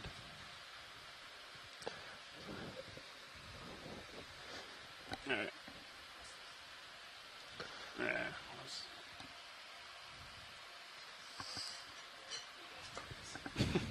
That's absolutely I true. think it's too extreme of an angle, and then I made it worse. Yeah, I was trying to make it count better. that as 05B. Thanks, I guess. In there's no way to say in the hose on the sample sheets, so Just do jar 3. I will do jar 3. I'll put jar 3 on mine too. Actually, better gotta do. Well, never mind. Nothing. I was gonna say do jar 6, but then it would have made the most sense for sampling purposes or checking. Well, assuming this we recover the specimen, I think the species name should be broken hose eye or something. Yeah, I think we should just not do that maneuver again, Yep. Yep. or just do it better, I guess. Yeah, I was trying to, or just double up the port. That might be a little bit easier. Yeah. We just need a stronger suction motor. Yeah.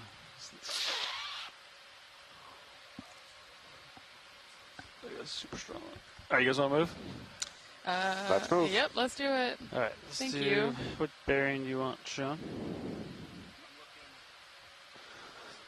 I was amazed, Chris. The little tiny star we collected yesterday was so tiny. Maybe it was 2 days ago, but like the whole thing fit on my thumbnail. Sarvi.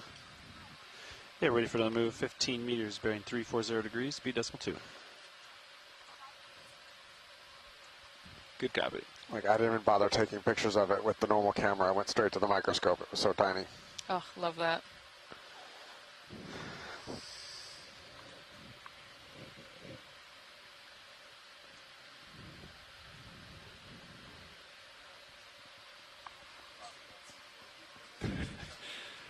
Yeah, I was hoping, No, I mean, that was my fault. I made the angle worse.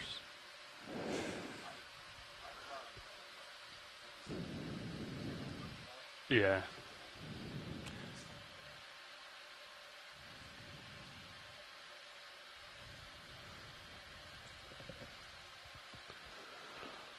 So, get into more steeper terrain here. I mean, we've been in steep terrain for a little bit, but can we zoom crinoid dead center, please? Sure. Come on in, Roland. Did you get a move in or no? Yes, I just coupled it in. 15 meters, 340. It's a long crinoid. Nice. Yeah. Very long crinoid. Got some hydroids and a barnacle on its shaft. That should be good. Thank you, Chris. Sure.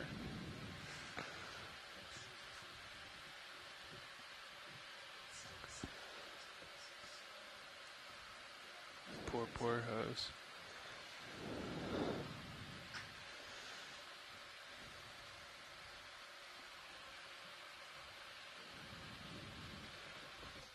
You could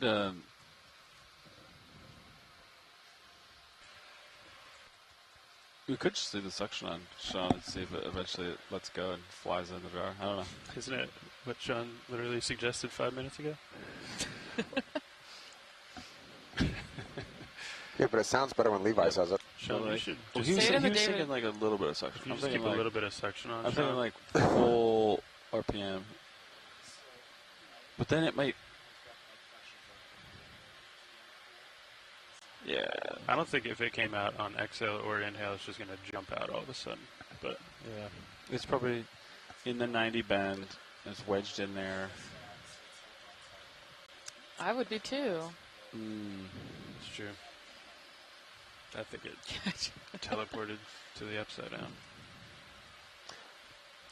One of our shoreside scientists suggested that quantum entangled in somewhere on a porch in Nebraska, there's suddenly a sea star sitting on it. Believe it. There actually See, is a what if thing it's not in the called hose quantum when we get out? teleportation. What if it's gone? I learned from my partner who's a physicist, but it's not as cool as it sounds. Because you can't just teleport large objects like that. But maybe the sea star quantum teleported.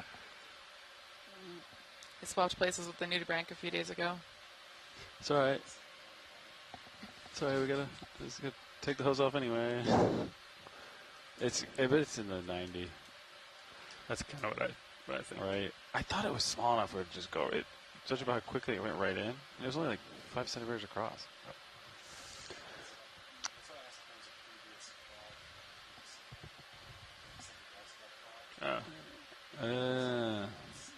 Maybe there's like a. I'm trying to think if there's anything tough.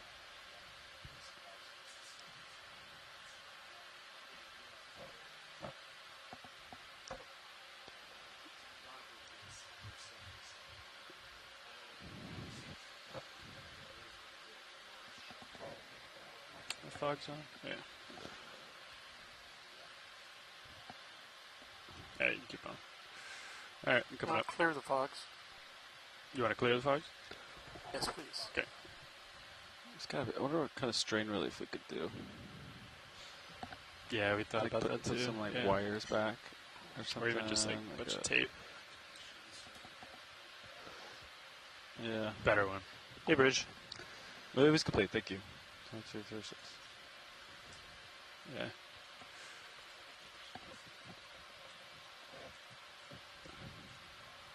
You think the issue is when you...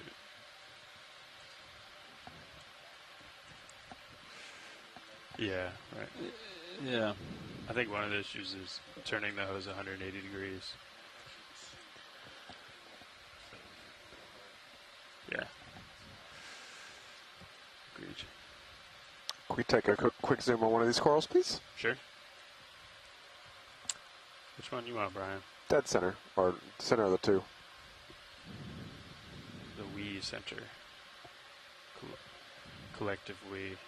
Yep. That generic area.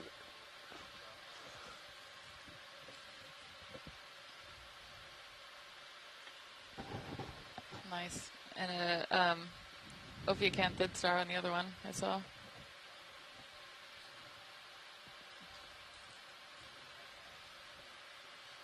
Copy that, Roland. Can we, on Zeus, come in with the dark background in the meantime? You have to leave the chair to do that? Oh, okay.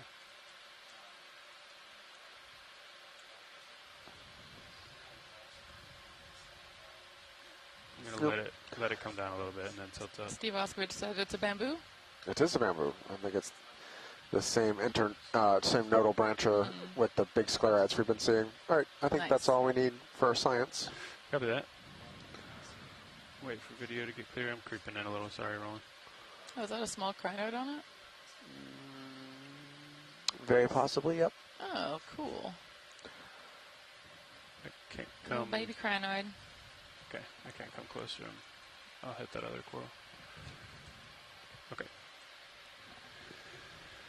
Alright, coming, lifting off. Is it possible to do a tight zoom on that crinoid before we lift off? Sorry. No, but it's possible to go back down. Okay. Is that okay? Sure. We got asked for a tight look. Not a super long one, just at the center of it. Sorry about that. It's so tiny that that's going to be a full... Oh, it's in. It's in. Oh, you caught the star. You're joking. It's in jar 3. Jars in jar 3. Okay, great technique. Wow.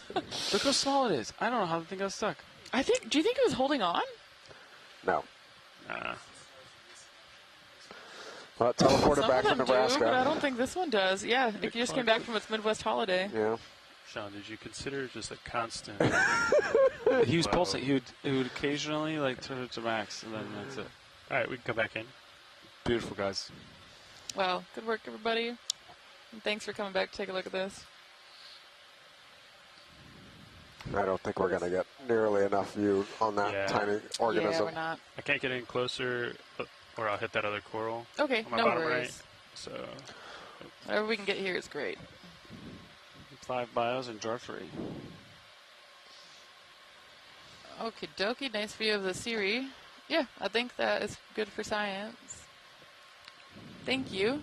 Got it. Yep. All right, I think on the just downslope of the colony to the right, there's a little white coral that I'd like to take a look at. Okay.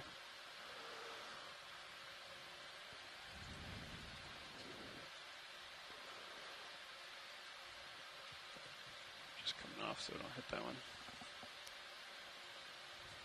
Oh, I see it. Let me know if I'm getting too far down there. This guy coming in? Correct. Okay. Let this dust clear off here.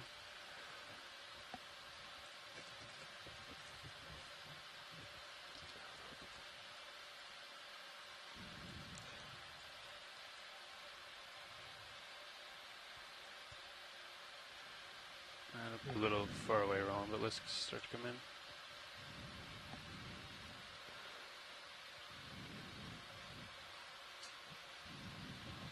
Are these the Stoloniferans again? Encrusting on a stalk? It kind of looks similar to the one we collected that was on the dead primnoid stalk earlier. Yeah, I think you might be correct. Wow, cool. All right, thank you. Sure. Try.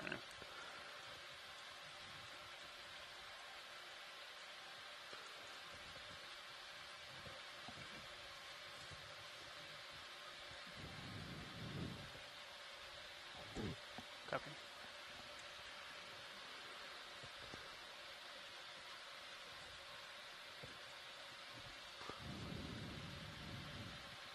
Oops. Oh, and Chris Ma was asking me in the chat about the slime star that we collected yesterday, if you folks were on that dive. And I know I said that I would do some science, see if it would slime all over me. And it did slime a little bit, but turns just out a little bit. It was just a little bit. And it was also a very, very small star compared to what I was thinking in my head. So I have a video of the slime in the Petri dish that I'm going to send Chris over, but it was not the spectacular, like, Nickelodeon-style slime that I was expecting. No, we were ready for serious slime. We had the elbow-length gloves out and everything, and I was kind of underwhelmed. I know. I was a little bit disappointed. However, its spikiness was amazing, and the color was amazing also. It was a really interesting specimen. It was gorgeous, yeah.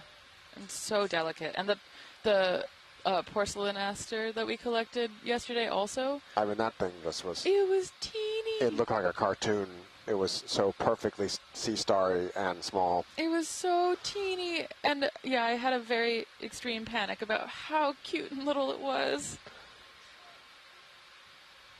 They were just, yeah, the sense of scale on that site was so off for me that I expected them to be much larger, and they were incredibly small.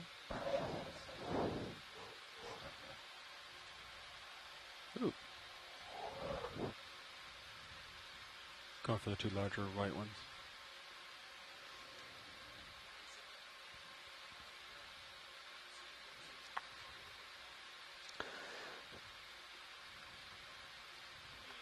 Oh, have you seen this one? Welcome, Steve. This one? We collected a similar-looking Stoloniferan earlier that was growing on what looked like a dead primnoid stalk. Not convinced it was the exact same thing we just looked at, but it was something similar. Another Stauropathes, with a little Bolosoma baby next to it. Oh, baby Bolosoma. This is the black coral that... That's a good roll. Yes, Stauropathes. Yep. Awesome. Oh, that's a good roll. There's a spiral run off to the starboard. Oh, wow. And Chris Ma did some digging on the slime star from yesterday, and apparently it's a benthaster, which was last seen in 1906 or 1882, depending on which species, but it has not been seen since then, more than 100 years ago. Wow. Wow. So apparently I was the first person to touch one of that genus in 100 years. Wow.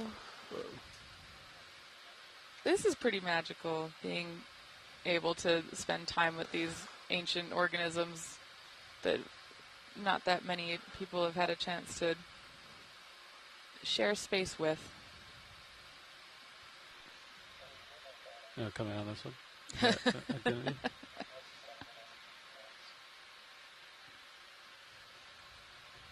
You can come in.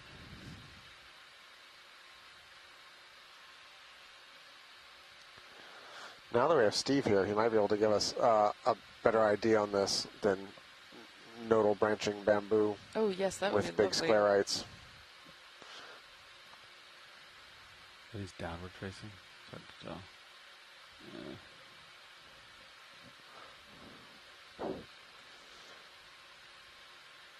Yeah.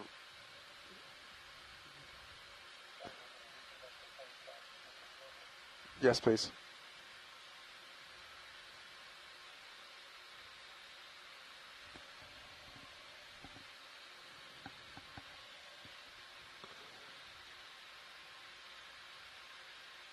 Thanks, Ron. Wow, cool. I'm adding all these comments about what we collected to my notes from these dives so we can access them later. Yeah, should be good for another move. Let's do 15-335. 15-335. You good with that, co-pilot? Looks like that says that here. All right. Dope.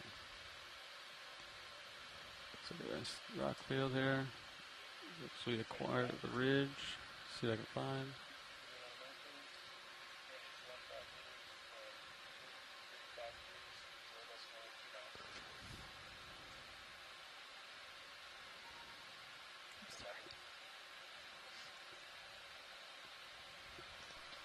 Moves in. Roger.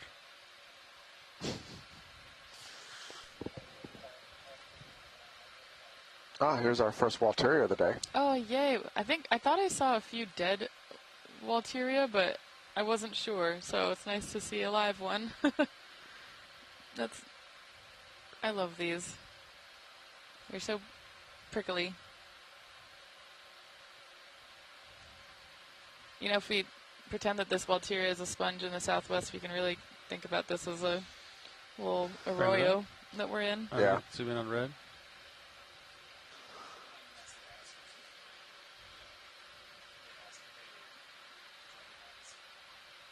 Sorry, Ron. It's got a shrimp living in it, it looks like. A shrimp. A couple amphipods in there as well. Or living around it. The amphipods we pulled up the other day were so beautiful and also very feisty and seemed entirely different from one another. And I can only imagine the diversity of amphipods that live in the deep sea. Yeah. It seems like must be dozens of species, hundreds. Also looks like it has a serious relationship with a whole bunch of zoanthids or something there too. Oh, yeah.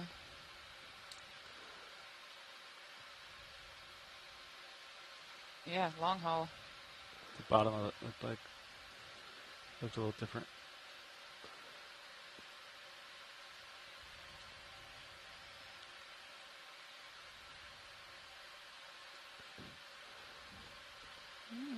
Science is happy. Okay. Thank you. Thanks, video. Maybe get a full screen of it. With lasers. Okay.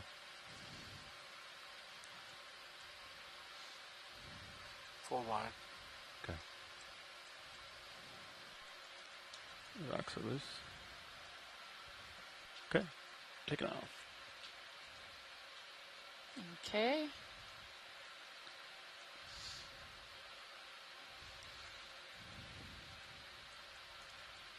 So we're making our way up this seamount. We're doing a little bit of a different thing today where we landed at down the slope of the side of a seamount ridge, and we are currently making our way up this wall until we get to the ridge top, and then we will take a left turn and make our way, right turn now, we switch sides, and make our way up top. And looks like this is a Chrysler Gorgid. Move's complete. Snap the one you wanted on. Suit the interest.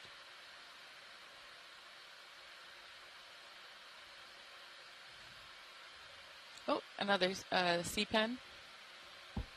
I'm going to call it a sand pen. An umbellula. This is the species that I think needs its theme song. Under my umbellula, oola, oola. Call Rihanna. Levi, you didn't sing along with me on that? No. That's focused. This is a nice one, isn't it? That's a nice way of saying terrible singing, Sada.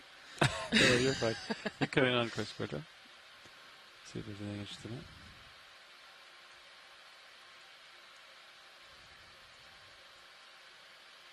Okay, this is a Chrysogorgid, but A couple of squat lobsters. a squat lobster. Oh, and something in the corner. I don't know what that I'm is. getting closer video, and I'm landing video. And there's the lobster. There's the enemy. Chrysogorgid with squat lobster? Do you know what kind of Chrysogorgid, Brian? Chrysogorgia. Chrysogorgia. C. Steve thinks it's Chrysogorgia stellata. Looking things on the bottom right. Stellata. It's got some gulls or something in there too. Yeah, I was wondering what those were. So, are those galls on the corals? Is that where other organisms have done something like laid eggs, for example? Yeah. Like on plants? Or have made their own space in there. That's all I got. Max zoom. All right, next video. See how crisp these moves are? Yeah, they do look really good, don't they? They sure do. And pilots, as we keep on moving up, we are once again on rock watch. Oh. If you can keep an eye out. Okay. Thank you. There looks to be options. Yeah, might be a little tough to find one, but maybe you can beat Bobby's current rock record. I don't know if that's possible. Especially not to the one day. Because the Xbox has a lid. Yeah, Bobby might be winning today. Yeah, he's got it. Bottom left corner. Oh, yeah, look at that. I'll check for rocks up there. He snapped with a sponge ball.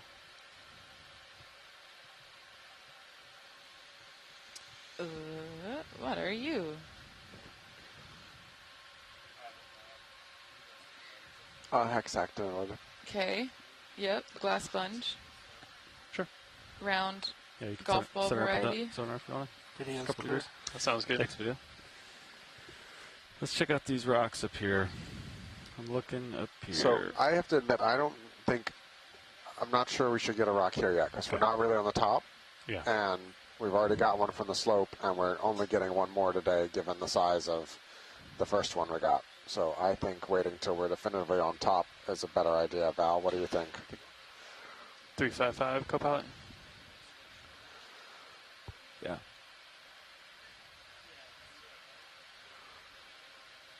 Okay, we'll maybe give him another minute to get up and push out.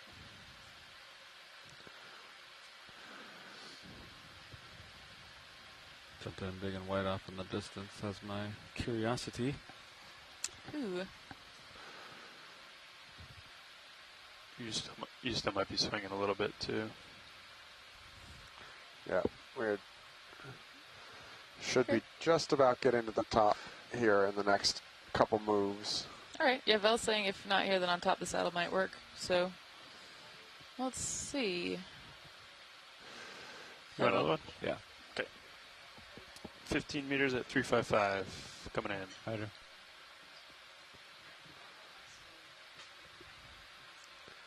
Cool.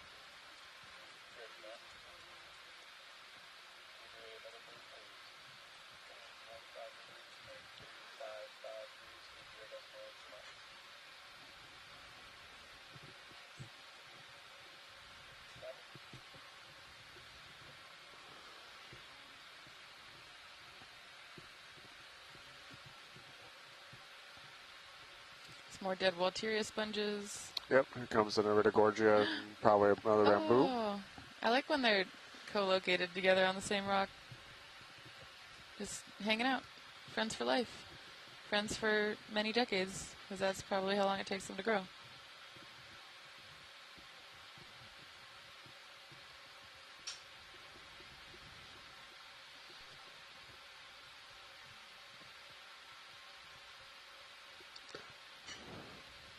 Cool. I gotta admit, Brian, this is a lot more diverse of a community than I thought we'd get here. Oh, and it looks like that might be one of those large polyopogon sponges. We saw a base of one, Yep. I think, while you were eating lunch. I saw it.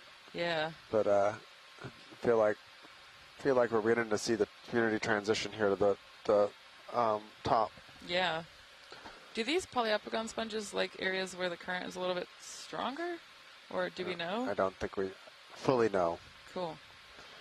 I think it's good evidence that if we see this one here and then we get on top and we see a bunch, that I think that would be a good argument for that. Or Yeah. What are we at? 22.95 meters. Alrighty.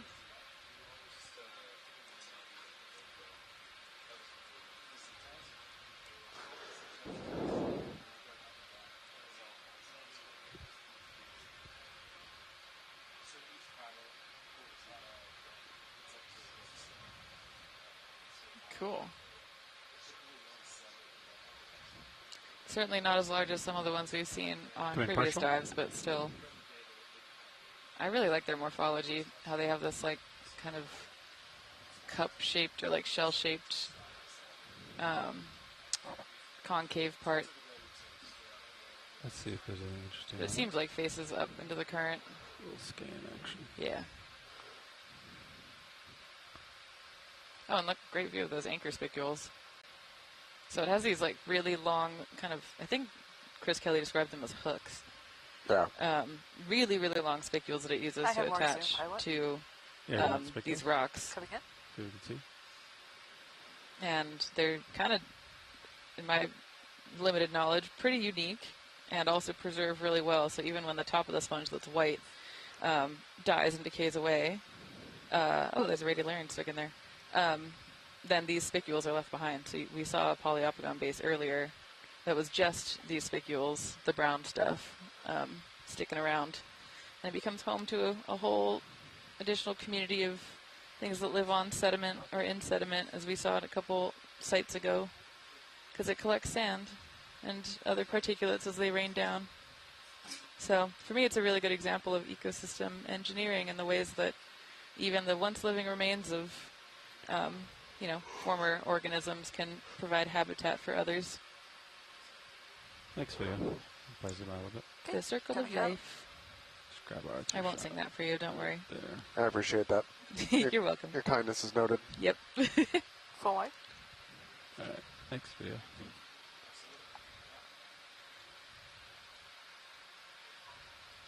Yeah.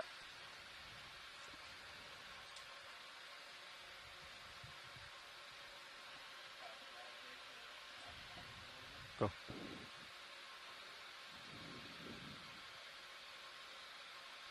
More Walteria coming up into view. The serious view is cool, seeing these large rocks from above. This is awesome.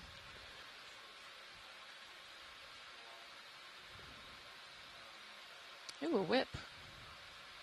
Is that the first whip we've seen of this size in this dive? Maybe. I don't remember seeing another one, but we're at that point of the cruise I where know. the divers are beginning to run together for me a little bit. Oh, same. Thanks, Bridge. Yeah. But they certainly have not been prevalent. Come in partial. They have not been, yeah. But I haven't seen a Romellogorgia in a while. Looks like this is either only our first or second bamboo whip. That's partial. I haven't seen any primnoids yet. And we've only seen the Bathopathes and the Staropathes, black corals. Yep. And we're getting more of see his new growth on his arms the there. morphologies that I naively associate with higher flow environments. I don't know if that's actually right because I haven't seen that many. Ooh. I like the scales. But yeah. Yeah, I'm something second guessing this is a BAM. Is it a primnoid? It might be a primnoid, yeah. Is it Narella that has you're talking about the little stump on the... Three scales and downward The looking. three scales get you to the genus Narella. And then and downward looking. Okay. But yeah, I don't see any nodes given... Steve says Candidella. Yeah. Cool. So this is a primnode. So here's the first primnode. Cool. I have more zoom. Yeah, go. Look at that arm. It's blowing in the wind. Making it difficult. Alright, take more zoom if you got it. Coming in? If you want it. That's good, probably. Steve says it's very long for... Oh, you can see the view of this brittle star regrowing its arms. Okeanos, right? Nice.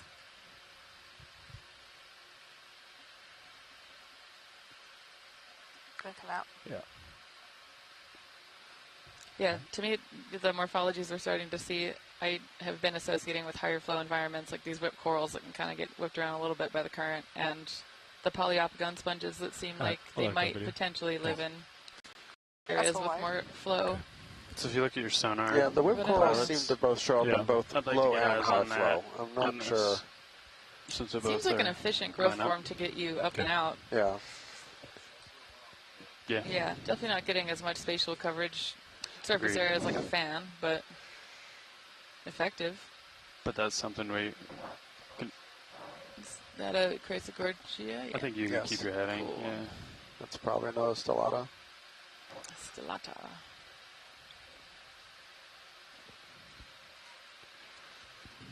Watch, so we might be coming up on a wall here. So Levi's just going to come off bottom and scan it in blue view. Sounds great. We've got it in Sirius sonar too. So. Oh yeah, look at that. Okay.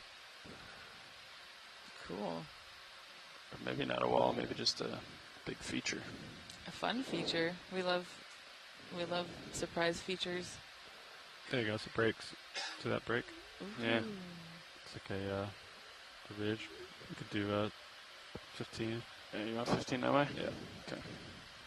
15,350. Does that work? So we're just looking out into the darkness with sonars on D2 and Sirius, and there appears to be a good size rock coming up. And I mean good size rock.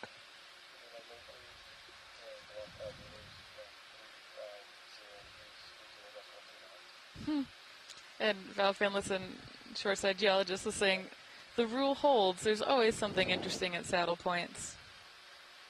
Which, yeah, I am hype about big rock. Big rock.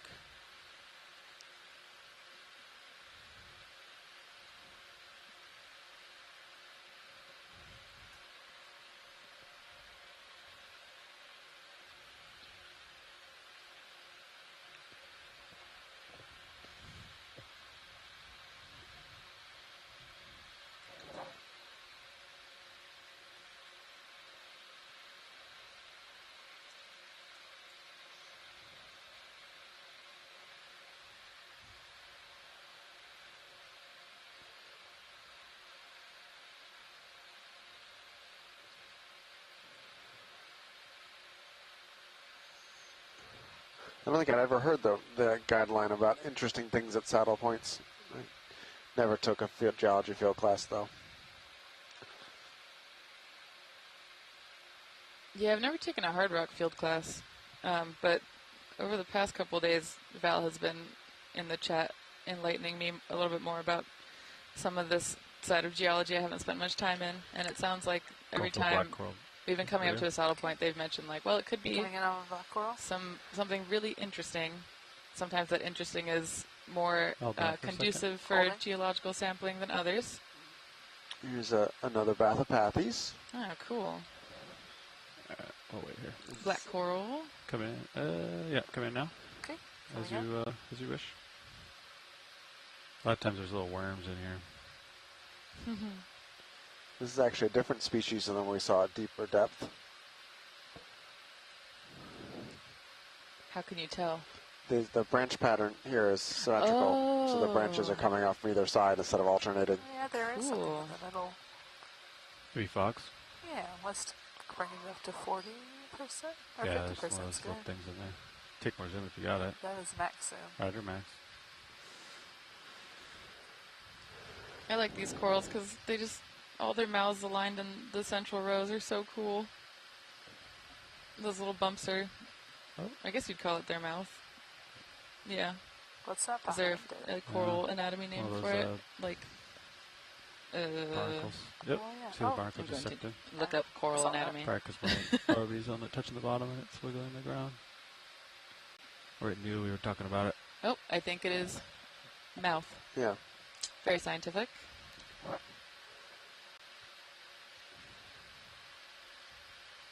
It's nice when it's an easy to remember term. All right. Cool. The video is clear. Okay. Thanks.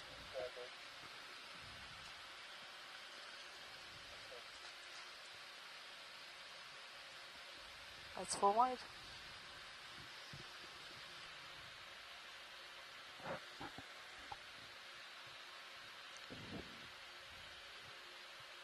Oh, so Val got us some more information about saddle points, and they're saying that when learning field mapping, they were told that saddle points often form in response to faulting, so they're features worth walking over and studying.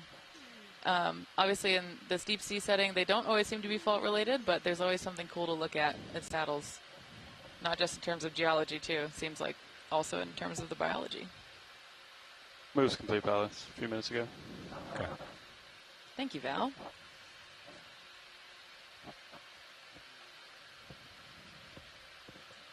Ooh, what's that?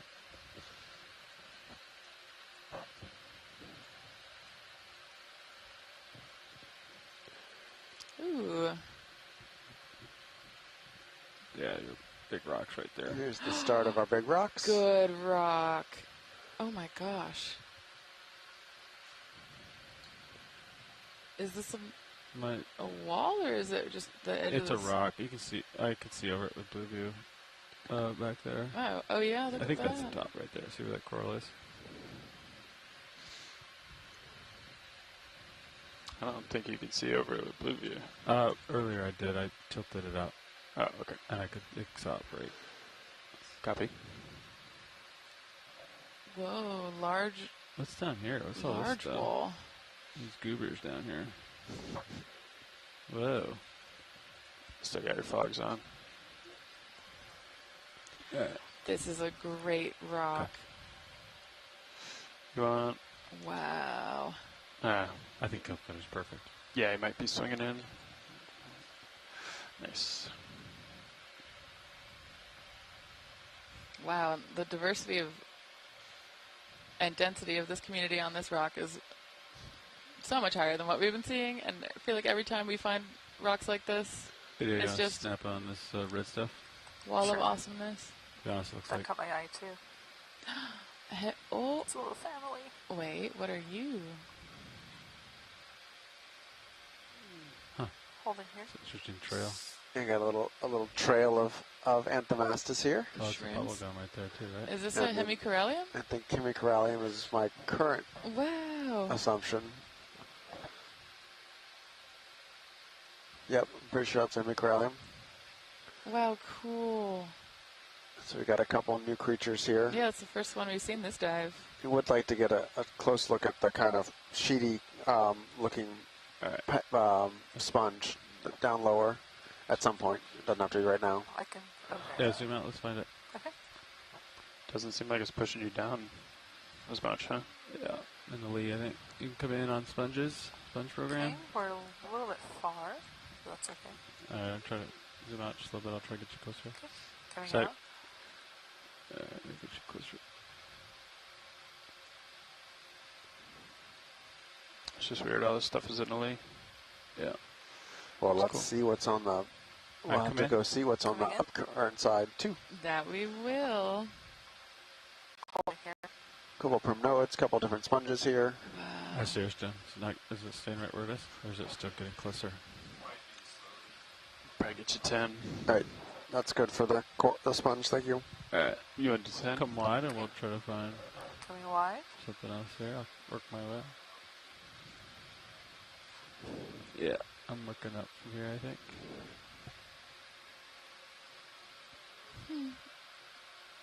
That mushroom Wow. coral line is so cute. Oh, nice. I think I see 10 meters, a 350. pillow. No, I'd keep it here for now. Okay. Yeah, keep straight. Yeah. Yeah, Val's saying, I think that, yeah, this is a wall of pillows. I think I just saw one as well. There's a primnoid Oh, getting look at munched that. on. I'll look back. Yeah, it's not small. Try to look back down here. Nope. See if there's any interest down here. Brian, did you need any closer looks at any of these down here before I leave here? Yeah, We do a the drive-by? one coming up about center, just center left of the where the laser should be now. The curving arms. This one right here? Yeah, I think so. Come in. That one you're headed that Coming in. towards. This one? Yep. Alright. Interesting branching.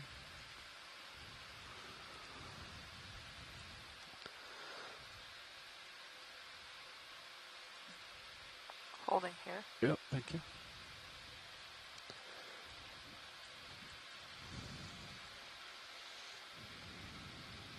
All right, I think that's good. Thanks. Okay. Okay, video's clear. Oh, nice. So Val and I have been chatting back and forth Star's about missing an arm too. how these types of features form. So she's saying that it's a wall of pillows, and it looks like there's a portion of it that fell off, which probably helped explain all the debris we were seeing lower down. So this might be the source of those rock piles that we were finding down below. I'm going for a still shot of it. Just because it's a rare opportunity to look up at it. Yeah. You know what I mean? Yeah, Sean, it looks like a 50-meter grid, so it makes sense. That's not on bathymetry. Try to fill the frame art, or whoever's back there. See what I can do. See the grids in high pack. There you go. There's the light. Bring it up. Tilt it down. All right, if you're coming partial, let's try to get some follow-ups of this. Okay, coming in. Yeah, I'd like to get some black background. Black background eye. Yeah. Ooh, on the left, that looks really weird. It's like a little squiggly coming off of the tip. It's going off frame.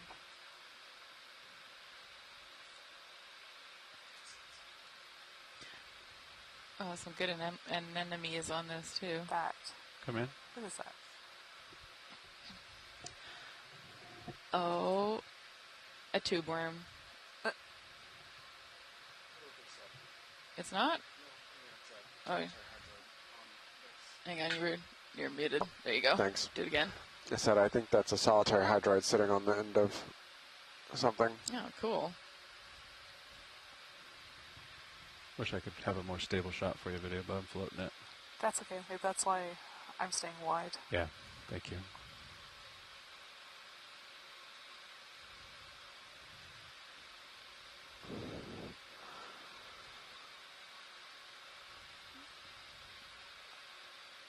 I'm clear with you, video.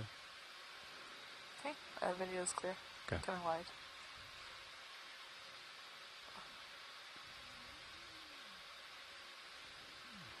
Do a spin about, and I'll move on.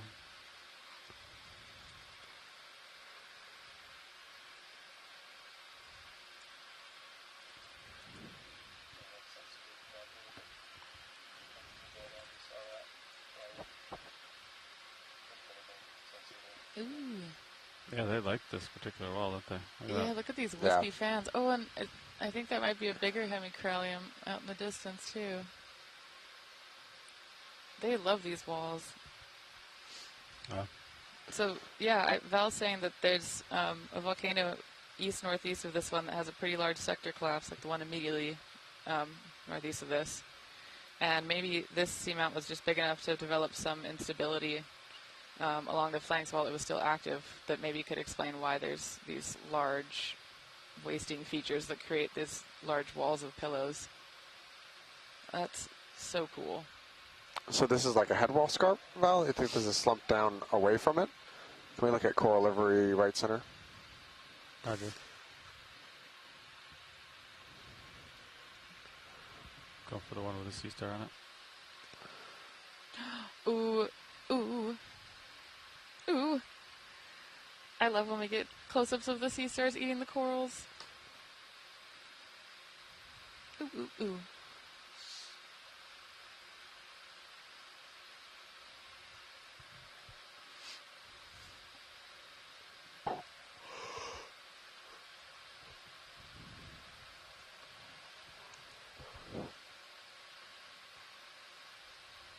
Wow. Okay, partial. Coming in. As I land.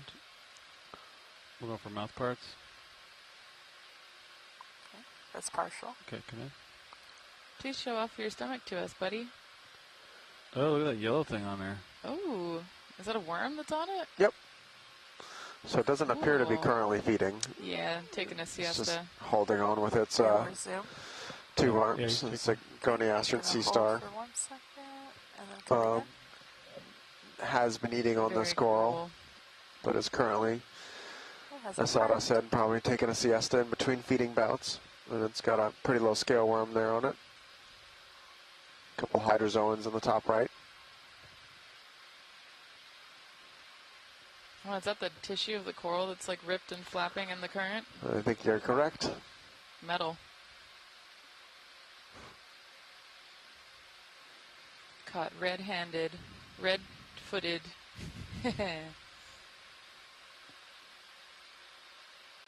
Oh yeah, and Steve Oskovich says, yeah, that's a type of tissue. Coenechimal. Coenechimal.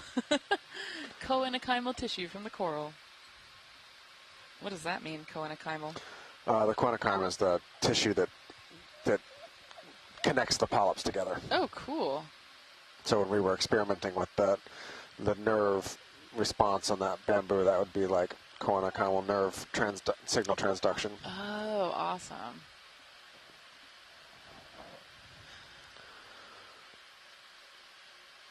How does that work in like these types of corals? So corals are colonial, right? So each of the polyps is an individual. Yep. How does the tissue that forms between them I don't created? exactly know. I mean, they're generally clones of each other, right? So Yep. they recognize each other kind of as self. But that was one of the things I wanted to do when we were poking that coral, to see how much how much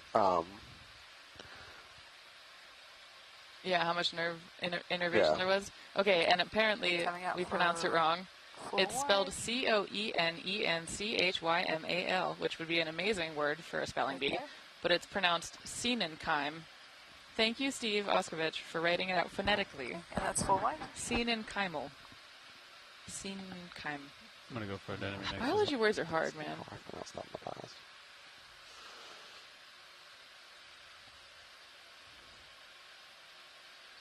Evil. See if I can not scare it. Oh, cool. Okay, we got an ID on goniasterid. Zoom in partial. Coming in partial. Go for an enemy. Cool. Stop here. Oh, another stripped coral in the background. Take more zoom. Coming in. It's a big anemone. I'm going to hold Yep. here. Okay. Can we tilt down? Question mark just a inflection little up, because I've found out recently that there are things that look like anemones that are not true anemones. But this is a true anemone. I believe so.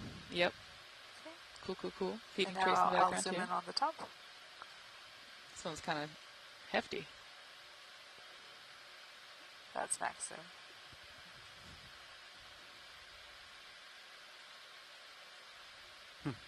All right.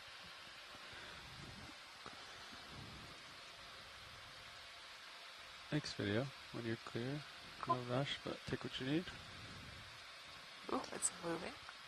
Or maybe not. You want one now, pilot? Sure. Okay. Yeah. Video's clear. 15 or 10? 15 should be fine, right? Yeah, I think you cleared it, right? There's 15355. Does that work Whoa. for you guys? Yeah. Go. These are some good dead sponges. Yeah, that's an interesting growth form. I'm not sure what that would look like in life. Huh, yeah. Oh, and some nice view of pillows here. Wow. Whoa! That's so cool. Underwater volcanoes are so cool. Sean, you Look at wanna fly? that.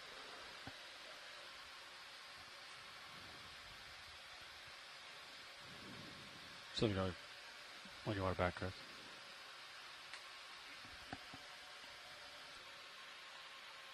Okay. Another Walteria here. No, I broke the hose. We definitely kind of hit that wall there where we Yeah. we picked up all the primnoids and everything. So now we're in more of what I would think about as being what I would expect to see on the ridgebacks here. So How come you expect to see the primnoids on the ridgeback but not? I don't know. I have no explanation to why that is, but it seems to be something I've noticed before. Wow, look at these pillows. Woo-hoo-hoo. This is cool. So pillow basalts are a type of volcanic rock that forms when lava erupts underwater, and it hits the water and starts cooling. And kind of the best way I can think of to describe it is like squeezing paint out of a paint tube or toothpaste out of a toothpaste tube, except it's really, really cold outside, so it freezes really quickly. So you can imagine squeezing a little bit and it freezes, and squeezing a little bit and it freezes, kind of up in these like blob-like formations. So these are really good views of the type of Getting closer, R3. structures that we were seeing on that big wall further down below.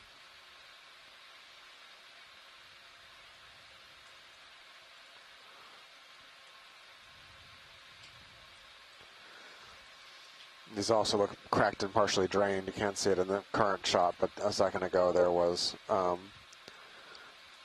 you could see where one of the pillows had cooled, formed a like external rind, and then partially drained and have a void space in there. Yeah.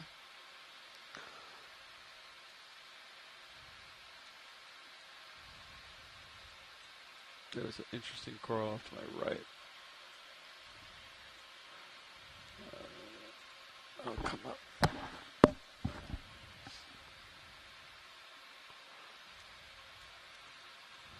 Up this cool feature here.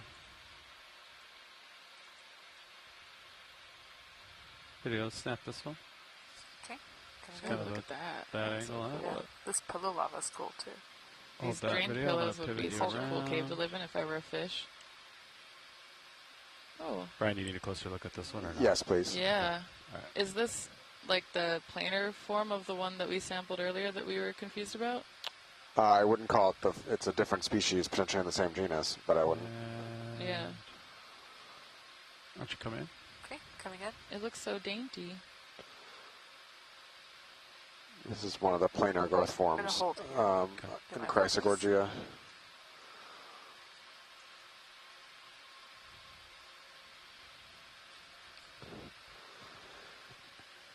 Yep, that's all science needs, thanks. Oh, okay. Well, we're just going to come in really quick.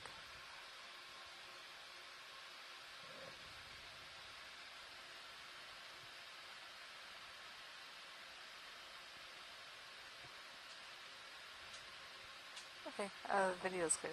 Great. Wow, that was pretty. Let's see what else we can find on this cool ridge here. Can we look at the coral center right? Yes. It's kind of fan-shaped.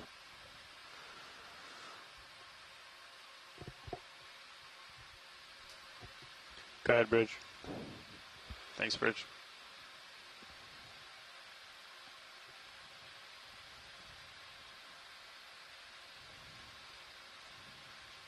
Not in a very favorable spot, but we'll try it from here. Video, 1 second. Moves complete balance. Coming in. Hemicoralia? Can I hold here? Nice. Yep. All right, thank you. Okay. Yeah, it's kind Coming of out. a tight spot. Ooh, Ooh, fuzzies. that's a fuzzy thing on the right. Sponge remains. Well, What is that fuzzy wuzzy? I think it's a fuzzy wuzzy dead sponge. Fuzzy wuzzy was once a sponge. Fuzzy Wuzzy. Was it? I don't know. Fuzzy Can I Wuzzy, was partial? it? Coming in.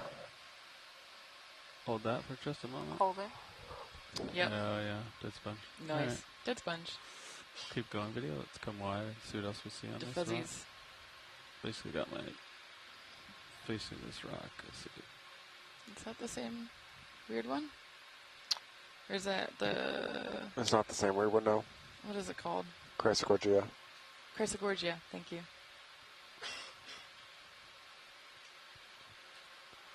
All right, come up easy. Oh, there's some less dead Fuzzy Wuzzies. Whoa. There's Sponge something ball. cool to my starboard I'm going to check out too. See, Oh, see these cool. corals over here? Yeah, look at these. Look at those. Whoa. Great eye, everybody. Whoa. Those are some healthy colonies up there, aren't they? Yeah, these look so happy. I'm seeing squat lobsters, I think, on things too. A happy little town here. How you doing now? There's a black coral. How you doing, Sirius? Go by it. So I think this one looks like it's a hemicorallium also. Though I think the polyps might be retracted. Is that right? No. See how it's jiggling in the current? Yeah. Hemicoralliums are too brittle to do that. Oh, so cool. it's Oh, is there a definitely a coral. bamboo on one side and then there's another coral growing off it? I think I see that. I think you're seeing dead tissue and live tissue on the same colony. Whoa, okay. Or bare skeleton might be the better way to phrase that. Yes, this is a bamboo. That second video. Okay. Cool. Trying to figure out kind of pretty much out of tether. Can I give you a little more tether, Bobby? Yeah, it looks like you guys are stopped. You want another? Yeah. Due north, 15? Sure. That thick base was what made me think it was a hemicorallium. Bridge, RV Nav. All right, but doing But I partial don't- video? I'm I going don't to know float my it. corals very well. Ship move, please. 15 meters. That's Due partial. north, 000 at decimal 2. Ooh, This is an internodal branched And one. keratoisid. Coming in. cool. Hold that. Holding. Good copy, thank you. This is Not beautiful. catching focus for some reason again. I'm getting closer. I'm kind of like floating around video. Focus might be hard for you. Sorry. There we go. I'm slowly drifting away. Science is happy, thanks. Great. All right, come on. Video's clear. Let's do one of these nicer ones that's more easier accessible for me. These. Because it's all about how easy it is for you, right? Well, you're going to get a better shot. Oh, look at these pillows. Look at these pillows. That's so cool. Yes, take us to the biology on top of these beautiful pillows. I So we mean, can look look at that more. thing. Look at that thing. It's pretty. That's Sea Star City. Star City. Sea Star City? Yeah, I'm shooting R3 right now. I don't know. I'll try to get closer to R3 at the cost of tilt.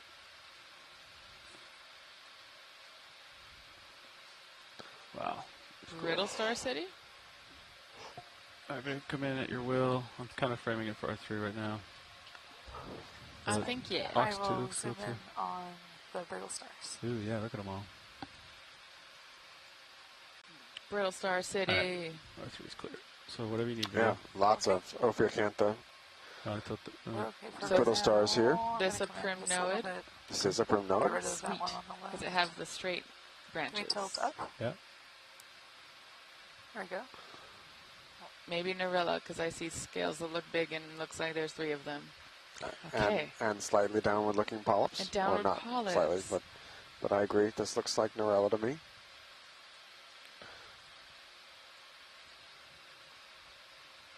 Oh yeah.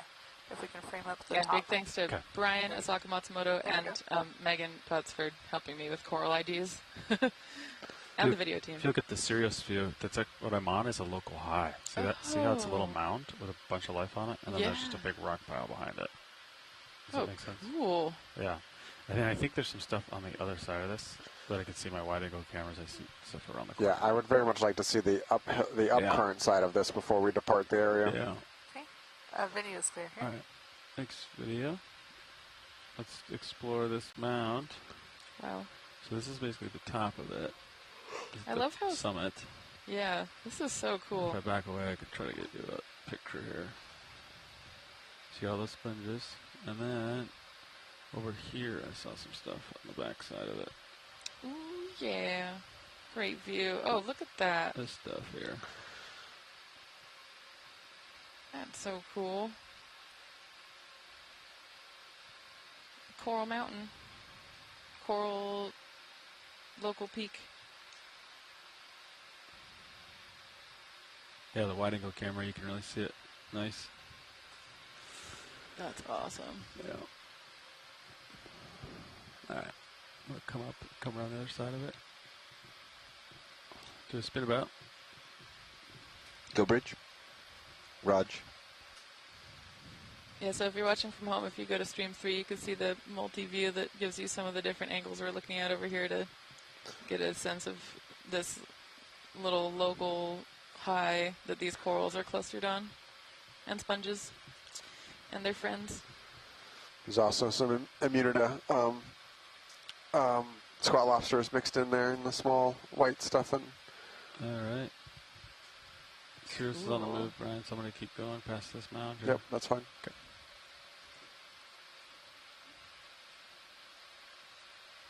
Alright. Going up and over it.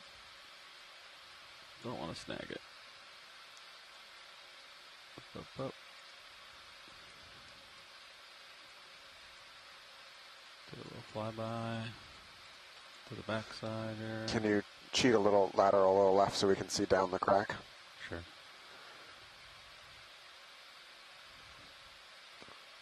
Not too much there. Nope. All right, so not nearly as much living on this side. Yeah. Yeah, for sure.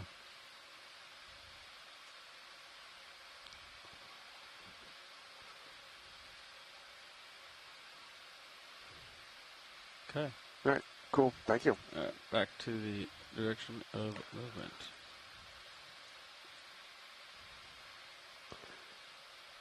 Yep.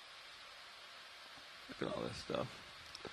It definitely feels like we're now in the Ridgeback community. Yeah, this is so cool to see that transition. And I read a Gorgia in the background, fireworky one.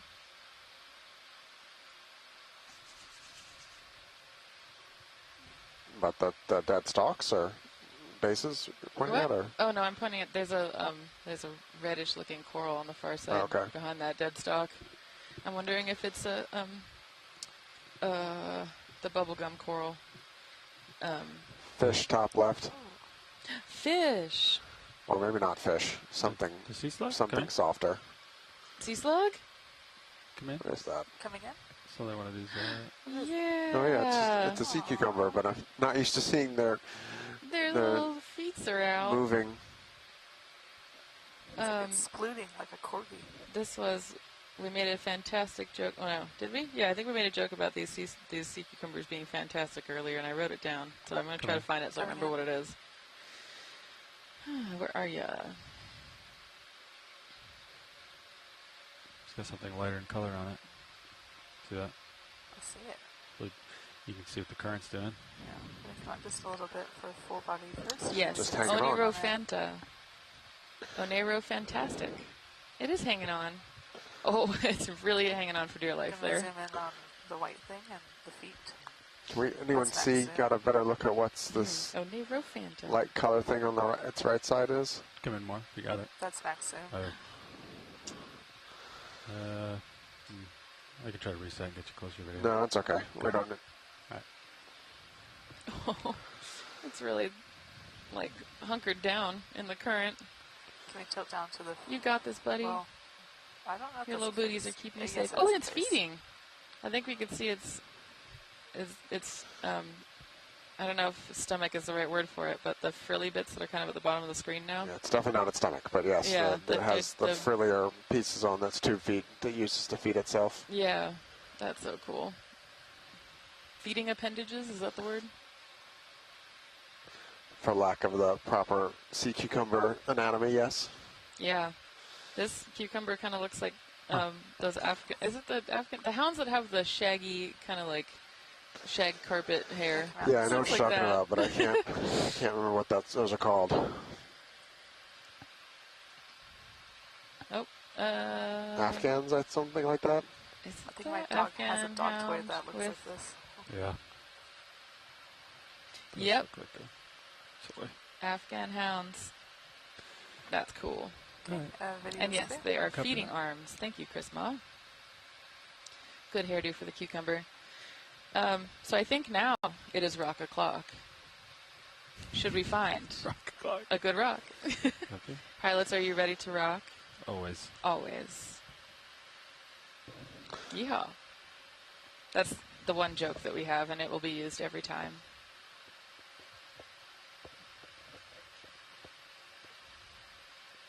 Geologists don't take our humor for granted.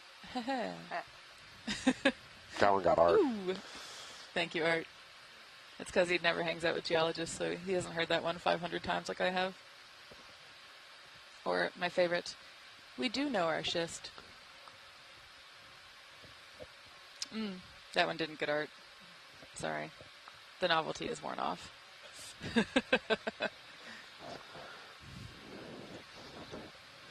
But it was a nice try. Thank you. Oh, thanks, Brian. Nice. Oh, that was good. That was really good. It was nice. Gneis. Yeah. Do you like this rock here on the left? We're getting a lot of oops in the comments. Oh, the lasers right That there. looks like another big one. Yeah, you're going for Bobby's record here. But these all do look But yeah, I pretty mean, promising. if you want to fly with it, it Yeah. looks great for science. All right.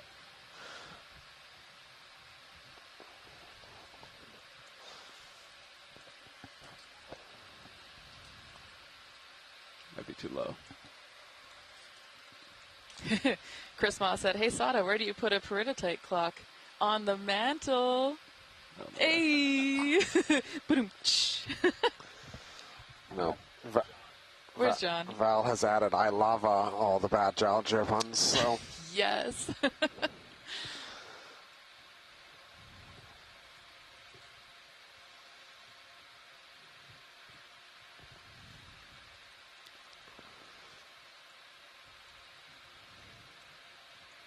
All right, you want to get hydraulics up?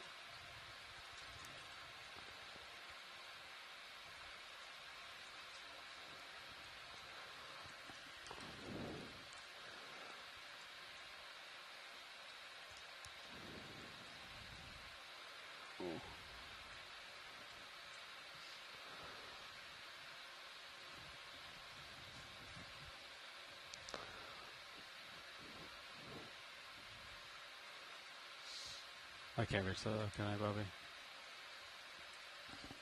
That's too low, right? It might be. If you get a little closer, you might get it. Well, I guess down is down, but...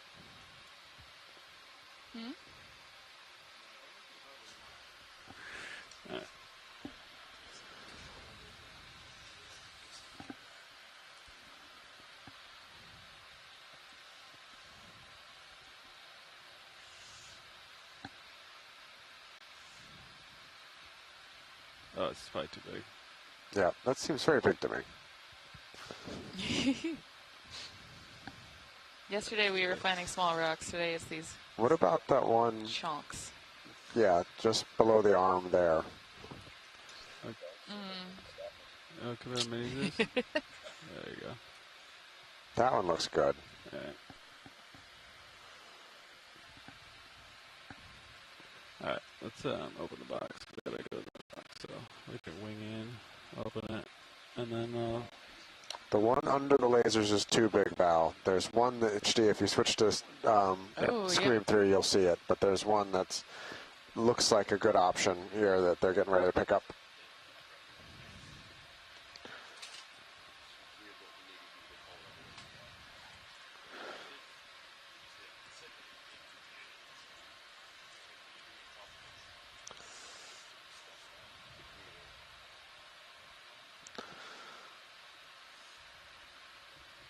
Zoom in on minis is.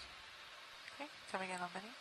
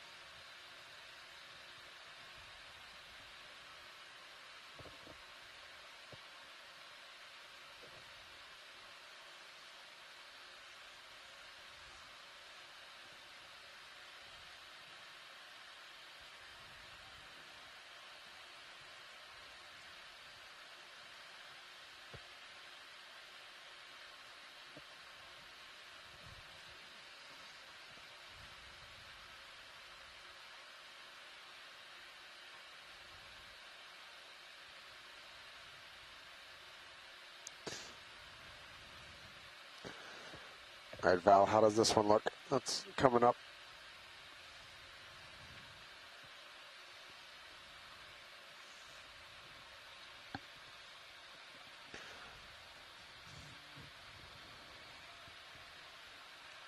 Nice. Do you think we could give the rock a little spin if it's in there tight enough? Yeah. Sweet. All right, we got confirmed from shoreside, but let's give it a spin just to show off the good rock. Yeah, that looks like a good rock. Ooh, yeah. All right. That is a pillow. Fantastic. I think we're good. Thank you. Okay. So that was 06G in the port rock box.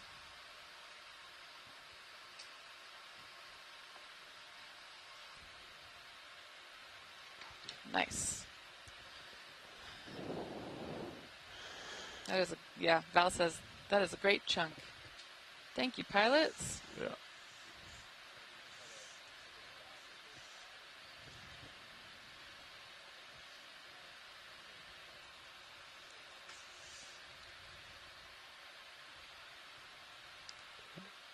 Push it forward, like top forward or top back.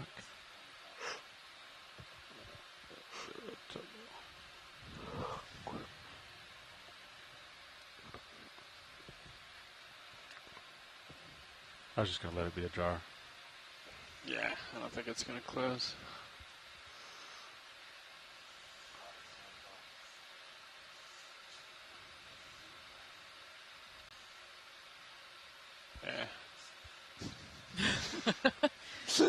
Today's the big rock competition. Rock is too big for its britches here. I think it might be flat. You could just pick up smaller rocks too. Never. Never.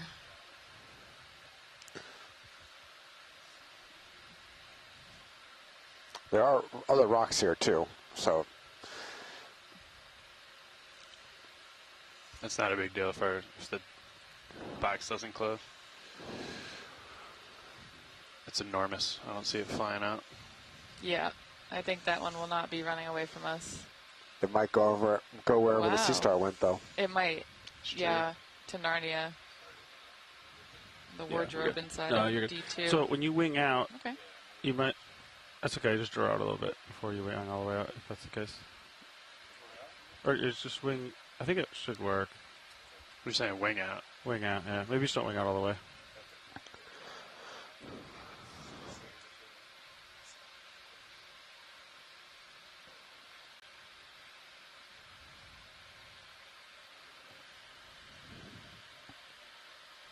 There you go. All right, I got that one off. Nice. Nice sample. thank you. 2 hunky rocks from this beautiful ridge. Wow, that's a beautiful coral. Sorry, Sada, you said 06G, right? Yep, 06G, and I have it in port. Thank Affirmative. You. Woohoo. I see something in my sonar. 25 out that way. Interesting.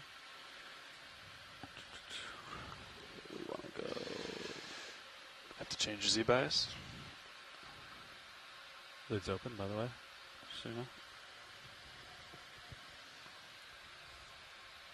Oh, I see some more crinoids under that pillow over there. I think it's okay, but Coming just so you know. center.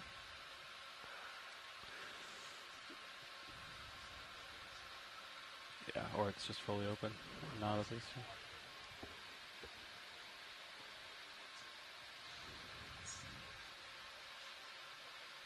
Okay, making our way up to the ridge back. Good call, Sean. Alright, I'll do 15 meter move. Sure. Maybe due north. Good with that. Co-pilot? There's a little bit of a, see the little downhill, and then it gets back to the ridge, 25 out, see that? Okay. Are you seeing a current up top here? Or not really? It was blowing at me. Yeah. But now, to be honest, it's not too bad. Huh, nice. Alright, we'll get that moving. I might get a zoom of this coral while we get tether going.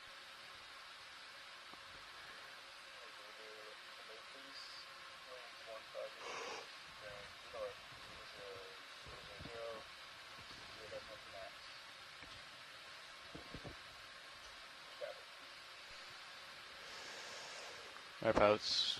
Headed north. Bamboo?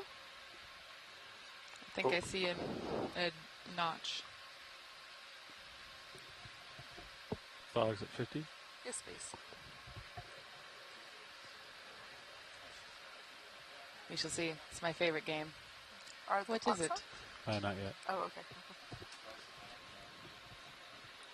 Alright. Sounds good. Video, let's zoom in on the tips. Okay, coming in.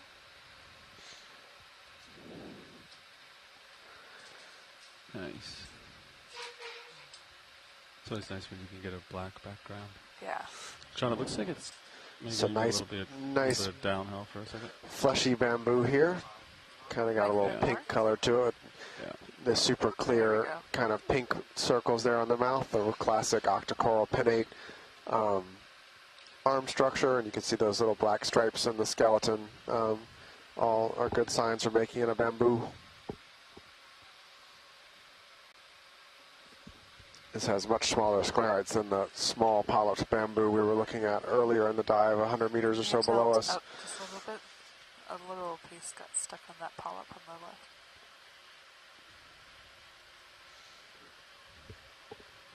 Huh. You can see how there is a decent current up here, and that how much it's the coral's moving around. Sean, I can't really make sense of this. On center. Okay, can we tilt down? Is that what you think? So this is just like casting a shadow here because it's scanning? Okay. Yeah. Maybe I'll... Actually, let me reverse direction. Maybe it'll pick it up better because it's like... I think it's in the shadow here. Don't give me fogs, John. Oh, look at that little guy. Oh, snail. Oh yeah, a little snail. Totally missed that. Very cool.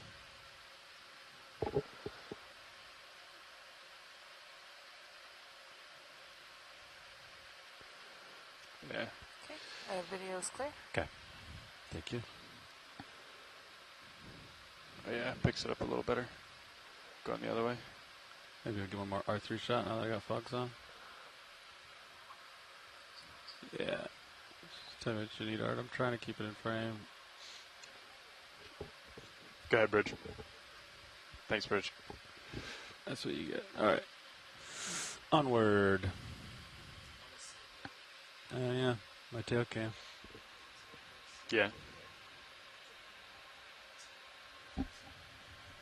Yeah, no, I believe it. Is the current coming at me?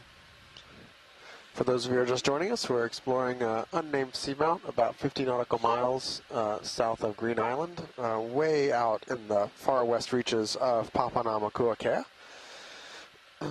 We started on the side of a rift arm, and now we're just coming up the slope and reaching the top. And now we're going to find the new direction of travel along the top of this ridgeback and follow it up and for the next hour and a half or so. and document the communities as long we go. We've gotten a couple biological samples down deep and a couple rock samples so far. Due north. This is kind of awkward going downhill, huh? Just stopped a couple minutes ago. You want another one? Yeah.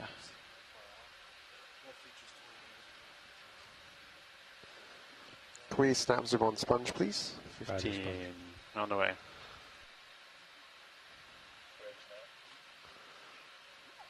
All right, video. Let's check out the sponge. Okay, coming in. It's a little awkward going down, but see what we can do. This looks like our first Calaphacus of the day. Right here next to this black Stauropathes, or black coral and the Stauropathes.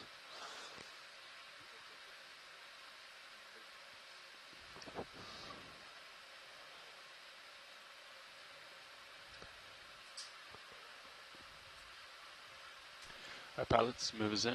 Okay. All right, science is happy. Thank you. The tail cam's super clear, isn't it? Yeah. Ooh, It sure is. That's a nice really shot cool with the view. motor aft. Yeah. You got your fog still on? Just FYI. Cool. Yeah, I want to. Star friend.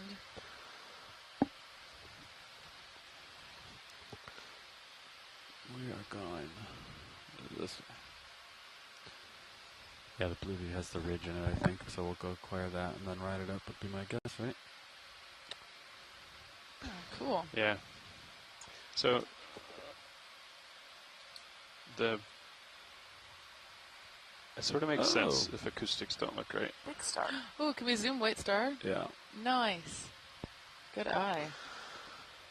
USBL's 15-meter offset from our good sensors on both vehicles, which would indicate a sound velocity issue. Not issue, but discrepancy, right? So, zoom in partial video as I float it and Coming come in. down. Gonna stop right here.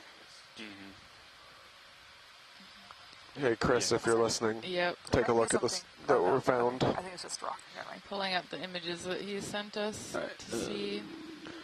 I'm on the ground. You can come in. Hello. More. Okay, coming in more.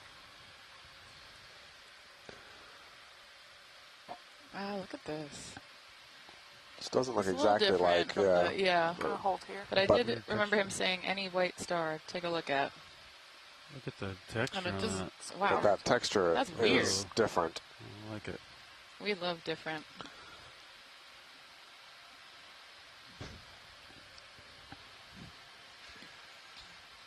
Come on now. Yeah, I this. do, I yeah. have more zoom pilot. I mean, the image Okay, that he you can sent take us is more. a I'll little hold it bit here. Okay. blurry, but I wanted to center I'm it up. wondering if it's Yeah. It's that. not behaving. You can Yeah. kind of see through the arm a little bit. That's interesting. Pythonaster. Pythonaster. Okay. Interesting. It's okay, pilot. We'll just view it from this angle. Try it. Right, I think we're good. Thank you. Awesome. Thank you. Oh, is there a bunch of parasites on it or I something? wonder if it's called Pythonaster Alright, you because it can has probably- like yeah, snake put it skin. for the list. Yeah. Coming out. Like a python. Full wide. Yeah, we just look at it from the side.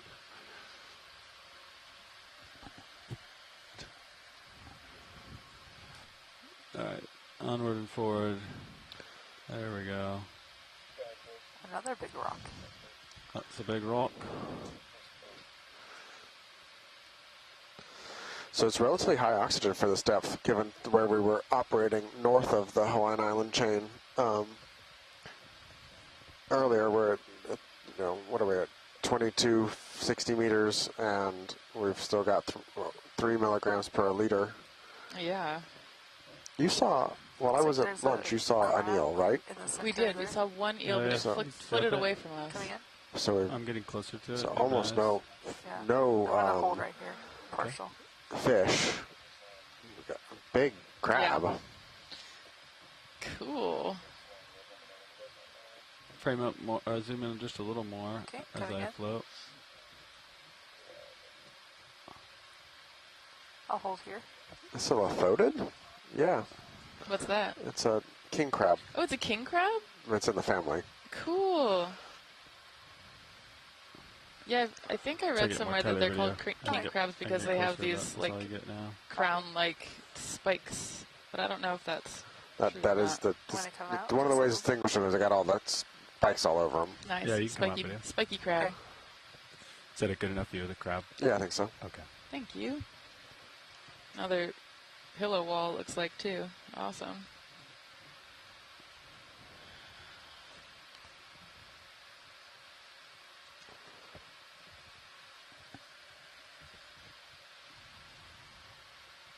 And some of these, yeah. This has been our bambooiest dive. It has got been. multiple taxa bamboos and all kind of different growth forms.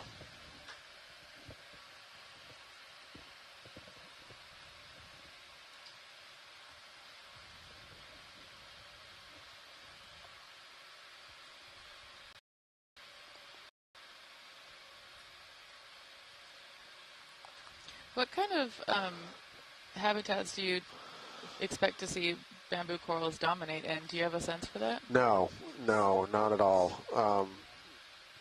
They like. I don't know. No, I haven't seen bamboos defy a lot of my kind of preconceived understandings of these things yet. Sometimes you see big stands of like a single one or two types that are all together but in high density. Other times you see them spread out. Other times you see them in kind of mixed communities like this where they're where bamboos are the dominant, but there's 3 or 4 different species mixed in. No, they don't have a good explanation yet for bamboos. It's also so hard because you have to you see the communities, but you have to calibrate for depth and oxygen and stuff like that, and it's really, really hard to do kind of on the fly with just so while I kind of have my gut feeling about things, I don't really trust it because it's not well calibrated the depth until you sit down and do the annotations and can do the math and check all the assumptions. Yeah, totally. Yeah, I think that's one of the hardest things about these dives is because there's not as much work done out here as other places. I think you have to balance going to see a diversity of depth ranges and environments versus getting a comparison across all of them. And even if we just compared a dive or two ago,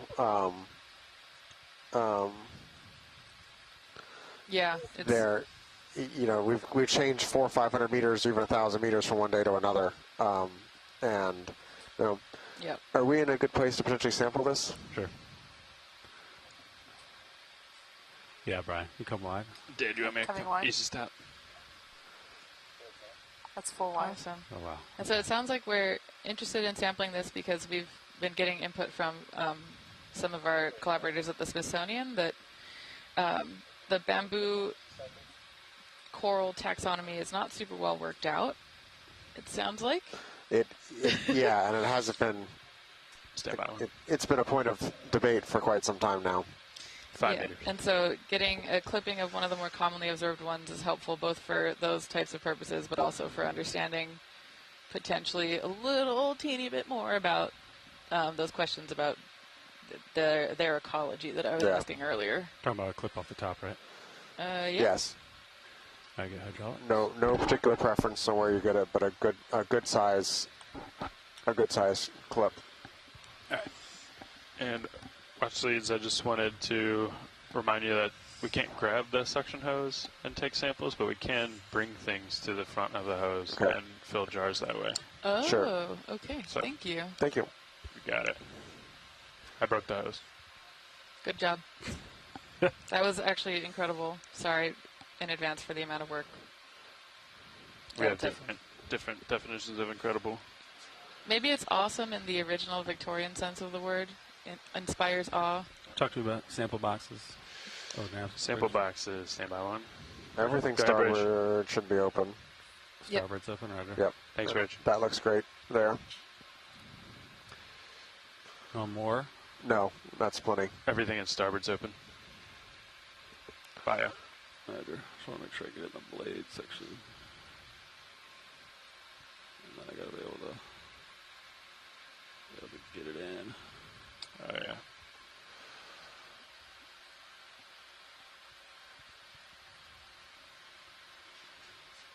All right. These have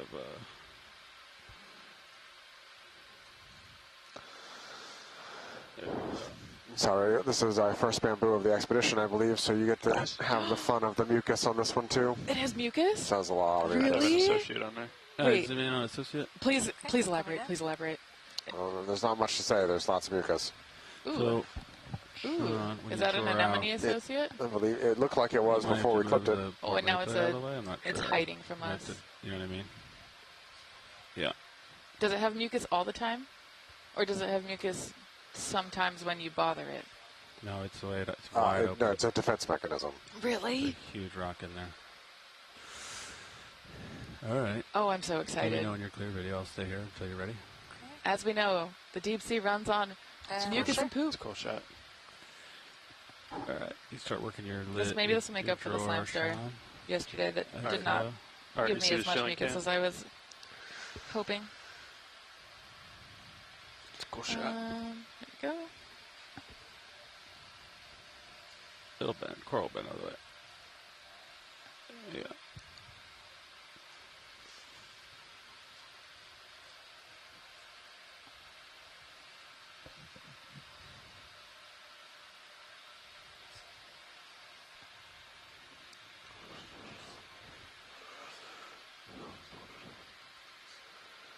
I think you're good.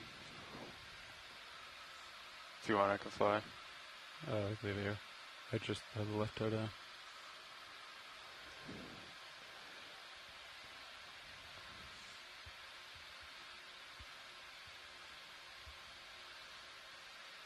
Try and get outer. Yeah, may as well.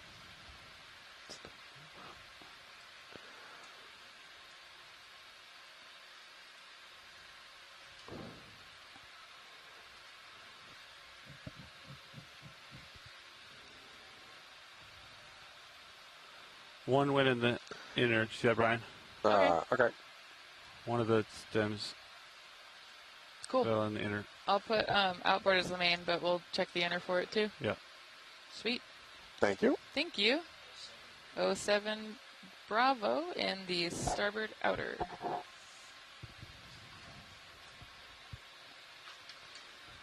think there was like 2 stems in the outer, 1 stem in the inner. Is that I noticed? It's hard to reach in there. Yeah, it is.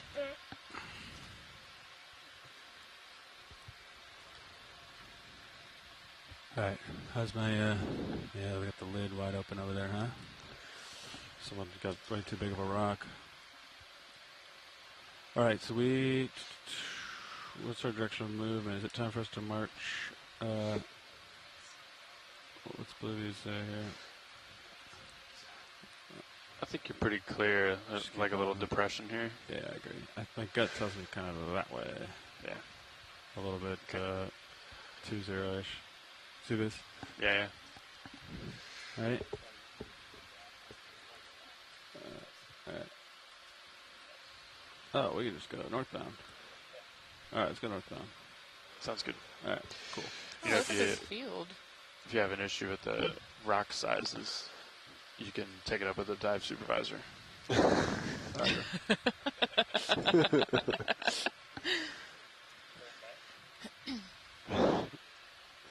Look at how long the sponge is.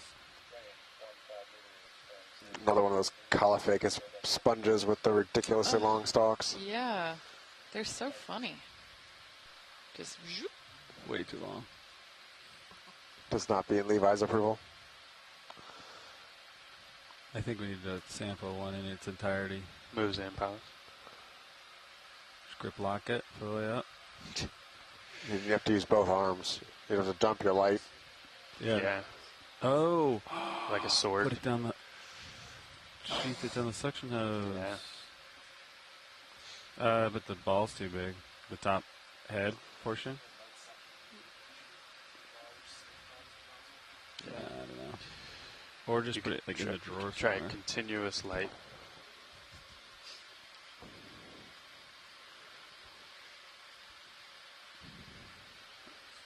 I see it. Ah, thank you.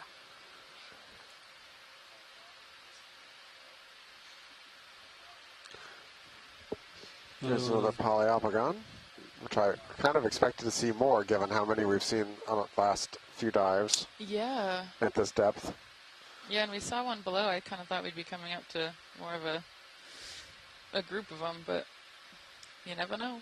What depth are we at, Tony? Couple dead ones in there too in the bottom. Oh, yes. That's cool. That's what I was thinking. Yeah, well, Schilling's got a T-handle in it right now. We could drop it, I guess. Oh, there's a fuzzy on the left, pilot. What are we discussing? Bringing coming sponge with bottom us? center. Yeah. Using our new down. sessile screen off suction the bottom. sampler. No. Oh. No, we're talking about bringing it. Can we look at that? Yeah. I missed that. Video found it first. Come in. Ooh. Coming in? Yeah, video. What is this? Stock Carnide, right? Oh, is Nope. it? Nope. Guess again. It's a black coral? Yes. Okay. It's a Pathies. It's a Pathies. Now the other half should be As easy am to I. get. The first part of the word should be good because it's all. Oh, It looks like a Stick. Snowflake. chrysopathies? Star? No. Feather? No. Bathtub? Oh, umbellapathies. yes. Yes! Oh my god, we got it! Thank you! Thank you, Brian. Does look like a bat. You had to walk us there. Umbellapathies! No associates. There's something black in All right. it, though. I think we're good with that. Thank you. Oh, okay. All right. Wow, and I got so hyped about getting on the genus name, but Steve Oskovich gave us the species ID. Thanks. Umbellapathies, Okay, little coming crata. We are going to play species ID trivia on the transit days back, and Brian is not allowed to play. Yes. But we're all getting ready for it in here. Pilot center. Levi's left going to win. to the I can just left tell. and the- Come in. Oh, wait, I think it might Can I just enter be under a the pseudonym? rock. Oh, no. Yeah, I'm just It's like looking another at star the rock. Pathies. Staropathies. Okay, why is that called a What- what'd you say, staropathy? Trouble? Probably because Tina Molsova named it that. Love that. Looks like it's free now. Hey, Okay. pilot, there's a red thing on the lower right-hand side. It's red and it has a white dot in it. Oh, Steve sharing that Umbellapathy species was comms here. from Okeanos collection during Capstone is the holotype for the Come in. species. I'm not sure what you're Oh, talking about. Come in. cool. Okay, it just went off screen, Oh. but That's just that's a okay. shrimp. Oh, shrimp. We can zoom out and try to find what you found. Good shrimp. Are you talking about down here? Good. Good feeding So, traces here, too. yeah, and it's coming another center right there. Copy. Where'd it go, Ahuastra. Sean? We'll Gonna start to- snap soon. That thing. What is Ooh, that? what are you? Is it? What is that? Oh, Hey, Art. gastropod? That's next. Oh, Limpet. limpet. Can we, It's a fissurellid limpet? No way. A keyhole can we limpet, clip right? the wire cam With the last hole like, in the minute? middle? Can you do that? Okay. Oh, come out. That's Coming out. cool. Thanks. Are there fissurellids from... That's full wide. That has a star, too. We don't have a slurp that's functional right now, Steve. Was Steve talking about the limpet? Yeah. Yeah, I have a feeling that those are really under-described here. I actually don't know if I've seen a fissurellid in the shallower waters of Hawaii.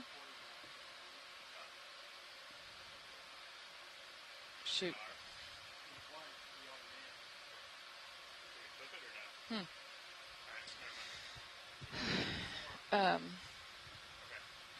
Yeah, so I actually did my undergrad thesis on limpets before I became allergic to all shellfish, including limpets, opihi.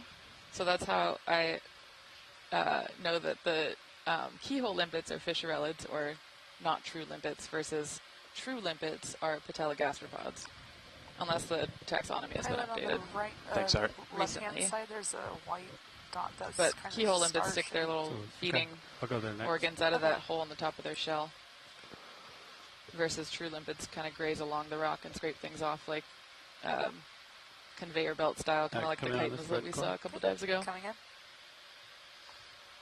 Can we get fogs, please? Yeah. 50. Yeah.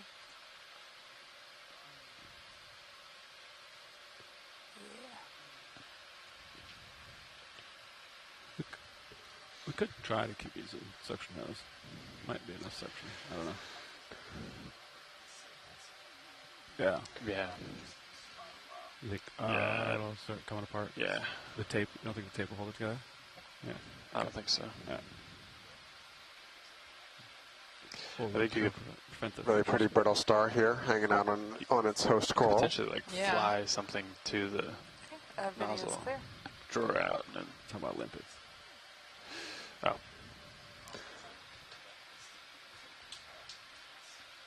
Yeah, That's full wide. it's actually preferred. Thanks, video.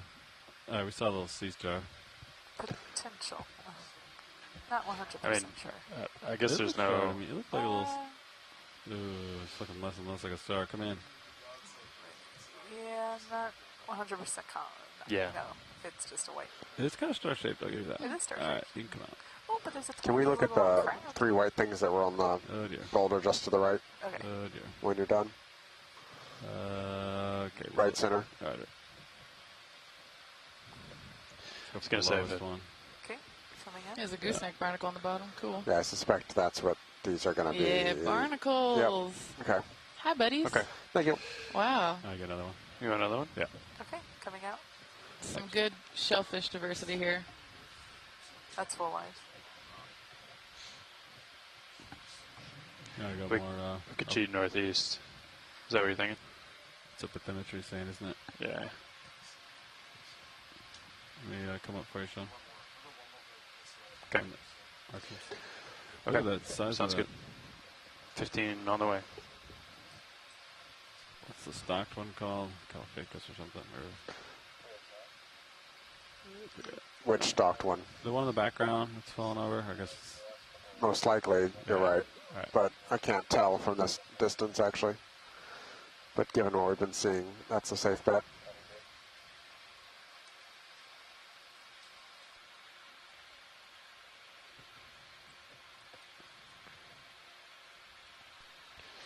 doesn't look that dead yet, does it?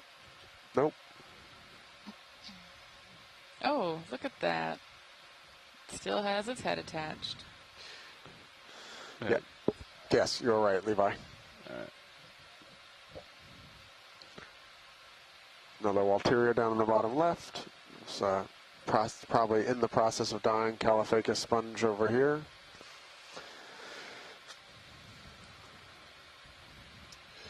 The guys on the back deck are saying that netting is drifting away from the ship, so we're good. Roger. Awesome. A lot of derelict fishing gear out here. Yeah, I mean, it's kind of unfortunately a harsh reality of living in Hawaii, and even getting far away from the main Hawaiian Islands. There's so much marine debris in Papahanaumokuakea. Well, a lot of it would come from Asia, right? Given where we are. Yep, we get a lot of Coming on fishing us gear low. that actually washes up with coming in. writing on it too, so you can tell when it's come from Japan or China or somewhere else. Gonna hold. Interesting. You're looking at the coral? Yeah, it's another one of the Ctenaphores overgrowing something. Hey, look at that. It's the third one this dive. Honestly, that's a great hack for a, I don't know how to say this, a spineless coral, I guess. Yeah. Look, they grew themselves a stalk without having to evolve a stalk. Good job, buddy. Video's clear. But yeah, there's quite a bit of marine debris here.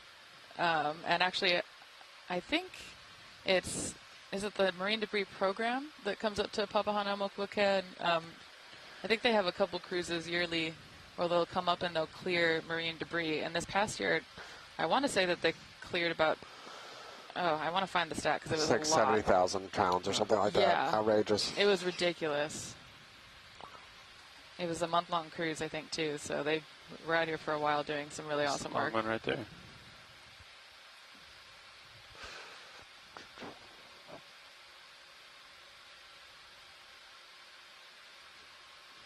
Yeah, it's the Papahanaumokuakea Marine Debris Project. Take this fuzzy guy. Okay, coming in.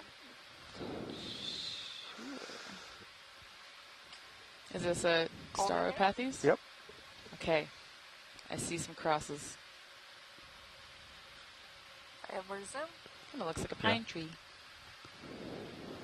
You have strange pine trees in Hawaii, then. We do, actually. Have you seen the Hawaii Christmas trees? I can't remember. Hang on, I'm going to find the name of it. I'll show you. They are weird. They're really weird. So we don't have... Is it a Norfolk pine? Science happy here. No. Okay. Coming wide. Yeah, it is. Sky Bridge. Thanks, Bridge. They look kind of like that coral. Possible wide. Moves complete. Yeah. And they're not great for hanging ornaments on, but they are like the only local-ish pine that otherwise if you buy Christmas trees in Hawaii during Christmas time, they actually import them on container ships from the continent, and that's how we've gotten a lot of pests introduced to the islands. So there's been a push to try to buy local pine trees if you're going to do a Christmas tree. Though I have been mostly just taking the small palm trees that are in pots outside of my house and dragging them inside and then putting ornaments on them, which also looks really cute.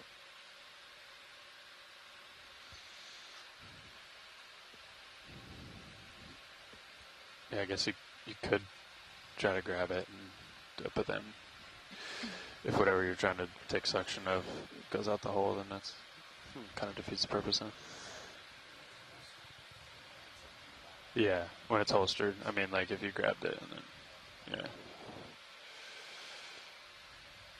yeah. Like even if it unraveled, you could just put it back in the like the. You know, Steve, what I haven't seen at all yet this cruise, I haven't seen a single stylastrid that I've noticed, at least. I know they're small, and I could have missed some, but...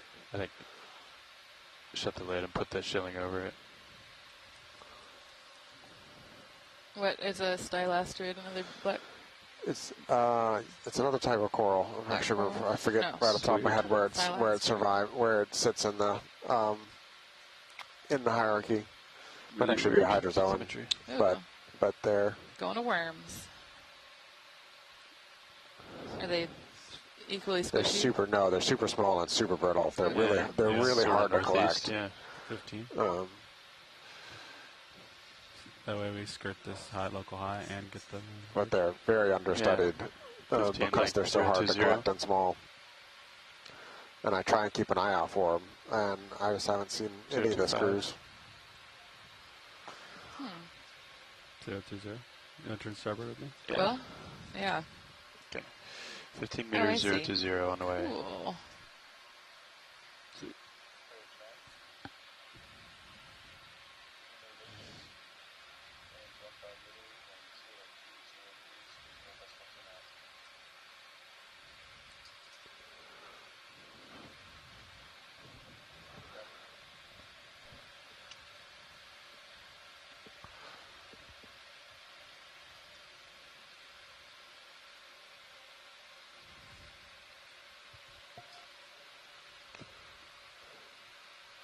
What is the disc bottom left?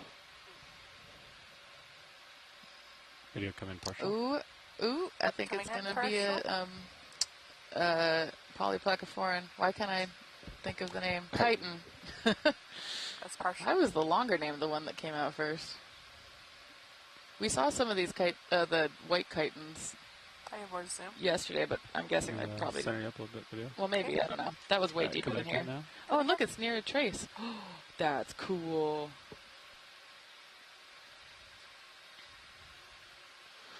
Great. I think that's all we need. Okay. These are what I'll consider now a normal chiton, as opposed to those freakish predatory chitons we were seeing a few days ago. Yeah. That we have not seesaw all over that one spot and haven't seen since, and I've never seen one before. That was so weird. Yeah. Yeah, so this is an example of why we were freaked out, because typically chitons just sit there and graze at all the detritus that's on the substrate, like the seafloor. And they have these really cool conveyor belt rows of teeth that are super, super hard. They're made out of a really hard material. So finding one that was sitting there with its enlarged little mantle, chitin fleshy body stuck up in the air waiting for something to swim under so it could trap it was freaky. It kind of short-circuited your brain a little bit. I was surprised. Yeah. What's that? I said it's time for me to start tugging him again. Oh, yeah. Pretty good at it. Well, let's look at all these species up here. Yeah. They like it here. They do like it here. Curious what this Umbellapathes. is. Let's snap this down here. It's piqued my interest. Okay. Snapping in on it. What is that? Clearly that growth form does pique your interest. Umbellapathes. Yeah, look at that. It's got a black. That's cool. Oh, yeah, you can see the black in it. It's like a bathtub. It's like a bathtub. That's because you knew this was called Bath and Puppies. I love it. Don't listen to those kids. All right, there. Coming out. It's like a bathtub. That's what we're going to be saying from now on. What does it look like? They can't see you pointing. Oh, sorry. The red coral center. I was pointing at you, Brian. Can we zoom on that, please? I will use my words, I promise. Need a mirror. Need a telestrator. I do. That would be cool. I was wondering if this is the bubblegum. Come in. Paragorgia. Nice. Bubblegum? It's Paragorgia? Okay. Bubblegum is Paragorgia. I'm not convinced this is one yet. Oh. What are we looking for? How do we know? Come in. Coming. Or, at your will. At your, whatever you want. Yeah, I'm just adjusting exposure. Roger. This is more likely still a hemicorallium. Oh, really? Paired polyps at the end of the tips, and I don't see any movement, despite there being a fair amount of current flow. Oh, yeah, the Paragorgia are a little bit more flexible. Nope, Steve's disagreeing with me. Oh, it's Paragorgia. Okay, why are Paragorgia more flexible? Paragorgia are very flexible, Okay. so that's like the definitive test. Is if it bends, it's Paragorgia, and if it breaks or doesn't move, it's hemicorallium. Cool. Otherwise, they look similar. Interesting. Oh, nice.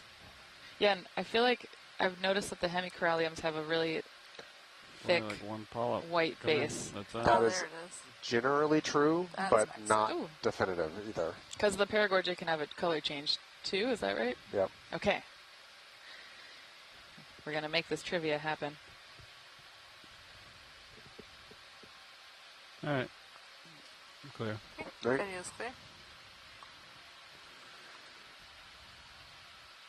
Full wide. Ooh, that's a big one. Go, Bridge. Thanks, Bridge.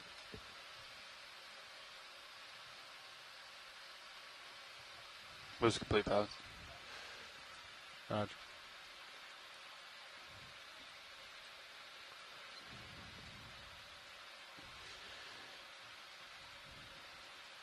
I keep going. Yeah. Sounds good.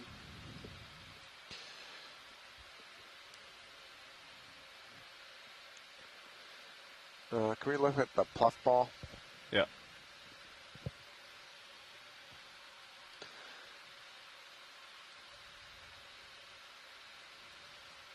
Just a snap zoom. We don't need to settle. That's, Right. I thought it was something different when I first asked. You can come in. Okay, snapping. Chrysogorgia. Correct. Bottle brush variety. With Not sure that I would classify it as a bottle brush. The bottle brush generally are longer. a But poofy ball variety. thank you. All right. Poofy something. Come out. But Yep. there's a new sponge to the right in the dark. I don't know if you got the tether to get to it yet, but Yeah. Polosoma. it is, but it might be a special type. Ooh, a bolosoma. What makes a bolosoma a special bolosoma? Hold on. I'm not sure it is, but I don't think it is yet. Cool. You can see the current. Those corals blowing in the current there. Yeah. What direction is that coming from? Basically, my heading North. Nice. Yeah, that's what it feels like at the moment at this location. Cool. North-south. Alrighty. It's just interesting because normally the bolosoma open their little mouth parts like towards the current, but I don't know. Yeah, so Oh. Okay, explain, please. go for it. No, I don't know. Read no. it now. So this is what we affectionately call an ET sponge. Why? Because Why? it looks like With the ET. eyeballs. Oh, E.T. phone home. With And great it was black only background, recently too. named. I thought it was just a broken bolosoma. No. E.T. sponge. And the scientific name is. You I'm want to zoom on never that? sure how to pronounce this one, but it's Advena magnifica. It is Magnifica. Oh, I'm looking at a picture of E.T. because I haven't seen that movie for a hot minute. It looks like Wall-E. Yeah. It has big eyes, and you could imagine a smile. Cool. I don't think we've seen the E.T. sponge yet. No, I don't think we have either. Advena. I have more zoom. You're very Magnifica. Once we... Sorry. Okay. All good. I'm sorry, Art. I just heard a big sigh about that pun. I'll give it a rest.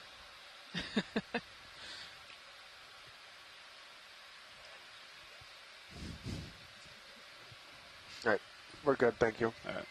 Can I zoom in just a little bit? Yeah. Coming in. We haven't seen these in So a while. shore side, we've got just under an hour remaining in the dive.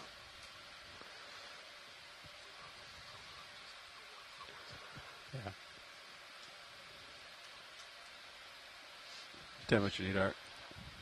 You want like something like this, Art? Great textures on that sponge. Cool. All right.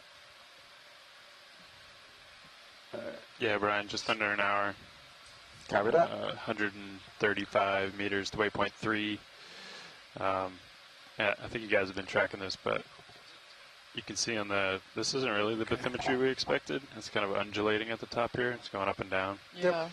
So it's not really a ridge as much as it is a bumpy plateau.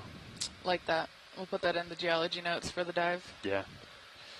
It's my official title. I'm trying. For it. I'm trying. We'll add it to a new CMEX classification. Bumpy undulating ridge. Yep. CMEX does need a lot more Bathtub terms ridge. to it, so. All right, Art, I'm going to get you close, okay? You with me? Go in macro mode here. Oh, and I didn't realize, so apparently the sponge, the ET sponge, Advena magnifica, was described by a postdoc at the Smithsonian National Museum of Natural History, who is in Alan Collins' lab. So the rock. that's That's awesome. it. That's as close as I can get.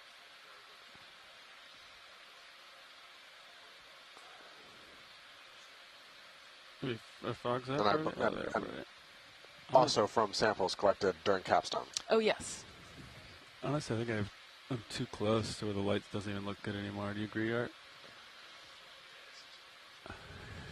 Alright. What if I do like, if I go up and then tilt you down? We can add more light to it with fogs. The fogs are up already. Is that better, Art? Alright. Seems like when I get you too It looks close, like you found the name of the postdoc. fall Do out you want of to tell the us who light. did it? No? Okay, I can read it. So, yeah, the postdoc who described the sponge is Dr. Cristiana Castella Branco, who was at the Smithsonian at the time. I don't know if she's still there. Thanks, Art. So, thank you, Dr. Branco, for describing the sponge for us. Great name. Talk to me. Alright. We're scanning with blue view, Brian, to make sure we're going the right way here now that we're on the ridge. Alrighty. Ooh. Sounds good. Whoa. That looks pretty good. 30. Yeah. Yeah. I think we're about to. It's time for a pilot change. So we'll Alrighty. get going 030 and back with you in a moment. Sounds great. Thanks, Thank you, pilots. midshift.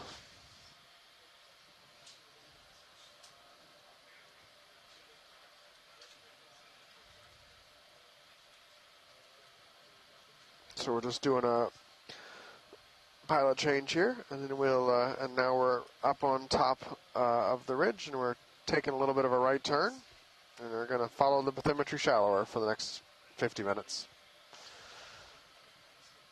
This is looking kind of similar in terms of the overall morphology and features to the place we started further down the ridge, but in terms of the sediment accumulating and the ripples,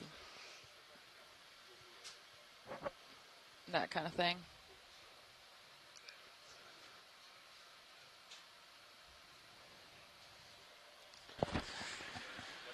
Hey, Sean. Interesting rocks here, though. What are you? I don't hear you. Okay. Go.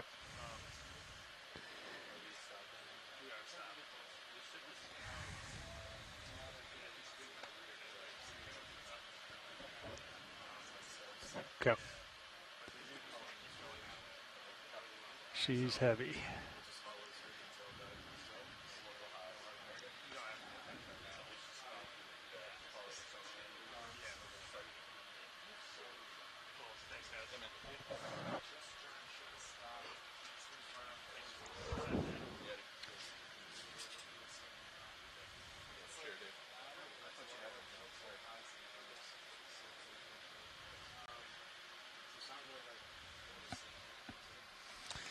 Caitlin, I'm not sure what we have and haven't seen, but I'll let you see if we want to snap on anything while we're flying by. Actually, there's a strange shape, like almost center. I think it's a rock, but it's black.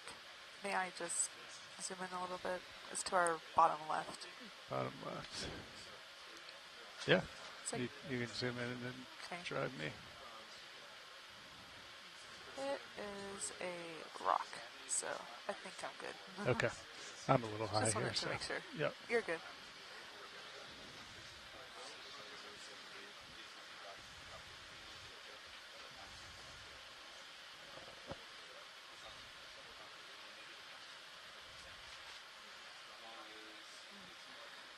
Pilot in the upper left, there's a whip coral, or like a longer coral. Yeah, I'll come over there. Go that way. A couple of things here coming into view. I'm going to snap on this one center here real quick, Caitlin. We'll just get a quick ID on it. Yeah, we've seen this guy. Okay, we can let it go. Wisteria. We take a look at the whip top left. You got it, Brian.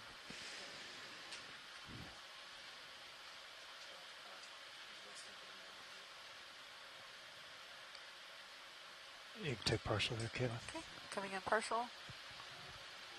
See another bolus on the sponge base in the corner, too. Yep. Looks like Cannadella gigantea again. All right, thank you. Go. I'll let it go. Sounds like science is good. Yep. Oh, full wide. Bobby, I think we can get a move whenever you're comfortable.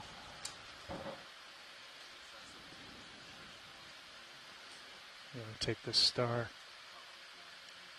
center here, Caitlin? I see it, yeah. Yeah, you can take partial. I think we should be at a stop, co-pilot. Roger. No, not a star. Coral Last bearing base. was 025. What do we think of that? Do you want to change it up? Coming out. 04015? Okay. Okay, calling it in. There is something with 045 a lot of coming legs, like in the center right now. Center a little above. Yes. Yeah, you can take it. We're seeing more pillow basalts here. Crinoid on an underhang. Nice. Those, oh, and a little baby whip coral. Unless it's really far away. Maybe it's less both. baby. No, it's baby. It's Baby. super baby. Bridge, this is RV nav. Okay, video is clear. Wow. I love seeing Hey, let's get a ship the move youngins in. hanging out Range together. 15 meters, bearing Seems like this is a good 045, neighborhood decimal where 2 knots. everyone can just play together outside. I should probably stop anthropomorphizing everything, but Did you hear me, Bridge, or did I have it the wrong brings me button? joy. And also, they are beings, so. Can we zoom floaty coral dead center? Yeah, let me get a little closer, Caitlin. Sure. Bridge, ROV now. Okay.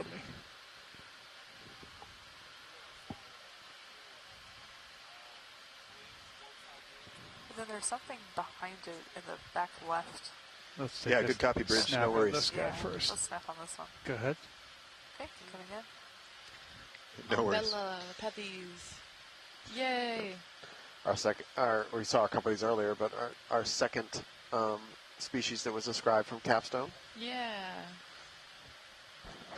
Hey, ship move is in, pilots. The Ahoaster GFOEI also was described from Capstone samples. You want to drive me, Caitlin? That's What you were awesome. looking at before? It's center right now. It's like top center. Top center. You can take snap on It's it. The little guy or this guy? This guy right here. Okay. Okay. Are these crinoids on a sponge? Crinoid on a Walteria. Oh, wow. They seem really delicate, these crinoids. They're pretty. Okay. It's the, Video's clear. Oh, it started with an R. Okay. Ooh, I wrote it down somewhere. I don't remember.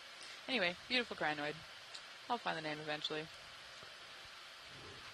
They're sea feathers? Sea Feather stars. feather stars versus sea lilies are the stocked ones. Correct. Nice.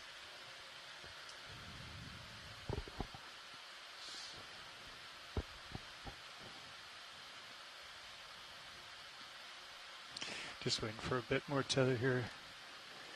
Much leads. No worries. Pan around to the starboard. Awesome. See what's over here. Always happy to have a great view of rocks. So, yeah, some good large pillow basalt here. Nice view from Sirius too.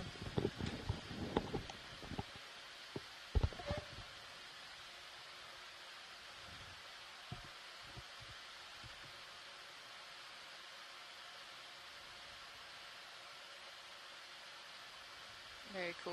So, yeah, I guess while we're waiting on tether, maybe I'll just give another reminder of where we are. So we are at our 6th unnamed seamount of the dive.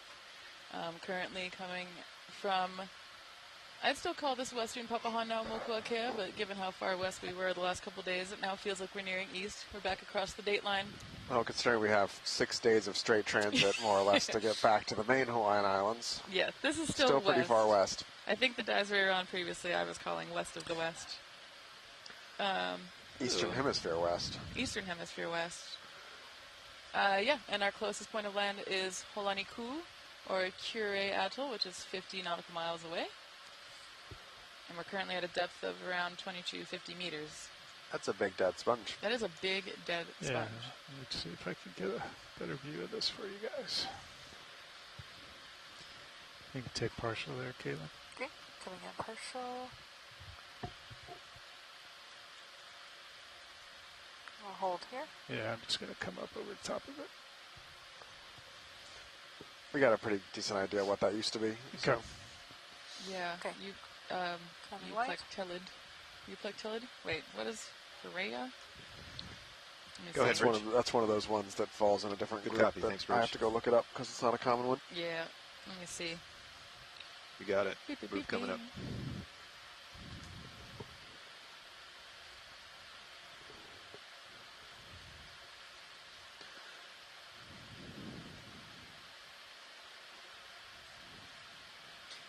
No, it is the, wait. I'm going Bridge, to the RV nav. guide. Hey, let's go ahead and repeat that move. Range I don't know. 15 meters, No, it's bearing not regular. 045, It's one of the decimal other, 2 knots. other whole orders. Okay, let's go back.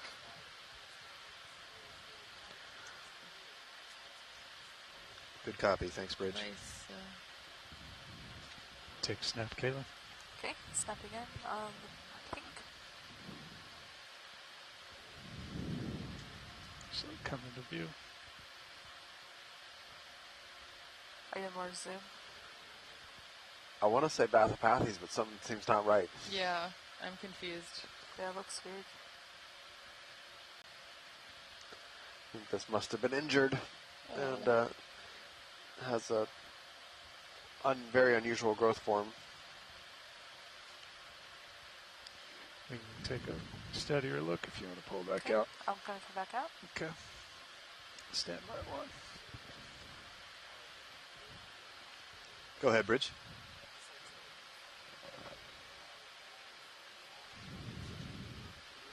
Yeah, stand by. Yeah, that was it.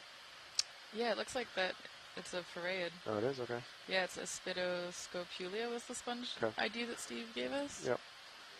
Cool. IDs are hard, man. I find sponges particularly difficult. Yeah. Okay. Let's see. Go ahead, Caitlin. Okay, coming in. Then tilt down. Yeah. Yeah, this looks like a Bathopathes that got damaged at some point, and in the healing, its growth kind of form got confused. Yeah, stand by, Rich. We're just going to take a look at the forces we've got here and see if we still want to keep that or change it. Do we know of anything that preys on Benthic Ctenaphores, or these types of black corals? Corallivorous? I'm sure I've seen something eating them, but I can't recall a specific instance, but I'm pretty sure I've seen a gummy astrodon at some point. Yeah, I mean, they look pretty fleshy, so if I were a hungry sea star, I would go for this, for sure. All right, science is happy, thank you. Okay. Video is clear. We'll let it go wide. Looks like we got a bit more tether now. Full wide. Oh, and Steve Oskovich says, yeah, sea stars and aplacophorans, so those worm-shaped mollusks, will eat these types of black corals. That's cool. I didn't realize aplacophorans ate coral. I thought they were just hanging out with them. No, they're definitely coral predators. That's amazing. I was like, oh, look, they're friends. They don't seem to do a lot of damage, though. I see them hanging out all the time. We're just snap these two Kaylas just on the edge of. Yeah. They're a little teeny. Maybe they're just like a leech that, yeah. Oh, there's something on the rock in the back. It's believe so. It's nice. It's really pretty. Blind lobster. What? Go ahead, Kayla. Coming in. This? That's a blind. It's what? We saw one earlier in the expedition. I don't remember it. Can you explain it again? It's a lobster in its It's a lobster in a blind. That's in the deep sea. It's really cool. I have more zoom. It's kind of see-through. Is it lost pigmentation and also its ability to see? How deep do they go? I have Google. I'm going to Google it. That's what happens when you put the rock or the sediment person on to talk about biology. Right. Thank you, pilot. Good, oh, cool. Video's clear. Okay, so yeah. Can we look at the pink coral right there? There's something a little light colored in it. Go ahead, Kayla. Okay, coming in.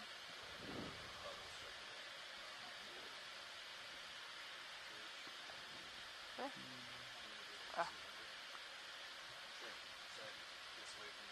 Oh, it looks like a gall. Yeah. Whoa. All right, thank you. Like a stony gall. Okay. Okay. Coming wide. Come back over to center of body. So far, I'm getting that blind lobsters are blind because it's an adaptation to being in the deep, I guess. Adaptation is a loaded word. But anyway, we'll say that. And they can live very deep, beyond 5,000 meters. Whoa. Very cool. Hey, let's change that bell out to 200. 200. Pilot, I think. Good copy. I think there's a fish in the background. Good copy. Thanks, Rich. Base. Fish in the Pilot's the ship that stopped. Say again, Kayla. By the coral in the back. Oh, wait. It might be a shrimp. Shrimp, yeah. Sorry about that. That's okay.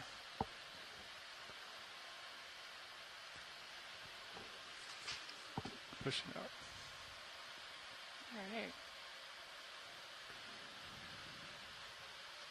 Ooh, a pillow pool. That is very cool looking. It's a shadow.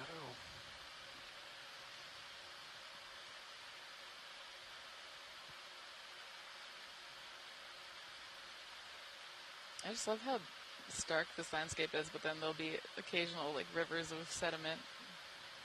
It's so weird.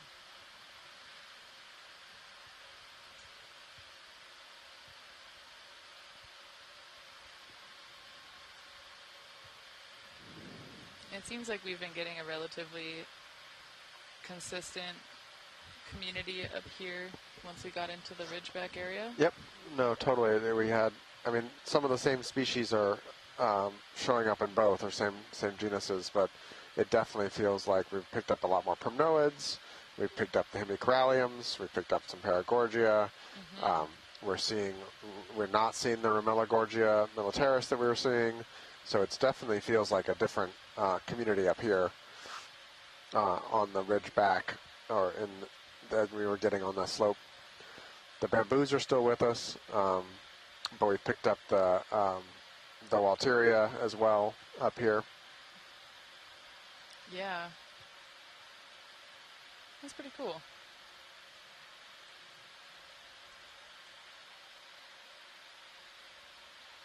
Sometimes I think that habitat transitions will be a lot more subtle than I think they actually end up being on these dives. Obviously, it's not as stark as...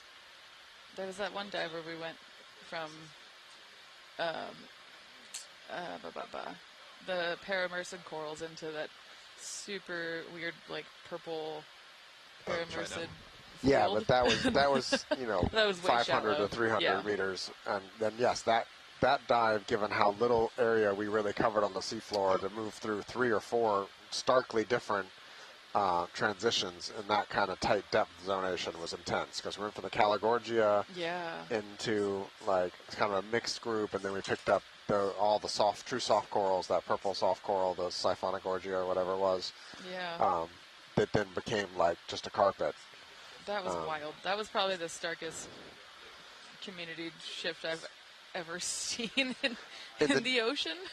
Except for the intertidal zone. Yeah, I mean, that's fair. if you think about how stark the transitions are in the intertidal zone. That's true, but the intertidal is metal. You have to be so well adapted to so many different environmental extremes to live there. Like limpets are wild. They can go from being submerged to being fully exposed and dried out, hot and cold.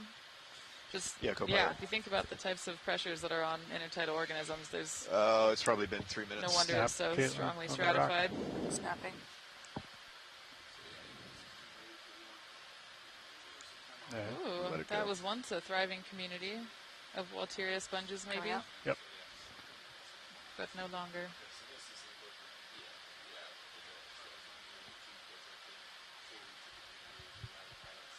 Let's take another bamboo whip here. Probably another. Paragorgia, maybe, that red one? That would be my first guess, but yeah, it's hard. Those are hard to tell apart at distance. We can snap Brian if you want. Sure. Go ahead, Caitlin, on the red. Snapping on red.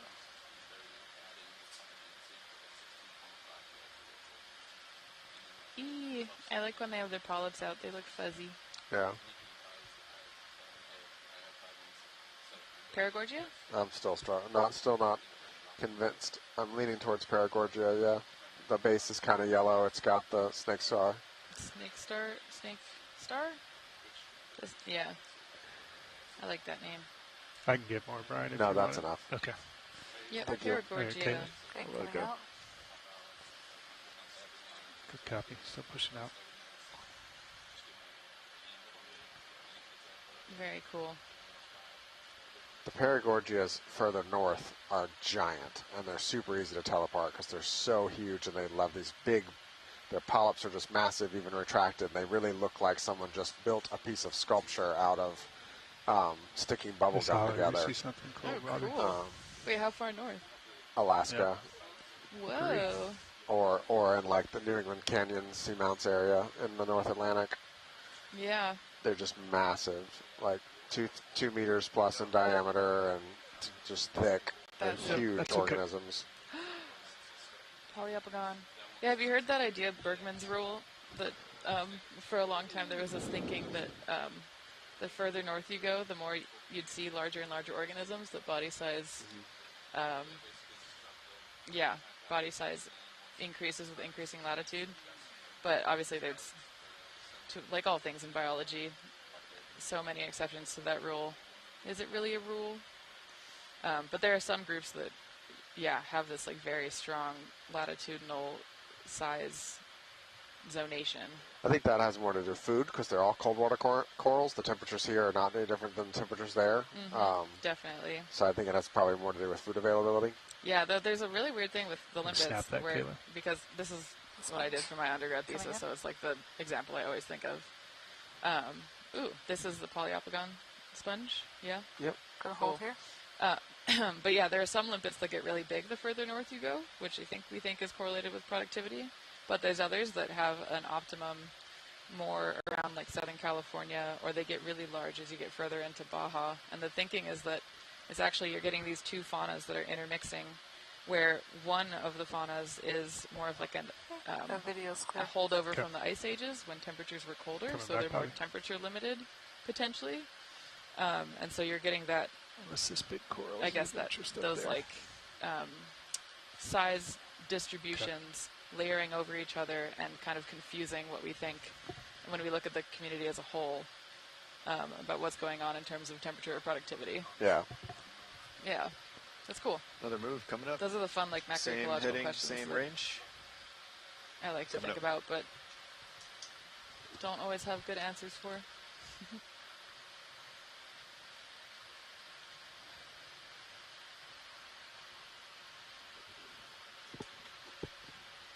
Bridge, this is RV nav. A lot more dead sponges. Okay, Good let's size get another pillows move up in, here on same the as top the left last, too. range Yeah. 15.15 meters, bearing 045, decimal 2 knots. What's overgrowing on the rocks on the left? Let's go look. Yeah, do you mind taking a look Good at that, copy, thanks, pilot? Bridge. Right here? If you go up more. Up more? To the left to on the left. pillows. Yeah. There's like these white lines kind of all coming down. It looks like. Yeah, or even if there's like center top, there's a good visual for what that looks like too. All this stuff yeah, here. All this more up stuff. there. Looks, Yeah. Yeah, the schmutz. The schmutz. Copy. Hey, we can take a partial anywhere here, Caitlin. There's so much of it. Okay, I can come in here. Yeah, the stuff that's further out. looks Okay. Come back. Okay, coming up.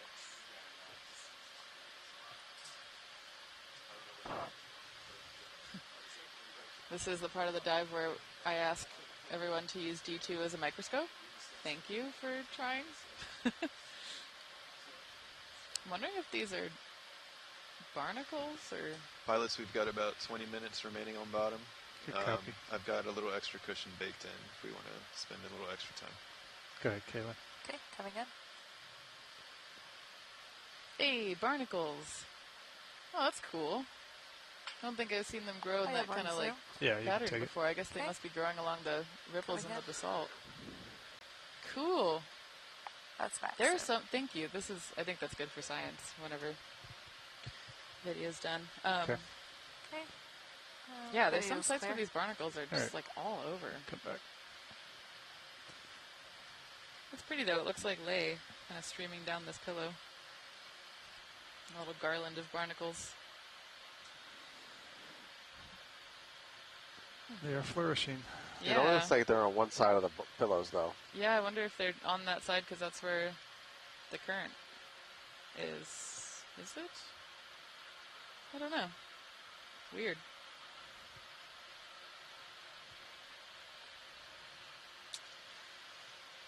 Another one of life's mysteries. I'm sure somebody knows, but I don't. I would not be sure that someone knows. Yeah, fair. With the deep sea and ecology in general, it's hard. Chris Moss says, weird. I remember seeing this during Capstone as well. These barnacles growing in these distinct bands. Several more of the Walteria. Looks like an Alisteropathes black coral in there as well, and a small Chrysogorgia.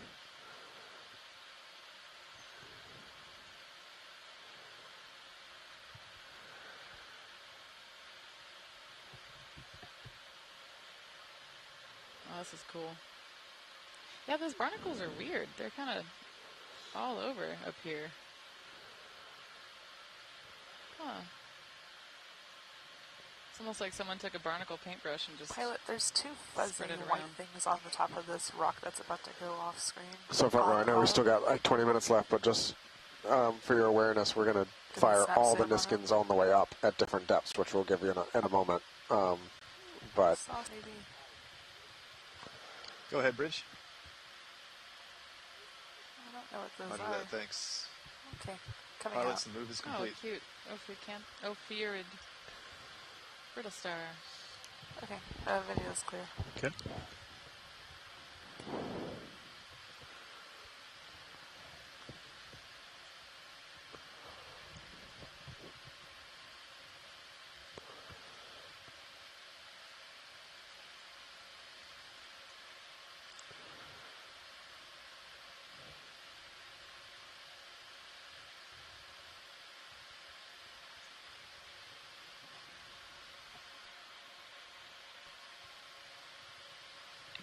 that's a big coral. How old do you think that coral is? I'd have to go look up what the growth rate is, but many hundreds of years. Very cool. I get my decimal places confused Totally. on point millimeters per point thousands of years. Yeah, I think I wrote this down last dive, but I want to say 0.7. No, don't even listen to me.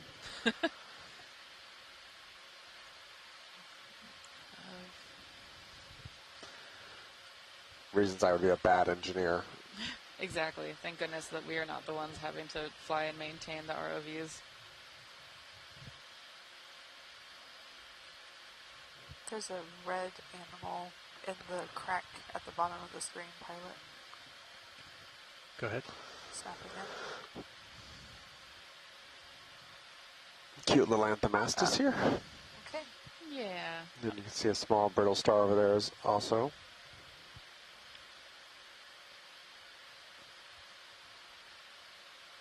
Star coming in there in the center. Little tiny guy. You want it?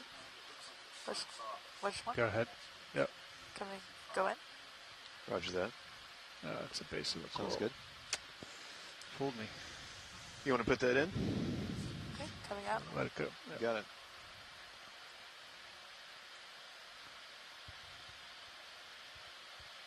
Oh, aha, I found it. So for bamboo whips, I think they've been shown to, some of them Bridge grow already at now? 0.7 centimeters per year upwards. Hey, let's get another move and in. 50 fine Range microns per year 15.15 upwards. meters, bearing So it's 0.25, very, decimal 2 very knots. slow. So the big ones are quite old.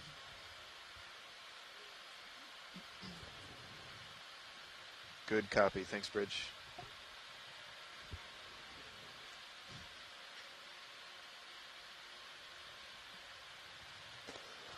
Awesome. I'm getting a really nice visual of the kind of, what did the pilots call it? Undulating hillside? Copy. I wrote it down. Undulating bumpy plateau. Good plateau view.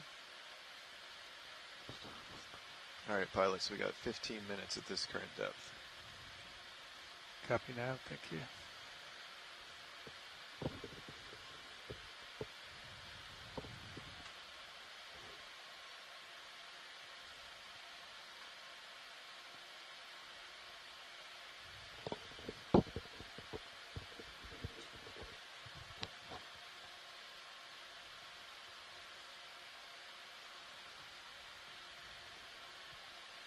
Okay, and lots more dead Walteria sponges.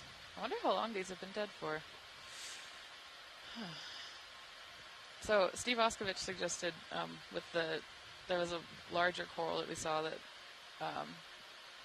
was kind of the remains of a living coral with also a larger sponge with the remains of a once living coral on it too. Suggested that might be hundreds of thousands of years old. And that guess comes from a cruise that he was on a couple years ago where they sampled some manganese encrusted corals from an area near the Chautauqua Seamount, and they dated it to 2,000 years old. So these things can stick around on the seafloor for a long time. It looks like that's another large Poliopogon. I think you're right. Nice. And more of these barnacles, just the barnacle they draping. And the barnacles just came out of nowhere, I feel like. Yeah. That was a sponge, just for the record, that they were dating. Yeah. Oh, sponge. Yep. Aspidoscopula, like the ferreid one that we had seen that was fallen over. Yep. Yeah. Wow, the barnacles are cool. Yeah, they really are. What? That's going to be what I Google tonight. My nightly wormhole on Google Scholar. Barnacle larval dispersal along deep sea basaltic seamounts. What doing?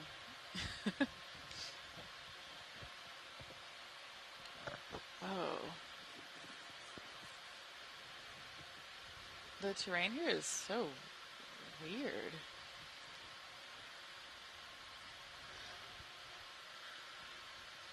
I'm cheating off of Serious View to look at these kind of big local mounds of basalt.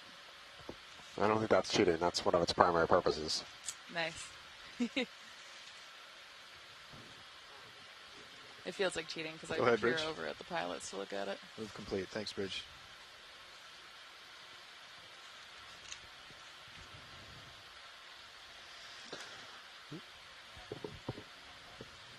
Copy that. I'll get it in. Same bearing.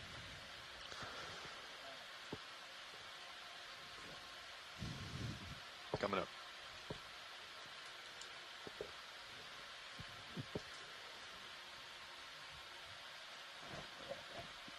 Oh, cool. There's a decent amount of sediment here, too. 2-0 coming up. Yeah. Bridge, ROV now.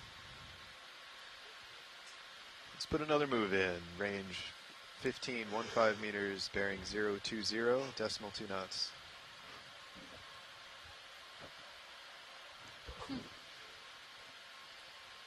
Good copy. Thanks, Bridge. There's a polyopogon sponge that looks like it broke off, which to me suggests that it probably got tumbled by this like boulder fall over here, this wasting event. Where do you see wasting event? I see pillow basalts in place. Really? I saw a sponge broken. I mean, I get that, but I just don't see. Yeah, I don't know. From where we are, there's not a lot of terrain for it to come up from, and these all look pretty well. Yeah. Yeah, but the angular pose of these rocks is like, or way not. Oh, it wouldn't go very far. Yeah, that's true. Yeah, I don't know. I wonder. I think Val went home, so can't talk to the hard rock geologist.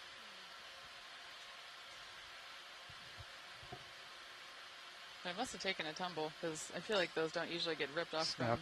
Center. Oh, or maybe... Snapping. You better hope it's not. What? What? I mean, there's something different you were thinking of. Oh, I was going through sponge That's theory good, in my head. Okay. Nope, this is a brittle star, Alright, but not pilots, the 10 kind of minutes on brittle bottom. star that we have been Okay. yearning for. Oh, Val is here.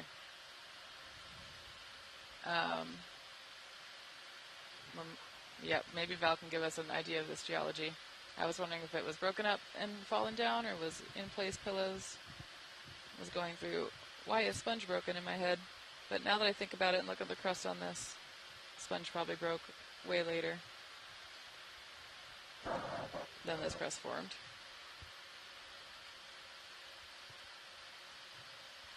Snap center. Okay, snapping it. Little baby polyopogon. I always want to know when the feeding traces just stop and end, what happened to the creature that was doing it. Did it get eaten, or did it just was just no longer hungry, so it moved somewhere else? Maybe it got picked up by an ROV. Maybe. But all those shiny spots are places where something had moved across the seafloor eating the detritus. Video is clear. Yeah, we'll let it go. But I always just kind of assume if a snail is no longer hungry, it just stops moving until it's hungry again, and then starts eating, picks up where it left off. But maybe I'm wrong. Maybe they spend a lot more time transiting than I give them credit for. The barnacles are getting even thicker Yeah, as we move out. It's really pretty. That's really cool. We saw something similar to this, I don't know, a week ago. I forget which dive it was exactly, but we had we had the barnacles the entire dive. Yeah, they were, I think, the most dominant taxon. Can we zoom sponge corner right bottom? Not kind of half bottom. Yeah.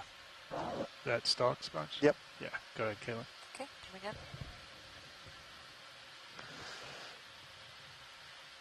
Gonna hold here. All right, that's still a Caulophacus.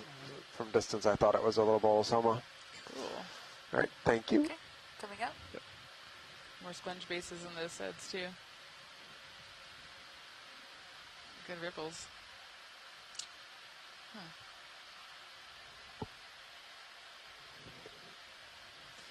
Oh, cool. So Val's been giving us some more insight into the geology here. So the formation that we're seeing, I think here on the left, is potentially looks like some pillow basalts that, as she's saying, froze at their toes, but still had lava moving in the tube behind them, and that pressure can build up and force the toe to break open, which makes the flow advance forward until it crusts over again, and then that kind of keeps going until the lava runs out of that oomph, the melt heat. I don't know the word in English, but I can think of the word in Hawaiian, which is not helpful. Yeah, super cool. And then this is another sediment bed, and we've really not seen a lot of bed pile. forms. And we actually really avoided a lot of sediment. I know, We did. which is shocking how little sediment we've actually seen in these big pools. yeah, But this is the first time we've seen any really good bed forms with this dive. yeah, totally. Here's another one of the Bathopathes. It's pretty. This is back to Alternata, which was what we saw earlier in the dive. And it's Bathopathes because it looks like a bathtub? You take more if you want. Looks like a bathtub?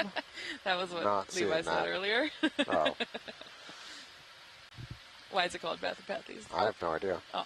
I'm just going to fly over it. Okay. Come out. Yeah, the video's clear.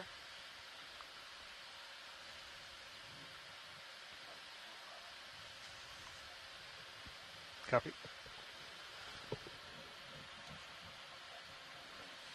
So what are the depths? Yeah, so our Can we zoom off on bottom that time option is lift of the sponge? 112, Go ahead. but we can stay another 5 if we need to. A baby no. A Another couple. baby holothurian. Oh, this is the Take more if you got it. Fanta one. Fantastic. Do you have more where a bit? Um, Yeah, I'm a little far. Creeping in on it. Fanta. Oh, Nero Fanta. I think. With his little booty feet. Booted feet. And feeding feet. Look at that. That's cool. It's cool seeing that pink part I think in this is the second one we've seen feeding on this dive. Okay, video's clear. Yep. These have been particularly visible. Full wide. Okay.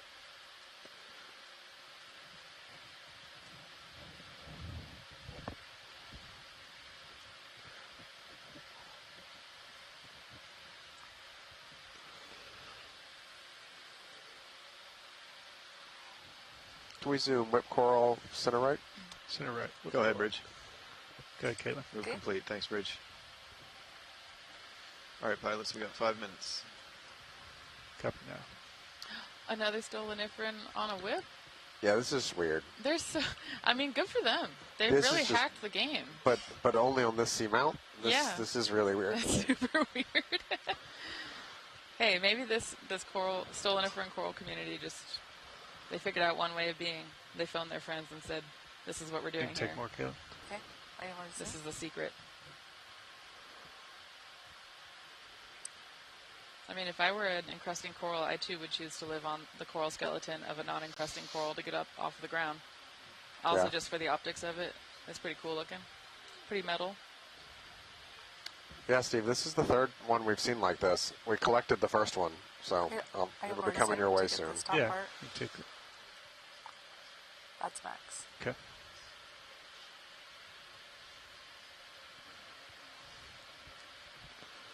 And video's clear. You want full frame here? This will probably be close to Sure. our last shot for the day. Right, do you have the depths? Sada. Oh, I do have the Full. depths, yes. All right, coming out. Okay.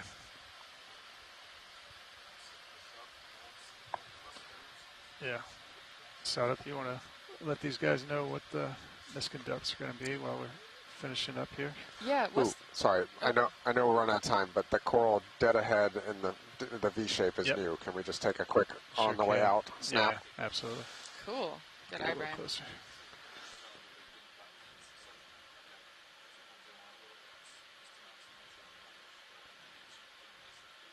She said she had him, Bobby.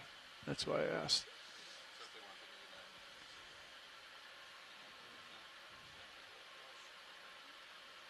Sorry, Sada, I didn't mean to rush you if you did not have them at your fingertips. Oh, no worries. I was just checking to make sure that the depths were okay. They're pretty shallow.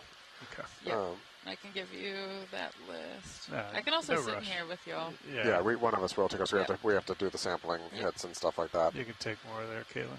Yep. Gonna hold here.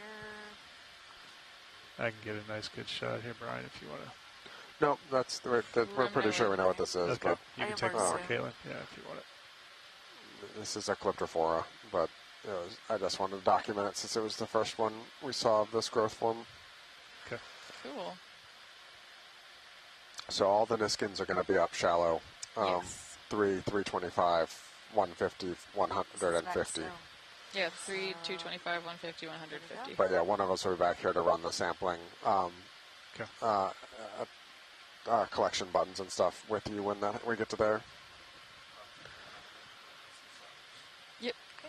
And I'll write it down and bring it over to the front row so you have it in front of you too. That's a good idea. You bet. Okay, Caitlin. Okay, coming out. Full white. Full white.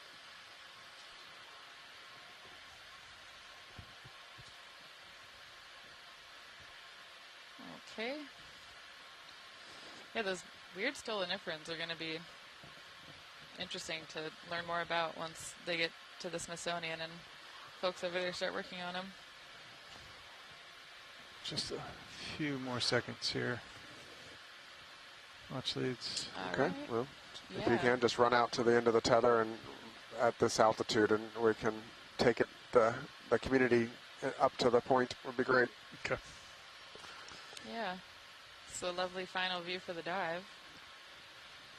I just love these big kind of fan/tree-shaped morphs. Yeah, this was definitely our bambooiest dive. Yeah, I like that. Very bamboo-y. Bamboos and barnacles. We're bamboozled by the stoloniferans that are growing on those stalks. Hey. Brian's over it.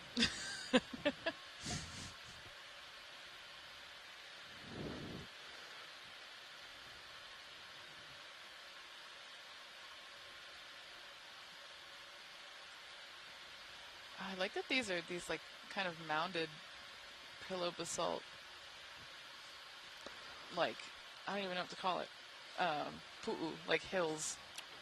Yeah, I mean, these look similar when you're on the Big Island and you're in the saddle between Mauna Loa and Mauna Kea. Like, you see these kind of mounds that are 100 meters tall that I think they have sediment on them now, but I've always envisioned that they look kind of like this underneath that. I've seen some things in Iceland as well that looked very similar to this around the Icelandic coast. Yeah. Yeah, the ones on Mauna Kea are called pu'u, like pu'u hulu hulu's a really nice one. All right, if you've ever been pilots, up there. one more minute and then They're gotta go. Yeah, that's cool. It's fun seeing it underwater. Can we zoom yellow coral if we got one more minute, dead center? We should do. Caitlin, you want to take a snap on that? Okay, snapping in. Thank you.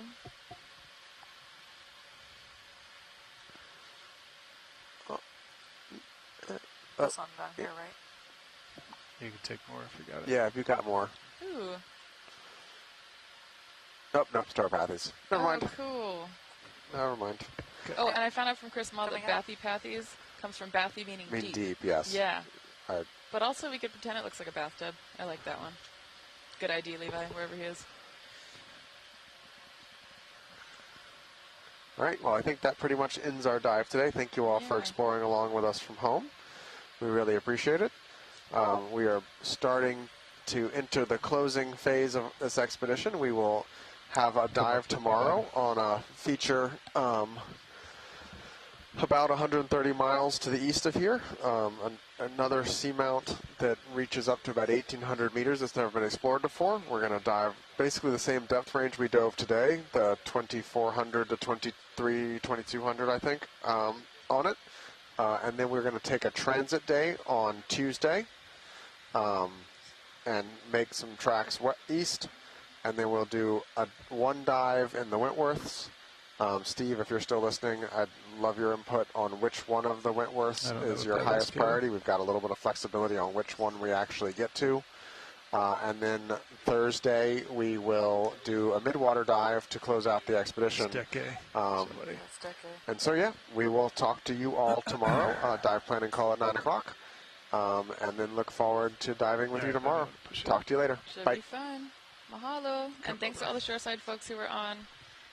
Val Finlayson, Chris Kelly, Steve Oskovich, Asaka Matsumoto, Chris Ma, Kelly Markello, Linda Sunderland. I'm sure I'm missing a bunch of people, but everybody that helped with the IDs and gave us some awesome facts about geology and biology here. So looking forward to talking to you all again tomorrow. Aloha. Yep, but we will be diving tomorrow. Transit day is not till Tuesday. Yep. So, cool. Yep. Thanks, y'all. Bye. You just want to come up a little bit more, Bobby. Get that tether up.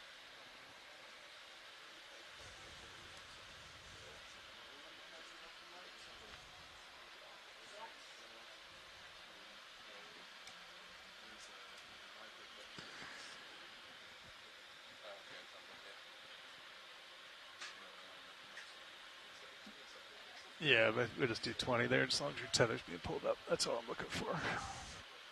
You want to follow me down? Side back. Yep.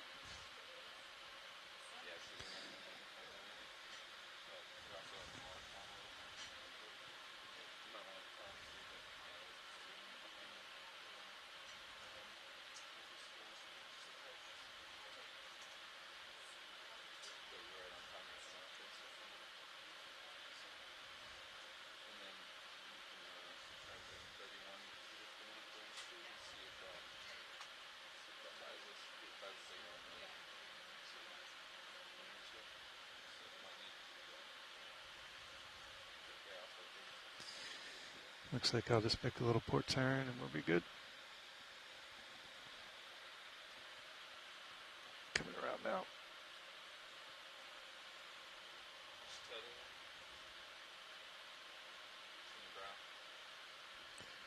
Yep, stand by. You have to pull that up, Bobby. Or I can push down.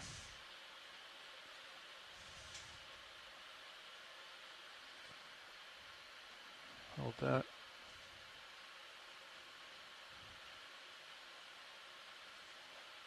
Yep. Yeah, I think we're clear there.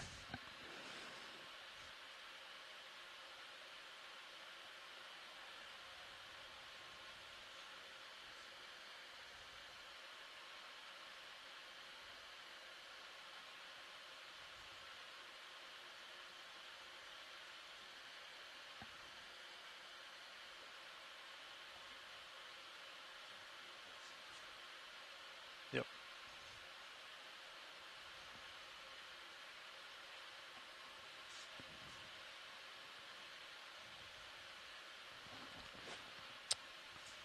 Coming back.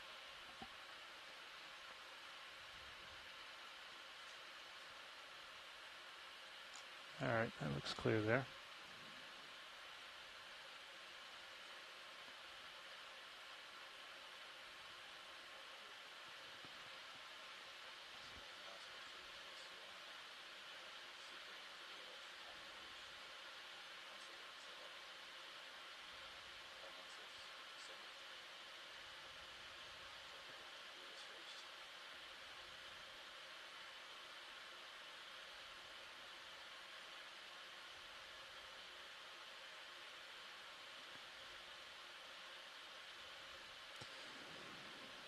This should help.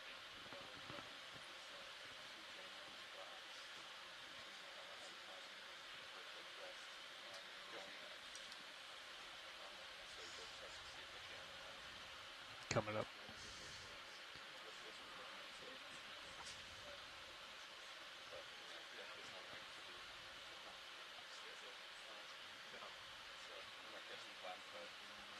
Yep.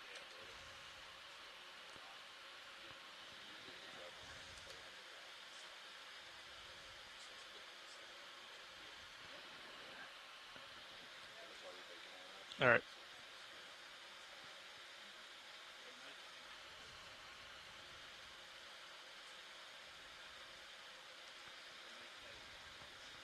Coming up.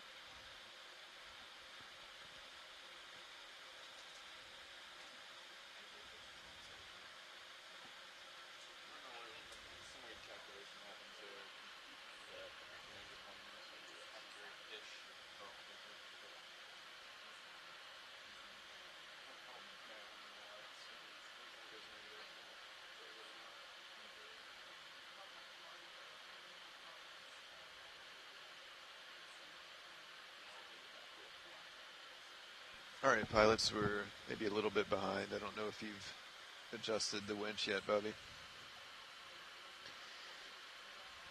Maybe bump it up to 31 if you can. Should be good.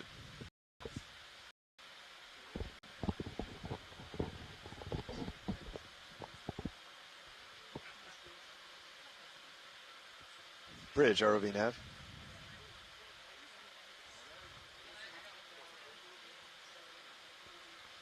Hey, just want to let you know that the vehicles are off bottom.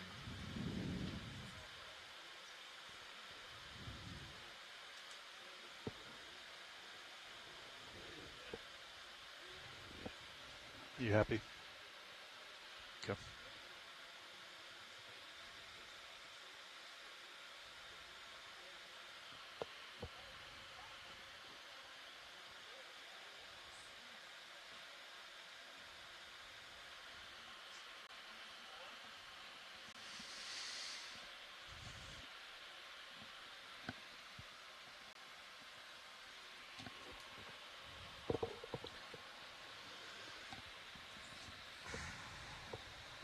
Okay, I didn't quite catch when we're doing the water samples. Are we...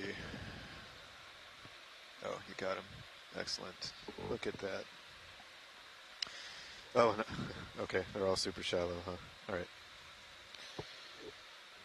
Good deal. Yep.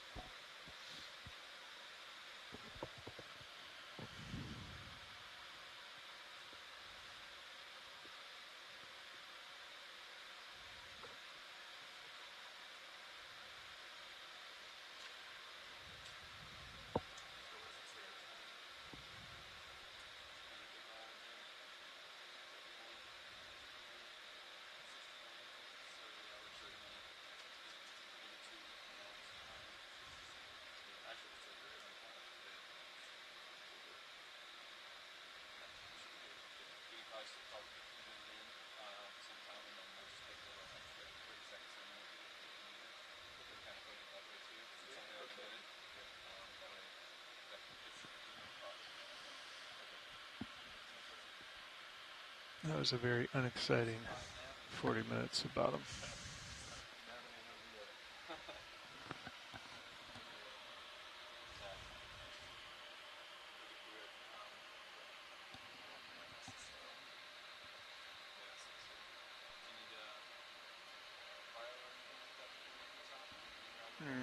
That's 100% the reason rolling.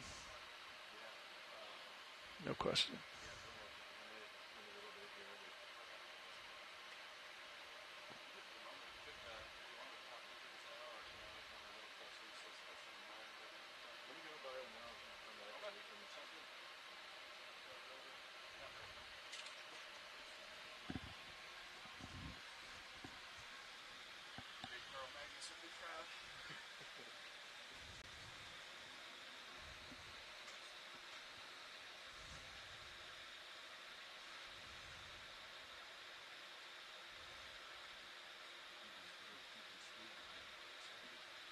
Yeah, I was a little worried with those rocks. Well, we'll see. With this forward way on, I'm losing quickly. I was quite shocked after having stared at the starboard rock box all morning to come in and see a almost equivalent size rock in the port. Yeah. They took it as a challenge, not like as an that happens. observation. Yep.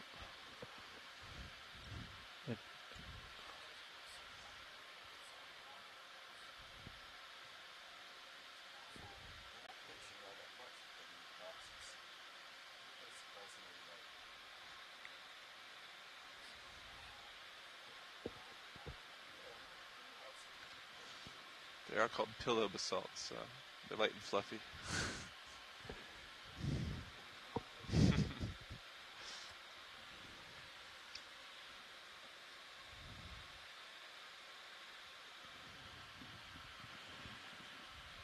We shall see in an hour.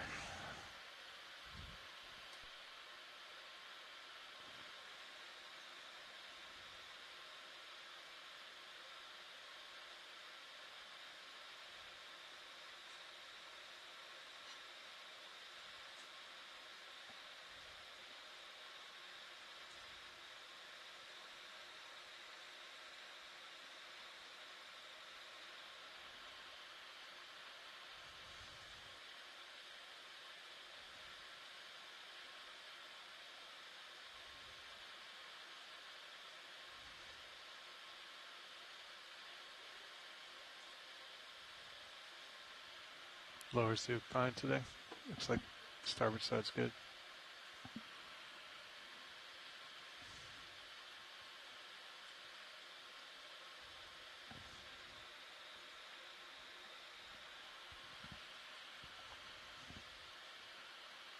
I see light.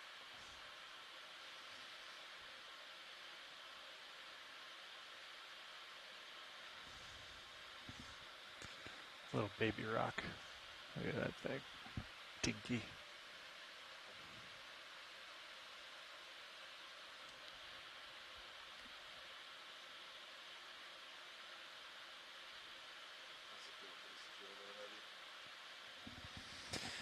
You can see that's what I'm pushing up, which is not terrible.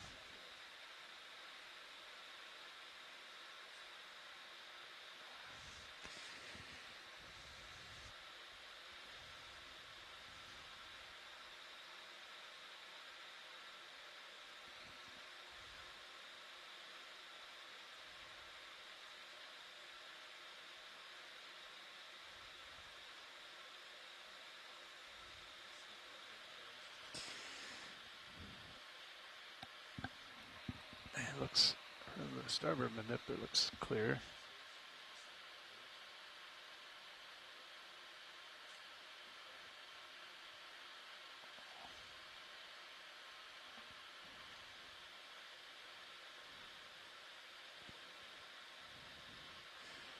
You could take the PTZ and get a good shot.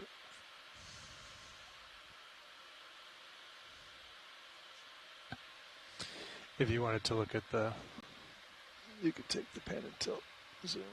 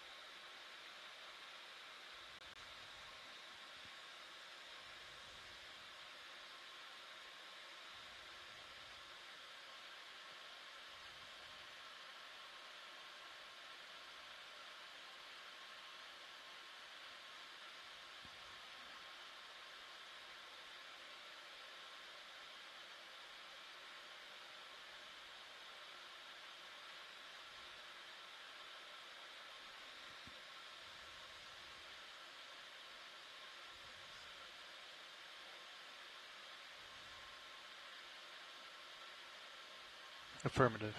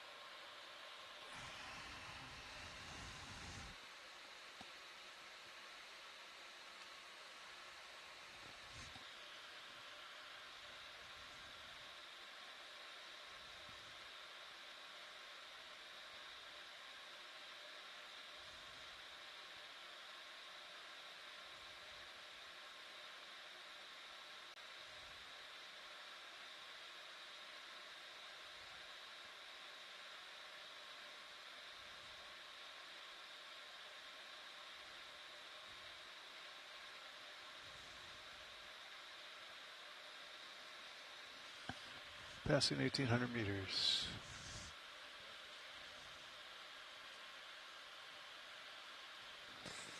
Delta looks good, streaming looks good, tether looks good. Vehicles look happy, all is well.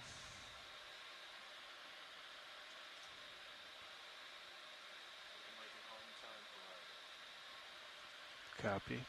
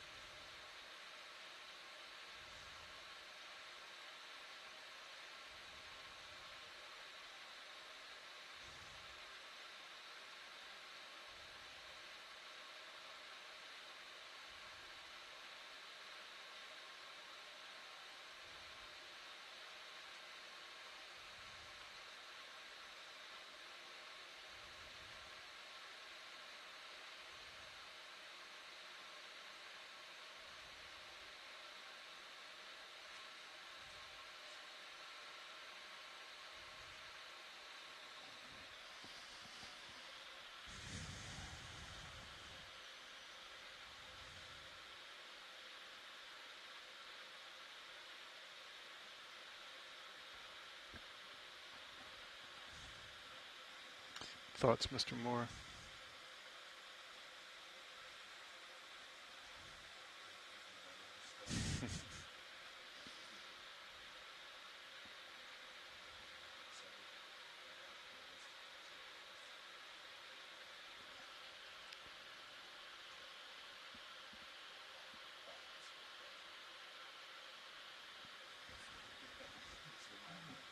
Nope.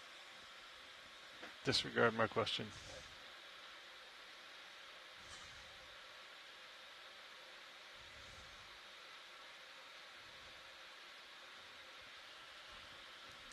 I don't want to know.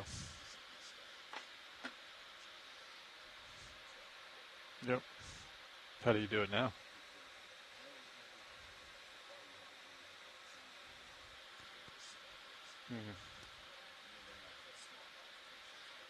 So what do? You do sub rev.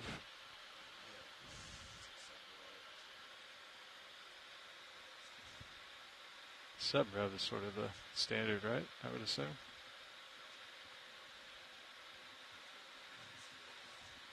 That's a standard, I think, in the software world.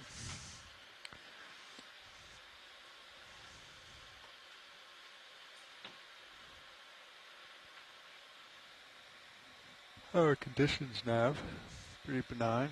Current pretty low. Wind pretty low.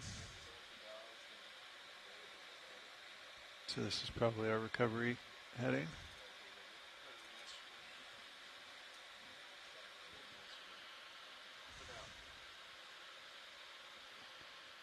Copy.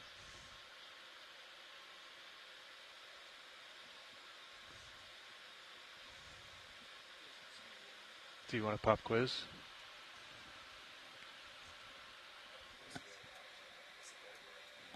I would like to know how many degrees to starboard to port we are streaming right now. There's a quick and dirty way.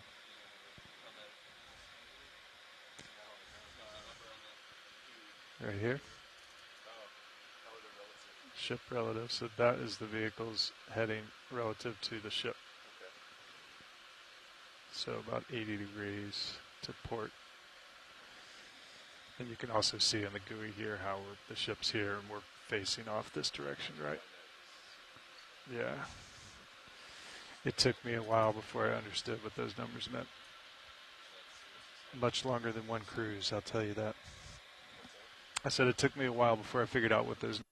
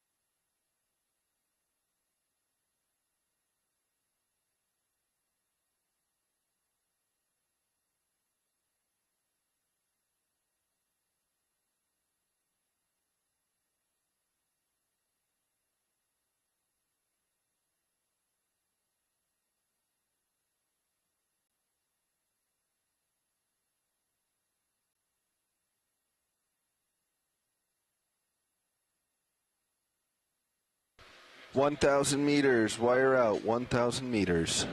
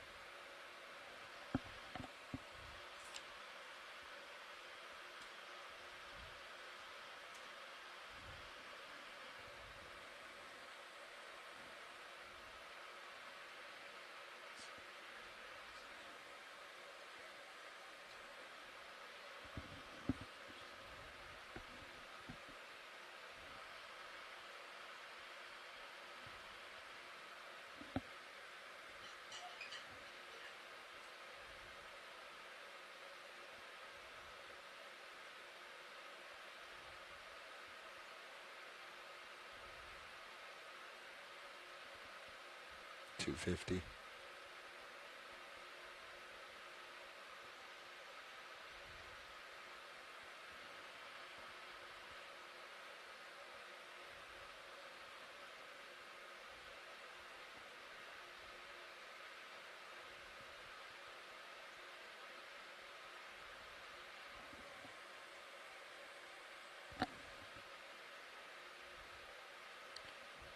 Ten meters to Niskin. Resetting.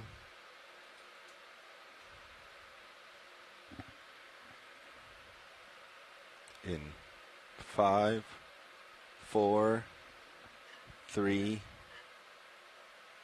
2, 1. Niskin, good fire.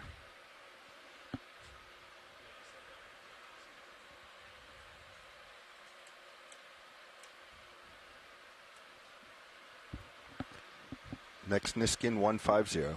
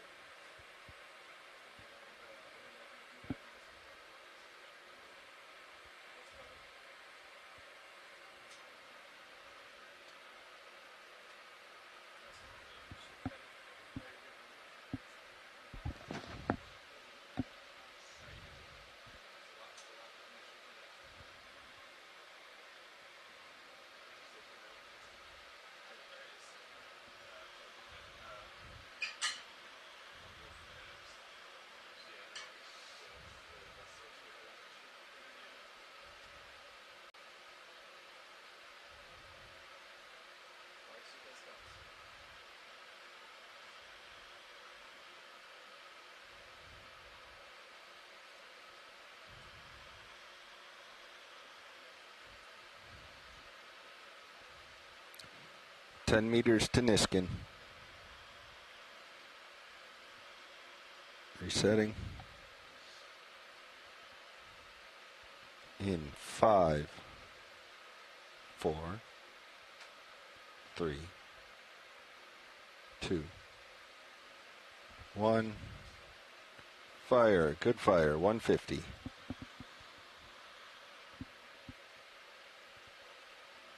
Next Niskin, 100 meters.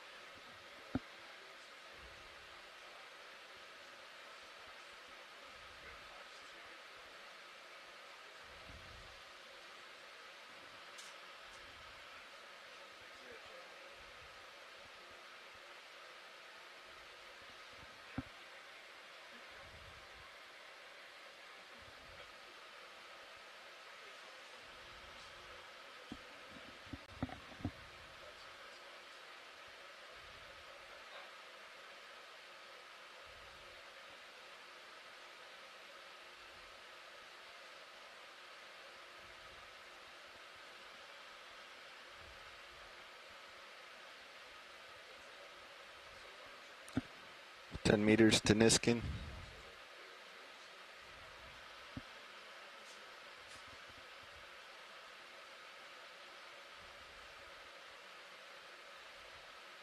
In 3, 2,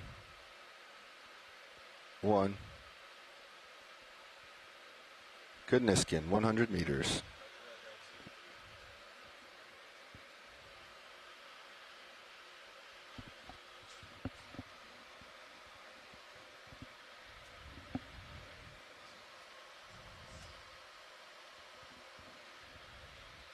Final Niskin, 50 meters.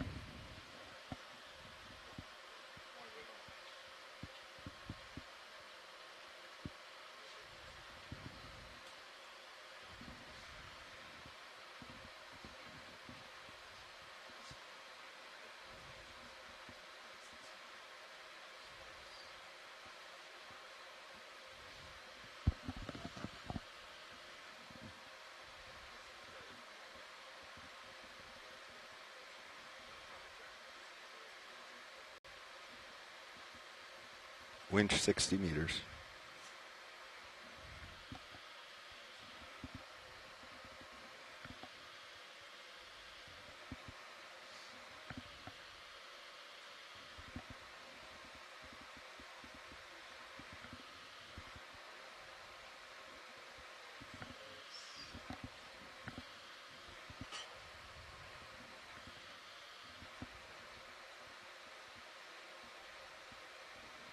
Winch all stop, 50.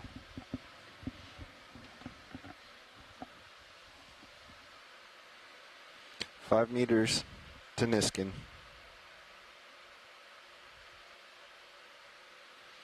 3, 2, 1. Final fire. Good fire.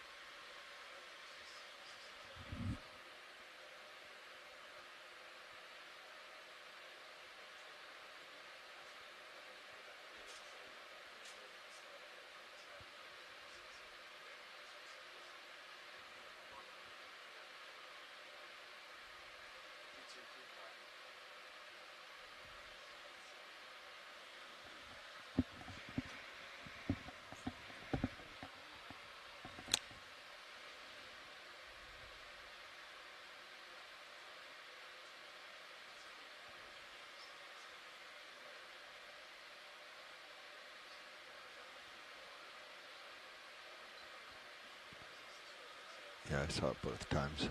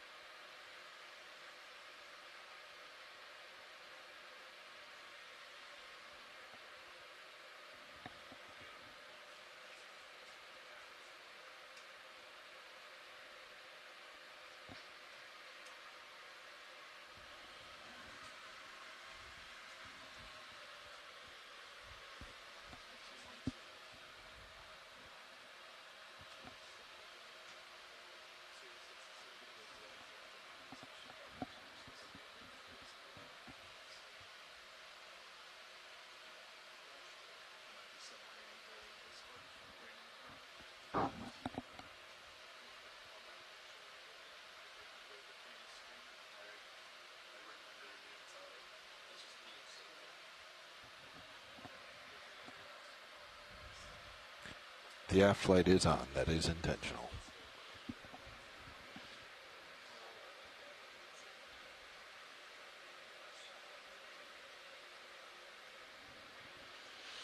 I leave that on till we get to the surface.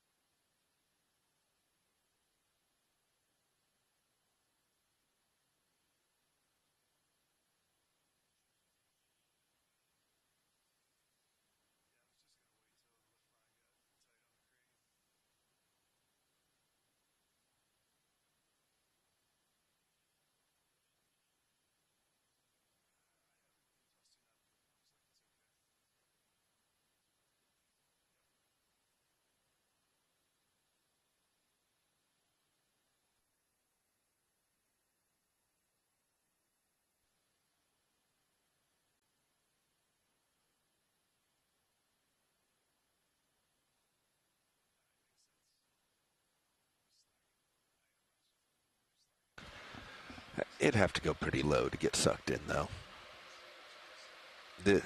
I think more important than auto head in and out is just stay off your verts.